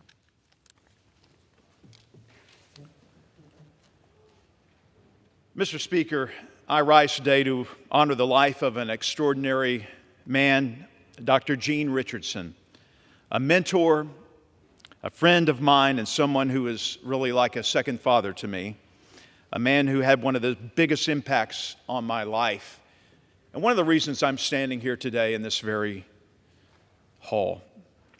Dr. Richardson was a man of remarkable character and compassion. Born in Kennett, down in the Boot Hill of Missouri, he embodied the values of hard work, faith, and service from a very young age. Growing up as the youngest of 5 children, Dr. Gene's life was shaped by his parents, Earl, a Baptist pastor, and his mother, Pearl, who was a dedicated homemaker. Gene excelled in both academics and athletics, all while running his own newspaper franchise. And after earning his bachelor's in biology and graduating from Baylor College of Medicine, Dr. Richardson embarked on a journey that would impact countless lives. At just 26, he established a family practice down in Sanderson, Texas, becoming the sole doctor for an entire rural county. And when his calling led him to radiology, he brought innovation to that field, co-founding a mobile nuclear medicine company that brought advanced care to underserved hospitals across the country. But, Mr. Speaker, Dr. Gene's service didn't stop at our borders. He founded the Ultrasound Fund for Latin America, providing equipment and training to small hospitals in Mexico. And he was very proud that he learned Spanish during that. He later joined medical missions to Guatemala, walking miles through remote areas to deliver life-saving care. His legacy of compassion crossed continents, touching lives in profound ways. Beyond his professional achievements, Gene was a man of deep faith and unshakable love for his family. Married to his beloved Mary for 65 years, he often reflected on their life together, saying, "I could not have chosen a more perfect helpmate." Together, they raised 2 wonderful children, Gene Jr. and Kay, and cherished their 3 grandchildren. Gene's passion for a life extended to music, travel, and education. He played trumpet in the Baylor Marching Band and added his rich bass voice to choirs and quartets well into his 90s. He was a good singer. He taught line dancing and jitterbug with youthful enthusiasm, and as a lifelong learner, he traveled the world discovering new cultures and inspiring others to do the same. In one of his final messages to his family, Gene reminded us of life's greatest gifts: faith, family, and friends. And he said, "God has given us grace and mercy. Let us use these gifts to enrich our relationships and to serve others." Dr. Richardson's life was a testament to just that, Mr. Speaker, the power of service, of faith, and love. And he leaves behind not only his beloved wife, Mary, and their family, but also a legacy that will inspire generations. And so, Mr. Speaker, it's with both joy and gratitude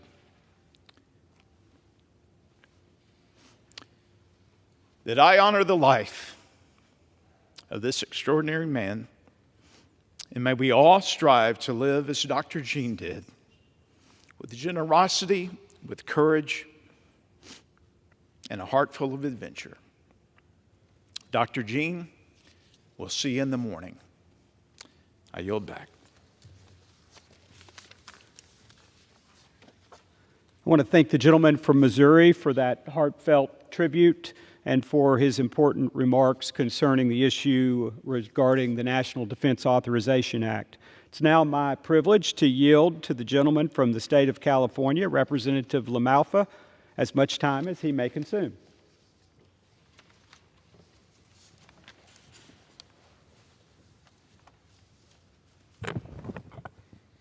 Well, I appreciate my friend from Tennessee, Mr. Rose, in leading this effort tonight and for all of his great work on our messaging that we are doing as a Republican conference to illustrate to the people of the country what it is we are trying to do, and that it's our belief that it'll be good for America, and in this case with the NDA, good for our military and the people that populate it. This NDA, the point I want to make this round is that the NDA puts real muscle behind countering China's aggression with $15.6 billion for the Pacific Deterrence Initiative, which is about $5.7 billion more than what the Biden administration thought was going to be adequate. Recovering gaps the administration ignored, funding $490 million towards critical Indo-Pacific command priorities to shore up the operations and capabilities in the region. Making it clear, Taiwan won't have to stand alone. This bill launches the Taiwan Security Cooperation Initiative to send lethal aid where it's needed most.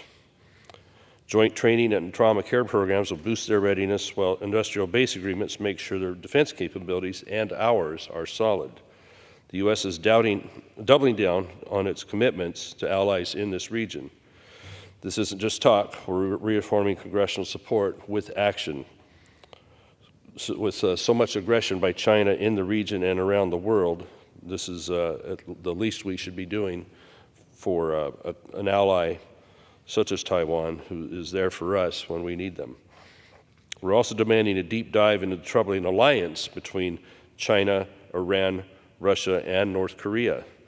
These actors who are teaming up to challenge us in that region in the Pacific, as well as the mayhem they're causing with their alliances in the Middle East and our issues with trying to help protect Israel, whether it's going to be with Iran's efforts immediately or with whatever's going to happen in Syria now with Assad taken out.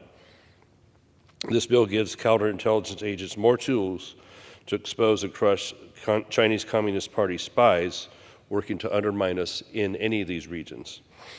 No more contracts with Chinese Communist Party affiliated contractors, labs, or universities. We're shutting down their access to our defense programs. Now, why we haven't do that now instead of that should have been our policy years ago, I'm not sure, but it's just common sense. You don't want to have China's access towards our technology and their ability to have some kind of weight in how our defensive programs work. It bans departments from asking for trouble, as who knows how easy it might be for them to embed spy technology into some of these chips, into some of this other equipment that could send information that is critical to us out to a different source that they can then mine and use against us. From ship repairs to logistics hubs, this bill ramps up our ability. Now, nobody really wants to have the work we can do in the NDAA, whether it's in this Pacific Deterrence Initiative and the other related pieces, or overall. It helps prevent war, it helps prevent conflict when the United States brings confidence to its allies around the world and maybe just a little bit of fear. So with that, I thank my colleague from Tennessee, appreciate it, and I'll yield back to him. I want to thank the gentleman from California, Mr. LaMalfa, for sharing his thoughts on these important issues tonight. I appreciate his remarks. Mr. Speaker, I will close by reiterating our support of our service men and women who defend our great country. Many of us have highlighted the improvement in the quality of life they will receive from the passage of this bill and it being signed into law by the President. However, I'd like to take a moment to highlight the impact it will have on Tennesseans serving in the armed services. According to the House Armed Services Committee, this bill will provide a 14.5% pay raise for junior enlisted service members and an average 4.5% pay raise for Tennessee's 19,500 service members. It also expands the program to help Tennessee's 1,500 military spouses attain and retain employment. Lastly, it expands access to child care for the 2,800 children of military families in Tennessee.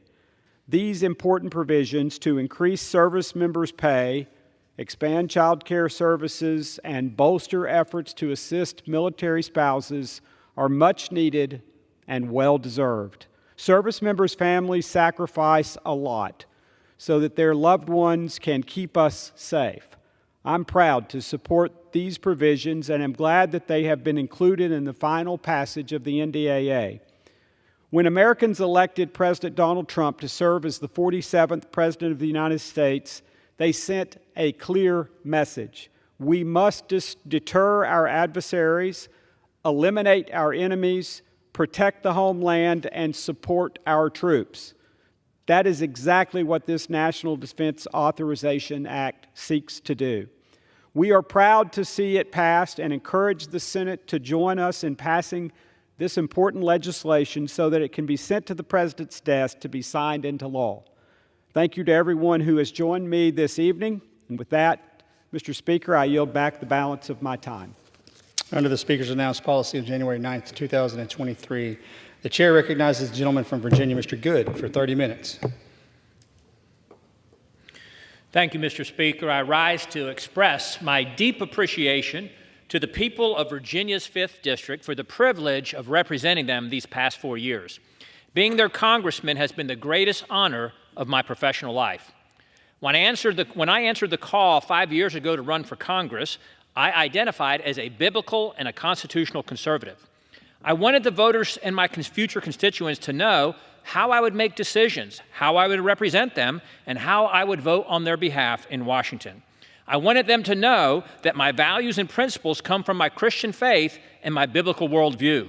I wanted them to know that my guiding political philosophy comes from the Constitution and its stated limits on federal power. My allegiance as a congressman has been to my Creator, my Savior, the Constitution, the promises I made to my constituents, and to doing what I know is right, regardless of the cost. My main priorities have been to cut spending, to shrink the federal government, to fight for America First border and immigration policies, and to protect our constitutional freedoms. And as my time serving in this body, on behalf of the citizens of Virginia's 5th District comes to a close, I leave with no regrets, because I've done as I told them I would do when I asked them to trust me with their vote and their support. My ultimate desire, however, has been to please the Lord, being more concerned about offending Him by what I don't say than I am about offending others by what I do say. I didn't run for Congress promising to bring the money back home, to deliver the earmarks, or the pork projects. I didn't run promising to work across the aisle, to compromise or find common ground, or to get things done. In fact, most of what we do here in Washington is bad, certainly unconstitutional, unjustified, and often downright harmful. Not to mention, we don't have the money. So the less we do, the better. In fact, we should be proud of the accusation that over the past 2 years, this Congress has done less than most Congresses. As Republicans, what should we have done more of that Biden and Schumer would agree to do? When I first ran for Congress in 2020, I presumed I would have the opportunity to serve with President Trump, help him build on the successes of his first term, and help him enact his second-term agenda. Unfortunately, that has not been the case, and like most Republicans, my efforts have been, by extreme necessity, directed at fighting the Democrat agenda, which has caused so much pain and suffering for the American people these past 4 years. Because when Democrats seize power, they wield it without apology and ram through the radical agenda, as they did in the first 2 years of the Biden administration with a narrow House majority and far less than 60 votes in the Senate. It's always about the money in Washington, and Democrats spend it lavishly and recklessly in 2021 and 2022 on their trillions for their ill-conceived and harmful COVID response, their Inflation Increase Act, their phony infrastructure bill, their radical climate agenda, all the while infusing every policy, department, and agency with their extreme pro-abortion, pro-transgender, pro-DEI and CRT, and climate objectives. You see, Democrats are willing to lose elections to push and pull the nation to the left, understanding that Republicans don't have the same political courage or willingness to risk their own elective futures to undo the harm, overturn the policies, or defund the programs. Thankfully, however, the American people responded to the extreme Democrat agenda by entrusting Republicans with the House majority 2 years ago in the 2022 midterms. But unfortunately, this Republican House majority has been squandered by a lack of courage, a lack of principle, a lack of steely resolve by Republican leadership and too many Republican members these past 2 years. Again, it's all about the money, and House Republicans could have blocked, could have stopped, and defunded anything and everything that we wanted these past 2 years. We could have just turned off the spigot and refused to give them the money. Instead, we have funded and perpetuated the Biden, Pelosi, Schumer policies and spending levels that we inherited and campaigned against that are bankrupting and destroying the country. The Constitution entrusts the House to manage the nation's finances, the nation's debt, and the nation's credit, and our ability to borrow money if and when necessary, and to make the payments on that debt. However, our national debt has grown by some $5 trillion in the 2 years that Republicans have controlled the purse strings. We are failing miserably. Every dollar we vote on is borrowed. Every dollar borrowed and spent steals from Americans through higher taxes, more inflation, and/or a greater debt burden for our kids and our grandkids. House Republicans, over the past 2 years, have given more money to Mayorkas for the border invasion. Matter of fact, back in the spring, we gave them $3 billion more to bring more illegals in more quickly. We have given more money to AG Garland, Attorney General Garland, FBI Director Wray, to abuse their power and weaponize federal law enforcement against their political opponents.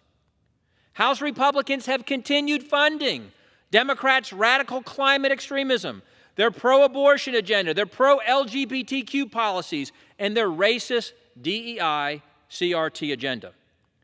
Why has our party leadership been more afraid to do nothing than to do something bad?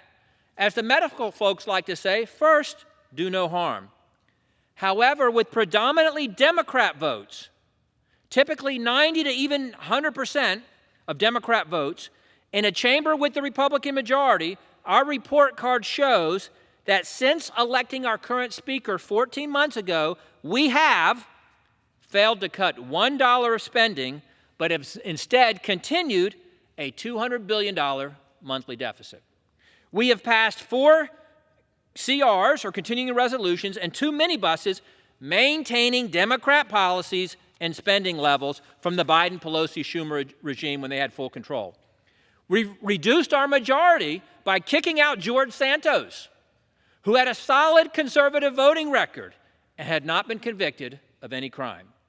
We passed an NDAA maintaining abortion funding, LGBTQ policies, climate priorities, DEI policies, CRT training. We reauthorized FISA twice without a warrant amendment, prohibiting illegal and unconstitutional surveillance of U.S. citizens without their knowledge, due process, or probable cause. We have borrowed and funded tens of billions of dollars for Ukraine and even Hamas. We borrowed and funded thousands of earmarks for tens of billions of dollars more to provide members with political cover back home for the bad votes they take here. We passed a tax bill that gave more benefits to illegal aliens. We failed to use any leverage that we had with the House majority to secure our borders. And just last month, we increased mandatory, or really automatic, spending by $200 billion more. And all of this has been done over the past 14 months with significantly more Democrat than Republican votes when we have the House majority. What if we had instead shocked the American people and summoned the courage and the resolve to just say, heck no, not on our watch, and walk away and refuse to fund the very destruction of the country that we campaign against? What if we had told Biden and Schumer, you ain't getting the money unless you cut some spending and reverse some of these harmful, dangerous policies? Instead, we are today contemplating borrowing $115 billion more for a disaster supplemental. That's what we're calling it anyway, on top of other inevitable year-end lame duck spending increases. Setting aside the unconstitutional lack of constitutional justification for the federal government being in the disaster relief or insurance business anyway, and why we would force middle America to fund relief for the coastal elites in these high-cost areas, setting aside the constitutionality or lack thereof of doing that, why would we even think about borrowing and giving one more dollar to the Biden administration in the remaining weeks of their regime? Why would we give the politicized and weaponized FEMA any more money before the end of this year? On November 5, the American people, thankfully, rejected the radical Democrat policies under which they have suffered these past 4 years. And it wasn't a question of the Democrat presidential candidate or the messaging or voter turnout. The fact is, Americans don't want the extreme Democrat agenda. They've had enough. The only alternative was the Republicans. Thankfully, at least for us politically, Democrats still don't grasp that. But we must not squander this reprieve, this tremendous opportunity that we were given by the American people on November 5. Americans desperately need our help. They desperately need us to rise to the occasion and to meet the moment. It can't be business as usual or how it's been for the past few decades. The American people are counting on us. They must count on us. There's no plan B. It's on this body. We're in the position that Democrats were in 4 years ago. After the 2020 election, they were in control of the White House with a narrow House and Senate majority. We're in the same position. As you know, Mr. Speaker, we talk a lot today, and we hear a lot of talk today about unity in our party. But unity for what purpose? Just to have the majority so we can be in the majority, so we can stay in the majority? Is that the purpose? Unity is impossible without a unifying mission. What is ours? The Democrats are clearly united in their agenda, the direction they want to take the country, and they will risk anything and everything to advance that. But why do we want the majority? Why do we want to have power? For what purpose?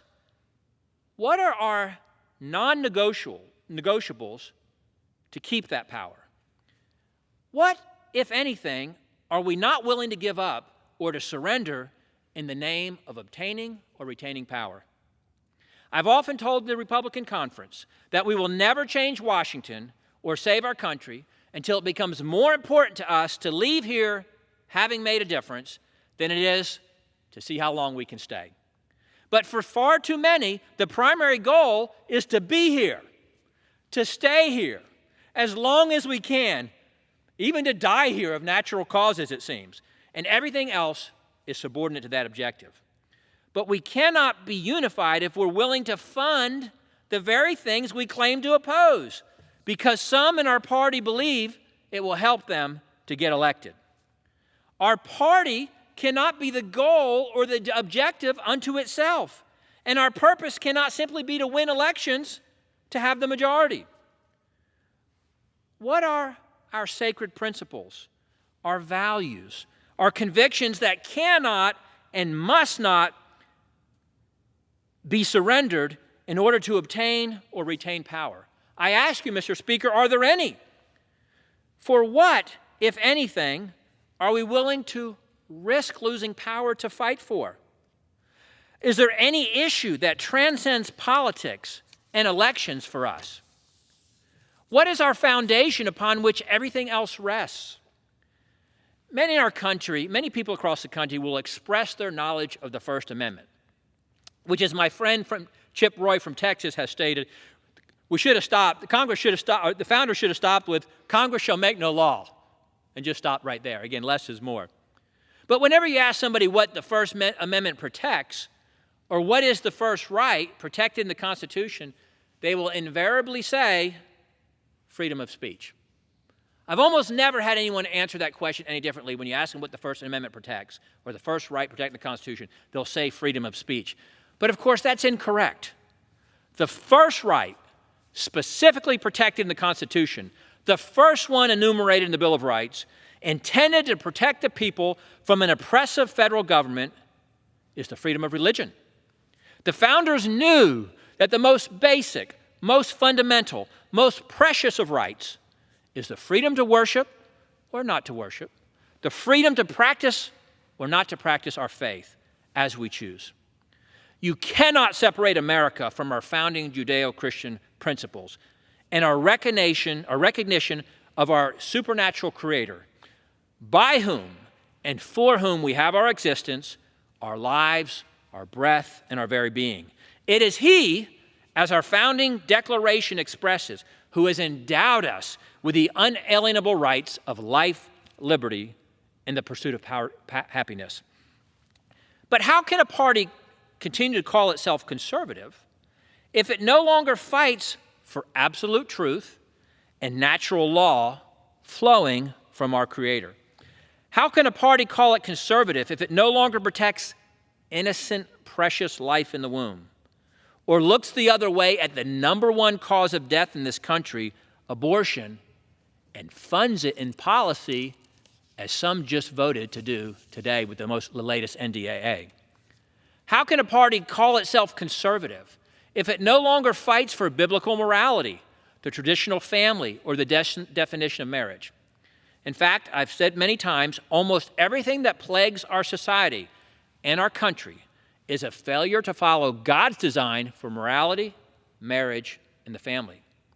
How can a party call itself conservative if it no longer fights for a common sense, scientific definition of sex and gender and funds the LGBTQ agenda, as we've been doing for the past 4 years? How can a party call itself conservative if it no longer fights for the true equality of all and instead tolerates DEI and CRT racist policies that we're funding? How can a party call itself conservative if it no longer fights for individual freedom, personal responsibility, and self-reliance? If it no longer places a premium on work or believes that people have a responsibility to provide for themselves, but instead the party funds government dependence and generational poverty? How can a party call itself conservative if it no longer fights for limited government, reduced spending, or fiscal responsibility, and instead borrows and funds massive deficits? I often speak in my district about the little-known and little-regarded 9th and 10th Amendments to the Constitution. When you ask a group, what are the 9th and 10th Amendments, almost no one knows what those amendments are. But Amendment number 9 says, the enumeration in the Constitution of certain rights shall not be construed to deny or disparage others retained by the people. And what that means is we have every right that the Constitution doesn't prohibit to us. We retain all the others. Just because the founders listed some rights doesn't mean we don't keep every other right. The 10th Amendment says the powers not delegated to the United States or the federal government by the Constitution nor prohibited by it to the states are reserved to the states, respectively, or the people. So what the founders were saying, of course, is the federal government had limited power and everything else was supposed to be left to the people or the states. But almost everything we do in this body is unconstitutional and violates the 9th and the 10th Amendments. We have strayed so far from these constitutional limits, as so many Republicans have embraced expanded federal power, the growth of government, more spending, and diminished freedom for the individual. We consistently reduce the rights or freedoms of the people. We regularly seize from the states and the people the power that should be left to them. Again, it's all about the money. It's all about the purse strings that are entrusted specifically to this body. We are in danger of fulfilling the famous quote attributed to Alexander Fraser Tytler. He said this a couple of hundred years ago: a democracy cannot exist as a permanent form of government. It can only exist until the voters discover that they can vote themselves largesse from the public treasury. From that moment on, the majority always votes for the candidates promising the most benefits from the public treasury, with the result that a democracy always collapses over loose fiscal policy, always followed by a dictatorship. The average age of the world's greatest civilizations has been 200 years. These nations have progressed through this sequence: from bondage to spiritual faith, from spiritual faith to great courage, from courage to liberty, from liberty to abundance, from abundance to selfishness, from selfishness to apathy, from apathy to dependence, and from dependence back into bondage. May we determine not to accelerate that on our watch, not to let this happen on our watch. May we determine to leave those who come behind us a better America than we found it. And may we determine to leave Congress having truly made a difference. Mr. Speaker, I once again want to thank the citizens of Virginia's 5th District for the privilege of representing them in Congress, and I yield back.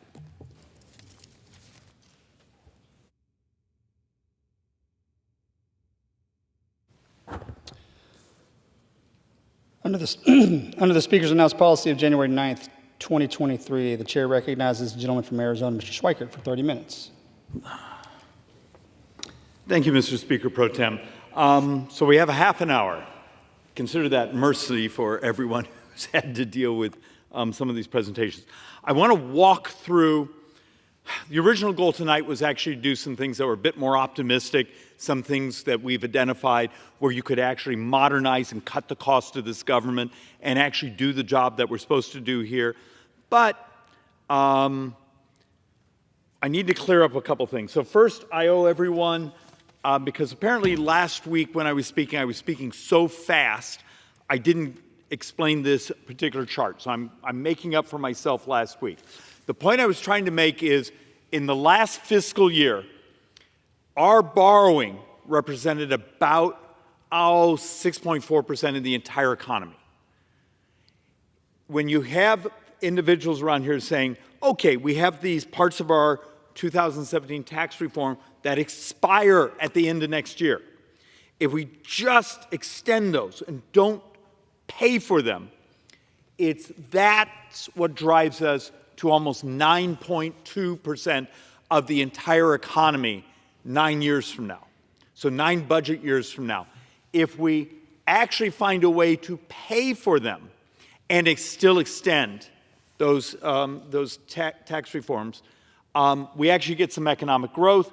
If you just let everyone's taxes go up, you end up at the end of the decade, or 9 years, about a little under 7% of the entire economy borrowed. So look, it's a little geeky, but the passion I've tried to show here is, I believe it's the moral thing to do is we don't let the portions on the middle class, their taxes go up next year. But we also step up and find a way to pay for it. And the CBO and the Joint Economic Economists last week, and it's going to be one of the boards here, actually showed if you pay for the tax extensions, actually, at the end of the decade, the economy's gotten bigger. And it will make sense. You haven't taken functionally what would be $4.6 trillion out of the economy and used it for borrowing. You left it there so the small business, the big business, your family, there's money that you can borrow to grow. And at the same time, your taxes haven't gone up. It's just hard for us to do because if we do modernization, if we find things to cut, there's an army of lobbyists just outside this door coming to scream at us. And some of those lobbyists aren't the types of people walking around here with Gucci's. They're the people they fly in from our home districts saying, David, we want that spending. And then you explain to them every dime, and I'm going to say this 3 or 4 times because for some reason I can't get this to burn in. Every dime a member of Congress votes on is borrowed. Every dime of defense is borrowed. Every dime of non-defense discretionary is borrowed. And when you hear us all talk about saying, hey, Congressman, you know, well, over here's the mandatory spending, and that's like 3/4 of all spending. Believe it or not, there may be $300-400 billion of that that's borrowed money also. And so, but I wanted to apologize for everyone. When I was showing the 9.2% of GDP in 9 budget years, that's if we basically take these tax explorations and just ignore it and just continue current policy. We blow ourselves up. So, all right, let me drop those back there. A couple other things I want to walk through. Apparently yesterday, the president got up and was trying to tell everyone, this is the best economy ever. Okay, really? That's an interesting statement. Sorry, throat. Economy's actually not bad. Now, there's some arguments to be made. The amount of cash the Democrats did in their Inflation Reduction Act and other things that they've been functionally subsidizing and then borrowing. Okay. But here's the reality. If the president's looking at you in the camera and telling you the best economy ever, well, A, that's not factual, but why don't you feel it? It's because much of America is poorer today than the day President Biden took office. If you live in the Phoenix, Scottsdale area, my home, if you don't make almost 27% more today than the day President Biden took office, you're poorer. So having someone tell you, oh, the economy's great, and yet you're having trouble paying for things. And the reason we made this board functionally, for you to maintain your purchasing power. Are you making, if you're an average person in average America, in my district, these numbers are substantially higher because I'm from a district with some of the highest inflation in America. But if you're not making $1,115 more a month, because that's what you'd have to be having from 4 years ago, your purchasing power, you're poorer. And I think actually that's the reason that voters turned and said, okay, I see these Democrats running lots of ads, saying crazy things, but yet it turns out the voters are actually really smart. They would look at their checking account. They'd look at the cost of their kids' clothes. They'd look at the grocery store and try to figure out why in the last week of the month they were losing their minds under stress.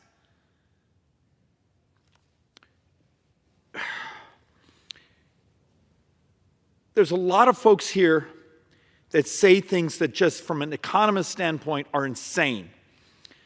But your wages, policies that we engage in that don't make you wealthier, because prosperity is moral.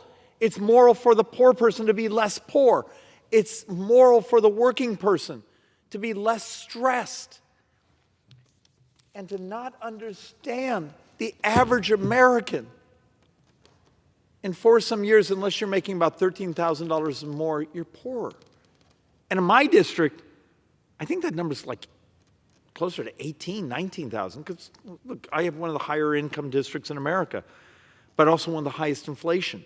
And I think that's the disconnect. And I think that understanding of it's not enough to run around and tell people the economy's great. Look at all the money we've handed out to big businesses. Aren't you happy? How much we subsidize of the economy. And so many Americans are just trying to survive. One of the other things, apparently I did a horrible job trying to explain.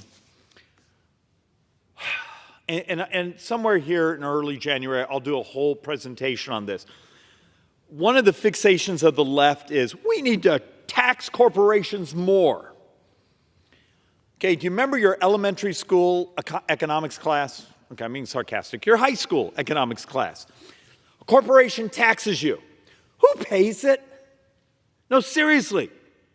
You don't think that doesn't pop up in the wages you pay your workers and the prices you pay as a consumer? In many ways, corporations are nothing more than pass-through entities. So when we did the tax reform in 2017, there was data that was coming out in the next couple of years that showed about 67% of those corporate tax cuts actually worked their way into wages. Remember, before the pandemic, we had some of the most robust growth of wages in American history, where the poor got less poor. Yes, wealthy did well. Now, there's a whole discussion, and one day I'm going to do a whole thing of what this government, the Federal Reserve, did to inflate assets, and that's actually where much of the wealth came from, was monetary policy, not tax policy. And the folks around here that don't do economics, that's for a different discussion. But what happens in a world where we can show we lowered taxes? Well, did that? Actually, it turns out we did something more complicated than that. You do realize what we call the TCJA. In 2017, there was like $7 trillion over 10 years of tax cuts. You know, there was like $5.5 trillion of tax hikes.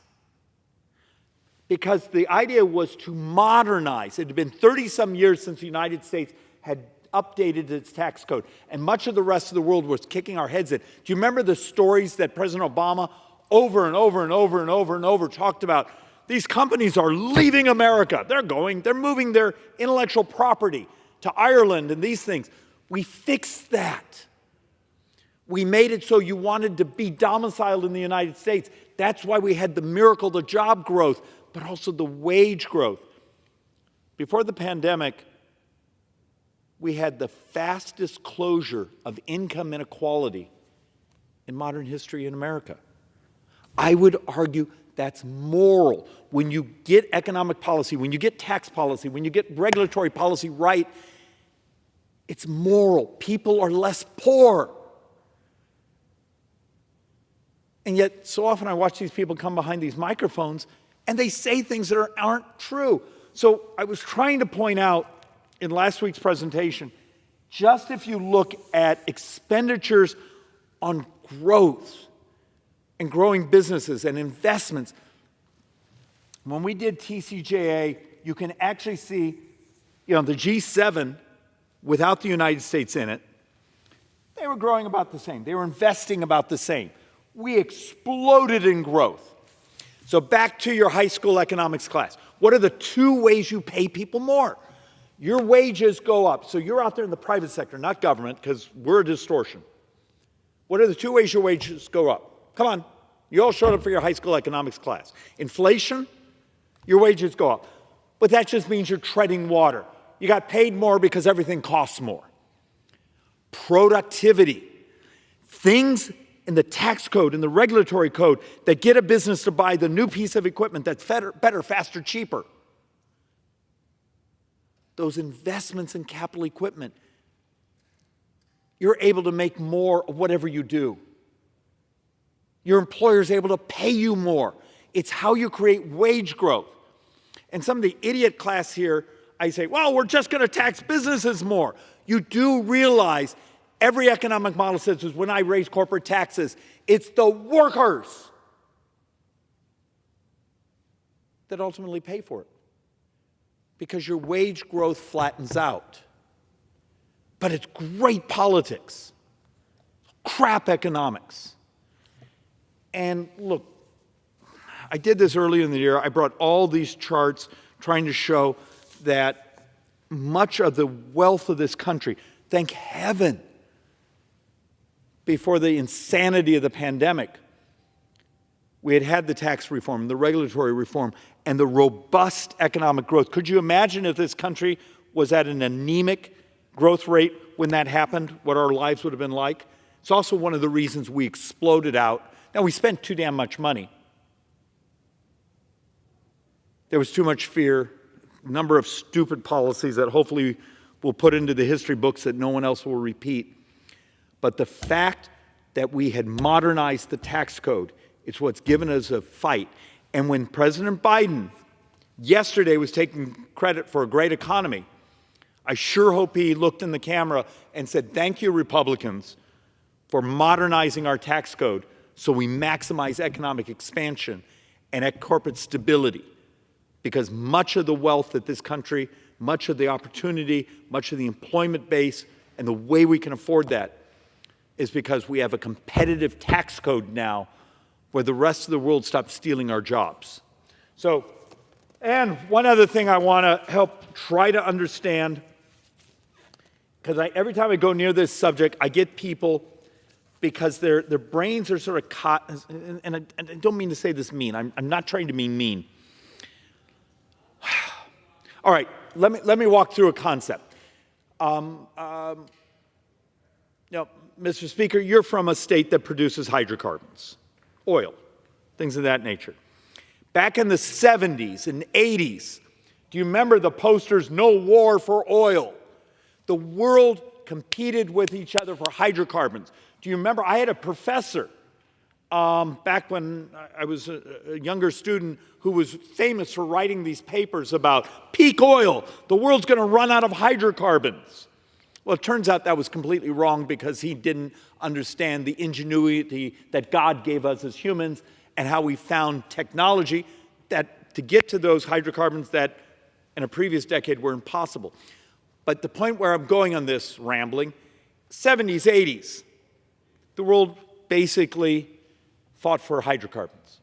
Last decade, in many ways, we positioned ourselves for rare earths because that was the future economic of the world economy. Really, really smart economists right now are saying this decade, the next decade, and the decade after that, do you know what the world's going to compete over? Smart people. The entire industrialized world is starting to, if not collapse, dramatically fall. You see the things going on in South Korea and Taiwan and much of Europe, the numbers happening all around us. In the United States, if you look at some of the Census Bureau data, I said this last week, it could be as early as 11 years from now, the United States will start having more deaths than births. So what would happen to you if I came to you and said, let's have an honest conversation, which is almost impossible around here, about the border and immigration, but we're going to talk about it like economists. Not our hearts, not our passions, not our anger, economists. What President Biden has allowed at the border, when you bring millions of people into the country with very moderate skill sets, what did you do to your domestic working poor? You know, I've done a whole presentation here showing that family, that young man, that young woman, they dropped out of high school. They sell their willingness to work. They're out hanging drywall. They're out doing this. What happens to their wage growth? Remember a moment ago we were talking about wage growth? What happens to their wage growth in a society when you've added millions and millions and millions of people with similar skill sets? You crush the working poor. This is actually why, if you look a couple decades ago, it was the Democrats, back when they gave a darn about working people, that actually cared about locking down the border, about taking on low-skill immigration. Those of us from border states, you see the chaos we've had to deal with. You know, it drives us insane when, you know, buses showed up in, you know, New York or Chicago and they lose their minds. And you look at some of the members from Congress, you know, from those states, and you look at them and say, you've been doing this to us for years, and now you figured out what we go through every single day? But back to The Economist. So the morality of when you flood a country of a certain level of skill set, you just made your working poor poor. There's an economic model out there that says it will be 10 years before the domestic working poor in America start to really see their wages go up outside inflation. and it's just because of population dynamics. How many other people are willing to sell their labor cheaper than they're willing? Flip side, and President Trump actually hit this, and hit this brilliantly. We're insane. We bring in smart people from all over the world to our universities. We educate them. We teach them our engineering. We teach them our biology. We teach them things, and then we send them home to compete against us. In a time where you need the society to become more productive. Remember, back to our high school education, as a society becomes more productive, our wages go up. And wages go up, we actually take in more tax receipts, but that's a side benefit. But wages grow up in a productive society, and then the cascade event, you may not be the person with the PhD in synthetic biology, but your wages go up when that person's down the street making a hell of a lot of money and changing the society and the economy for the future and the better. Well, it turns out this last summer we unleashed some of my joint economic economists to just try to do some of the math. Here's what I was talking about in low-skill immigration. Asylum seekers, they consume hundreds of thousands of dollars of social services. That's the nature of our country. You know, if you can't afford it, you get health care. If you can't afford it, you get these other types of benefits. If you can't afford it, we'll get you housing. You know, our education system is based off the tax system. High skill, we actually make millions. Well, in this case, $800,000, $900,000 in sort of the tax receipts and those things over a full career. Now, the fact of the matter is, I have some much fancier graphs that also show the age spectrum, because you got to say, you know, a young worker compared to an older worker, the number of years they're able to participate in the economy at a higher wage level. Bingo. And that's actually why Canada, Australia, New Zealand, Great Britain, the rest of the world we compete with have all gone to a point talent-based system. We are functionally the last industrial country in the world that does a familial system. And I promise you I'll get some very angry things coming to my office, but I'm being honest.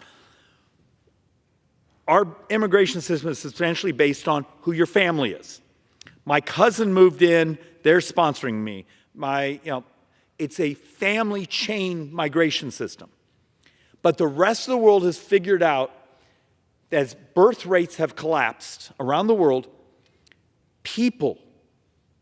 we're desperate for people. I'm going to show you some charts coming where, as a country that our birth rate started to roll over in 1990, we need people. Part of my job with the Joint Economic Committee, part of my job on Ways and Means is how do I finance all the things that people show up here wanting?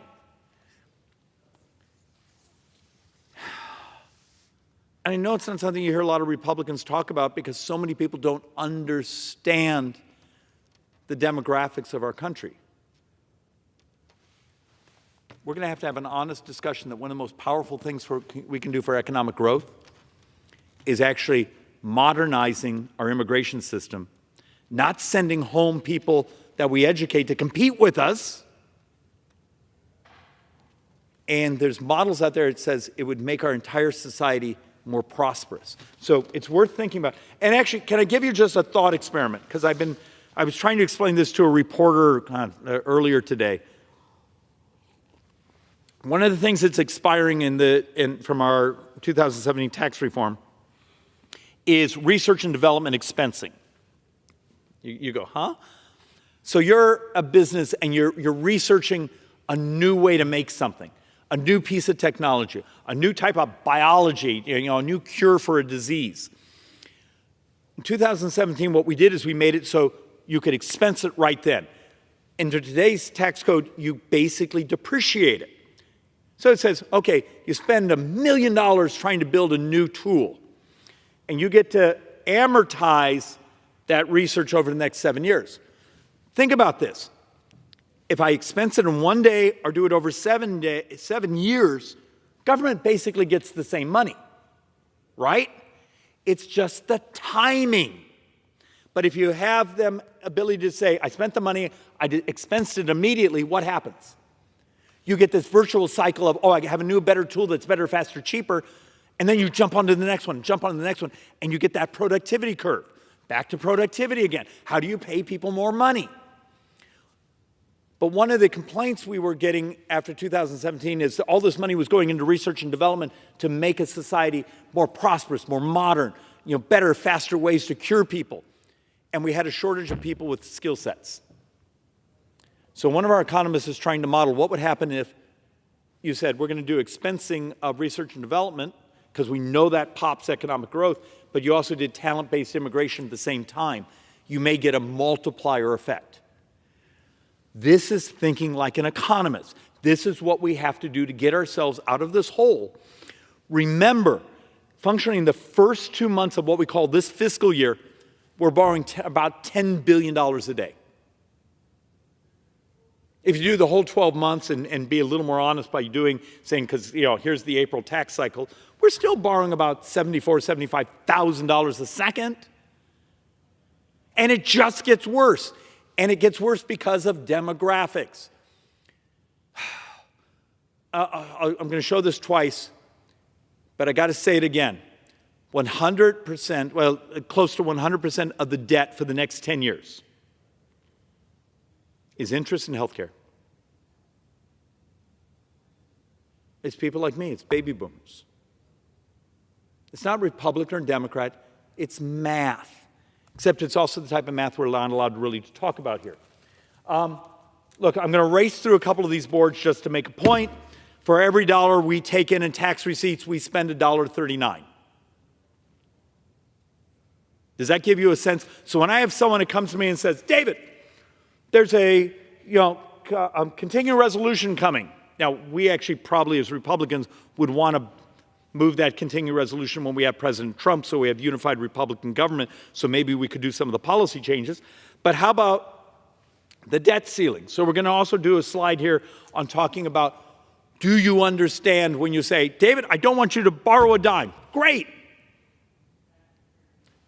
So I take in $1, I spend $1.39, but all I get to vote on is about 25% of the spending. How much of Medicare, how much of Social Security, how much of pension benefits, how much of VA benefits do you want us to cut? And I've done these entire presentations at home where you show the chart and people raise their hand. So I get these suggestions. I'll give you an example. I had one last night. A good friend sends me a thing that says, David, if you stop funding the UN, that would take care of our problems. Okay, we spend about $18 billion in the UN. The economic effect is believed it probably brings in about $9 billion a year. But let's just use the entire 18. If we're borrowing close to $7 billion a day, so getting rid of all the UN covers 2 2/3 of a day's worth of borrowing. And there's the problem. People don't understand the scale. Every dime a member of Congress votes on, all defense, all non-defense discretionary, is on borrowed money, plus a chunk of mandatory. You got to see. So when we do that presentation at a home district and you have people give their suggestions, we get up to maybe 3 weeks of cuts. And then you start to say, okay, are you ready to get rid of all the Defense Department? Are you ready to get rid of the State Department? Are you ready to get rid of the FBI? Are you ready to get rid of this? Ready to get rid of that? And you just see the eyes on people because they really do believe we get rid of foreign aid, we can balance the budget. And then you show them all foreign aid is about 9 days of borrowing. I beg of the public, the way you influence members of Congress is know your math and know the scale of how upside down we are. And here's just trying to make that point once again, is if we're spending $1.39 for every dollar we take in, this little dot line is break even. That basically means every dime of discretionary, and that's defense too, and you got to pay interest. You don't pay your interest, you blow up the world and you blow us up because we have the bonds out there. So functionally, we're so upside down, even part of what we call entitlements, mandatory, earned benefits, is on borrowed money. Mr. Speaker, may I ask how many minutes I have left? The gentleman has 2.5 minutes remaining, sir. All right, I'm going to talk faster. Sorry about that. Oh, the poor people have tried to take our words down. It's a punishment. I'm sorry. I have some other boards here, so I'm going to just try to do 2 more boards in this 2 minutes. Tax policy. You go back to functionally 1950, when we've had very high marginal tax rates. We get about 17, 18% of the economy in tax receipts. When we've had very low marginal tax rates, we get about 17, 18% of the economy in tax receipts. The fact of the matter is, for some reason in the American economy, for the last 75 years, we fall back into this mean. So when you have Democrats run around here and say, we need much higher marginal tax rates. But when we've done that, we still just get the same percentage of the economy. The secret, once again, is that productivity. Have a bigger economy. Our structural crisis now is if we're getting 17, 18% of the economy in tax receipts, we're spending about 24% of the economy year after year. So back to the point. This is the pie chart. Every dime of non-defense is borrowed. Every dime of defense is borrowed. You got to pay your interest. And remember, interest is now our second biggest expense in government. It's number 2 now. And part of this red here is also on borrowed money. There's ways to make the math work. The willingness to modernize this government, the willingness to use technology to crash the price of this government, crash the price of health care, but make us a healthier society. There's a way. I sometimes just feel like an idiot. I come behind this microphone every week. I do charts. I show these things saying, here's ways. Last week I showed, I think, $100, $200 billion of savings we could have in government by just modernization. There's hope. But I only think we have maybe 3 or 4 more years to start to understand how upside down we are. Mr. Speaker, I know I'm out of time. Thank you for your patience. There is hope, but there's only hope if the American people start to hear these words and start to push those of us in Congress to do the right thing. I yield back.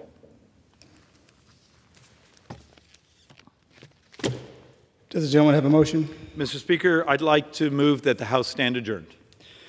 The question is on the motion to adjourn. Those in favor say aye. Those opposed say no. The ayes have it. The motion is adopted. Accordingly, the House stands adjourned until 9 a.m. tomorrow.